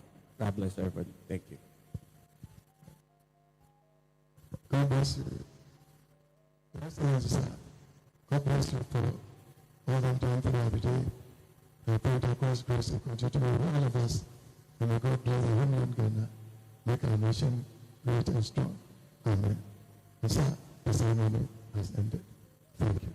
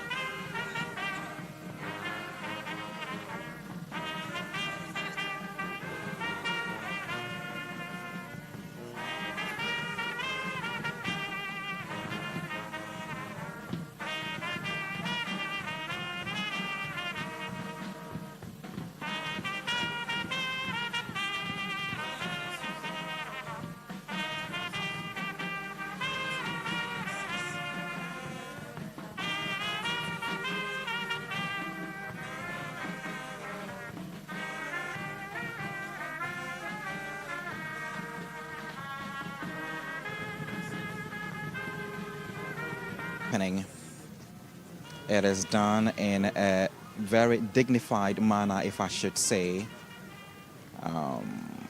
The dignitaries who have been on board earlier to witness all the happenings here were all drowned in so much sorrowfulness.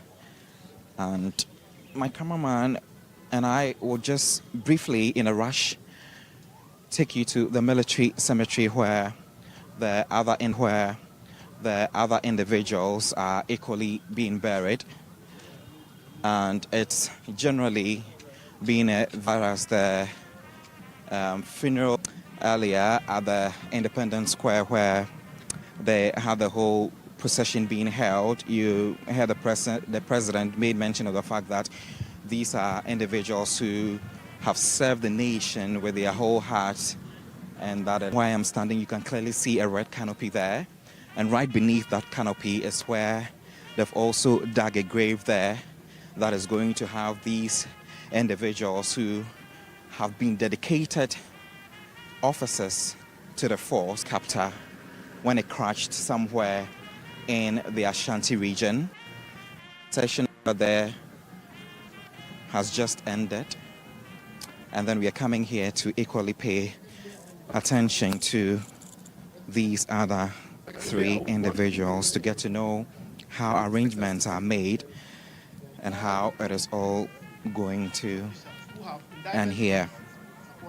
Clearly, there have also been a brief lay-in that has happened here as well. You can see colleagues, the Vice President, so I want to Professor Jana Nakoko Ajiman is equally here as well, while the President was on in the military. All of them paying attention to all that is happening here and ensuring that their men get things in place. The caskets, just like you've seen from the other side here, are equally draped in the red, gold, green flags. At this point, they've also been lowered down into the graves. At this point, in about 5 to 6 minutes, everyone should be leaving the premises and leave the rest for the military personnel to handle. And please let us pray. It's been a challenging day, a day that has been filled with prayer and so much sadness that can dig deep down the heart. Raise us up, we pray, from the death of sin to the life of righteousness, that when we depart this life, we shall, our brothers, be found acceptable to you. Thus we pray through Jesus Christ our Lord. Amen. Almighty God, Father of the whole family in heaven and on earth, you are the giver of comfort in times of distress and pain. Stand by those who sorrow and grant the bereaved consolation and faith. Let your peace be felt where family discord threatens, and as they lean on your strength and trust in unfailing love, help them to believe the good news of life beyond the grave through Jesus Christ our Lord. Now, the God of all peace and comfort will give his sons to serve and fellowship of the Holy Spirit who live and abide with us now and forevermore. Amen. Your Excellency, the Deputy Minister and entourage, the Chief of the Defense Staff, and Your Excellency, the Vice President, the Deputy Minister of Defense and his entourage, all here present, the Chief of the Defense Staff, respectfully, after this place, the clergy will lead Her Excellency to shake hands with the family, and after that, we shall all retire to our various places of meeting. So the families who have may God bless us all. Amen. Also to add that at least the family should leave at least 2 people behind to see to the coverage. But still, they should be here.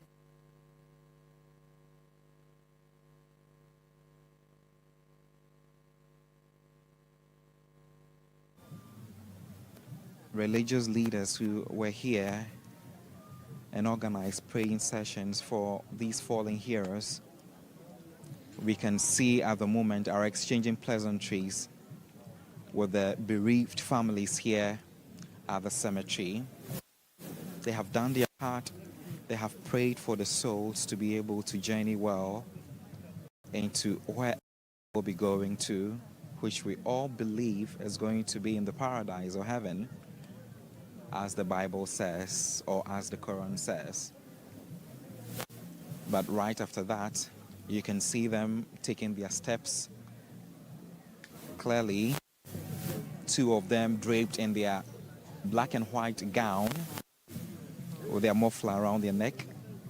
You equally see others in black as well, who have all come here willingly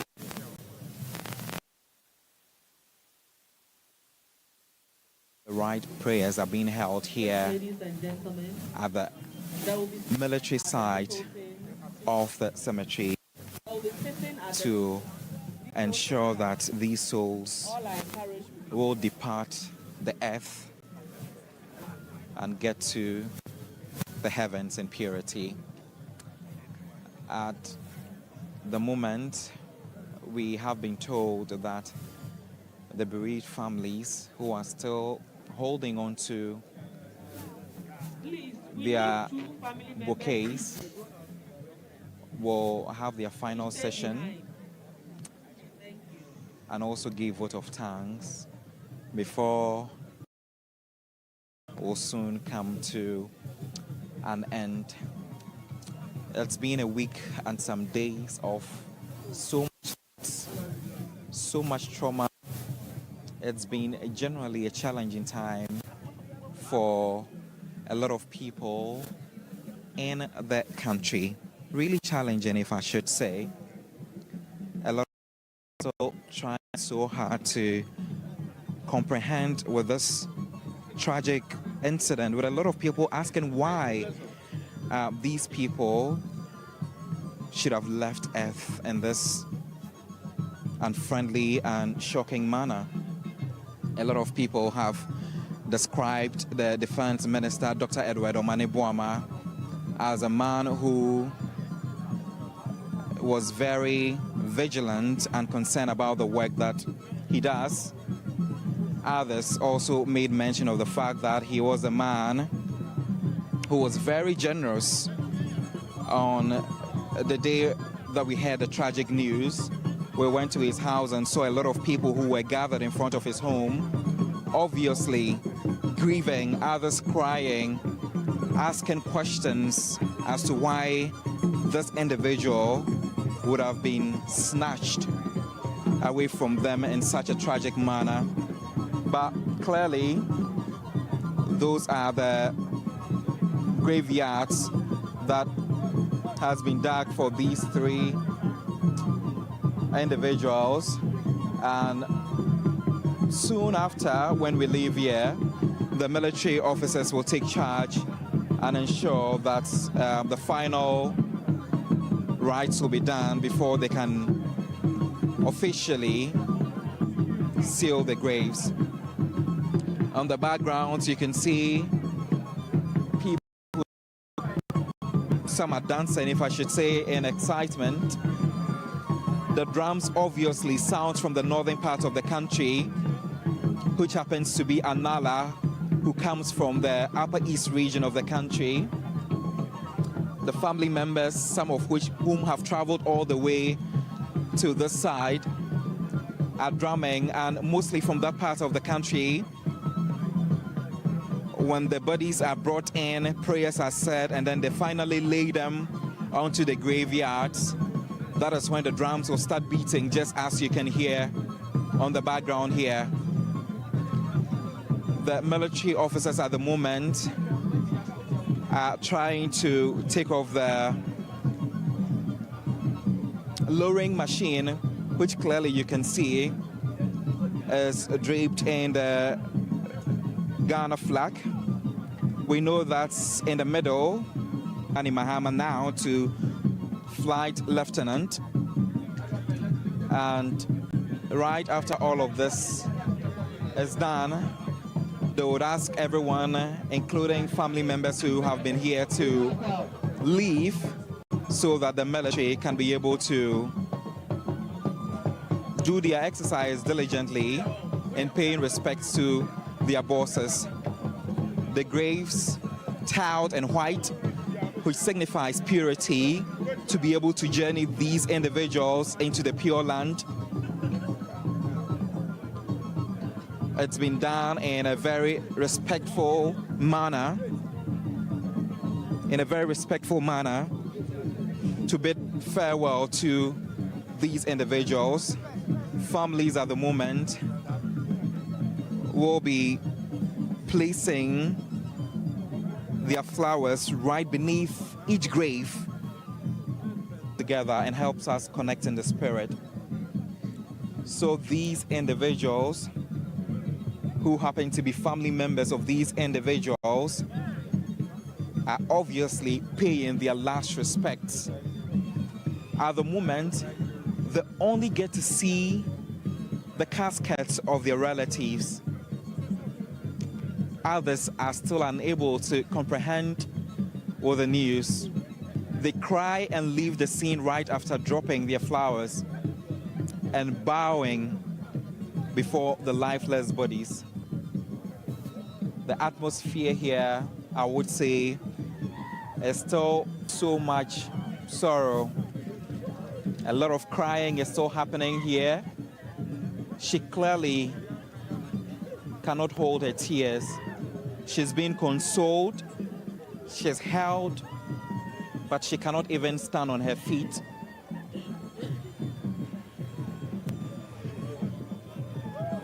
It's just really a very pathetic and sad scenes coming to you live from the military cemetery here. Knowing that it is all settled in, that the rumor of the first head, and finally being officially informed and witnessing the caskets of their relatives being lowered onto the ground is just a really a very sad moment, if I should say. A very, very sad moment, I should say. You can see relatives who are still hugging onto each other, a symbol of love, a symbol of grief, to hold them tight strongly as they continue to mourn. We should be wrapping here any moment from now, as all activities here at the military cemetery will soon come to an end. They are wailing, holding onto their hands tight, obviously in a very devastating mood. Adorned in their black and red, a symbol in Ghana that shows individuals who grieve and grieve so hard. It's just been a difficult week and past days for these families. And as it all wraps up here, you can clearly tell that it's been a very tough time for them as they have journeyed to. And there you have it at the military cemetery, the final funeral rites of the departed 6 who have been laid to rest now. 3 of the individuals laid to rest at the military section of the military cemetery at Chado. And then the other 4 also have been laid to rest at this point. Earlier over the weekend on Sunday, we know that Alhaji Limona and the Honorable Murtala were laid to rest. And now we have a full military burial have been held for the individuals who have lost their families. The president had earlier announced that indeed the families can go ahead and do some private events. I told you earlier about the presentation of insignia, the insignia representing the heart that the soldiers wear, the swords, medals, and most importantly, the flag that was draped, the coffin was draped in, and all those will be presented to the families. And you could clearly see, as we showed you earlier, that they had been presented to the family as well. It goes to say a lot about patriotism, about service, even though it is a very sad moment and somber moment for all of us. It is also about dedication to nation, and it is also about giving back to society.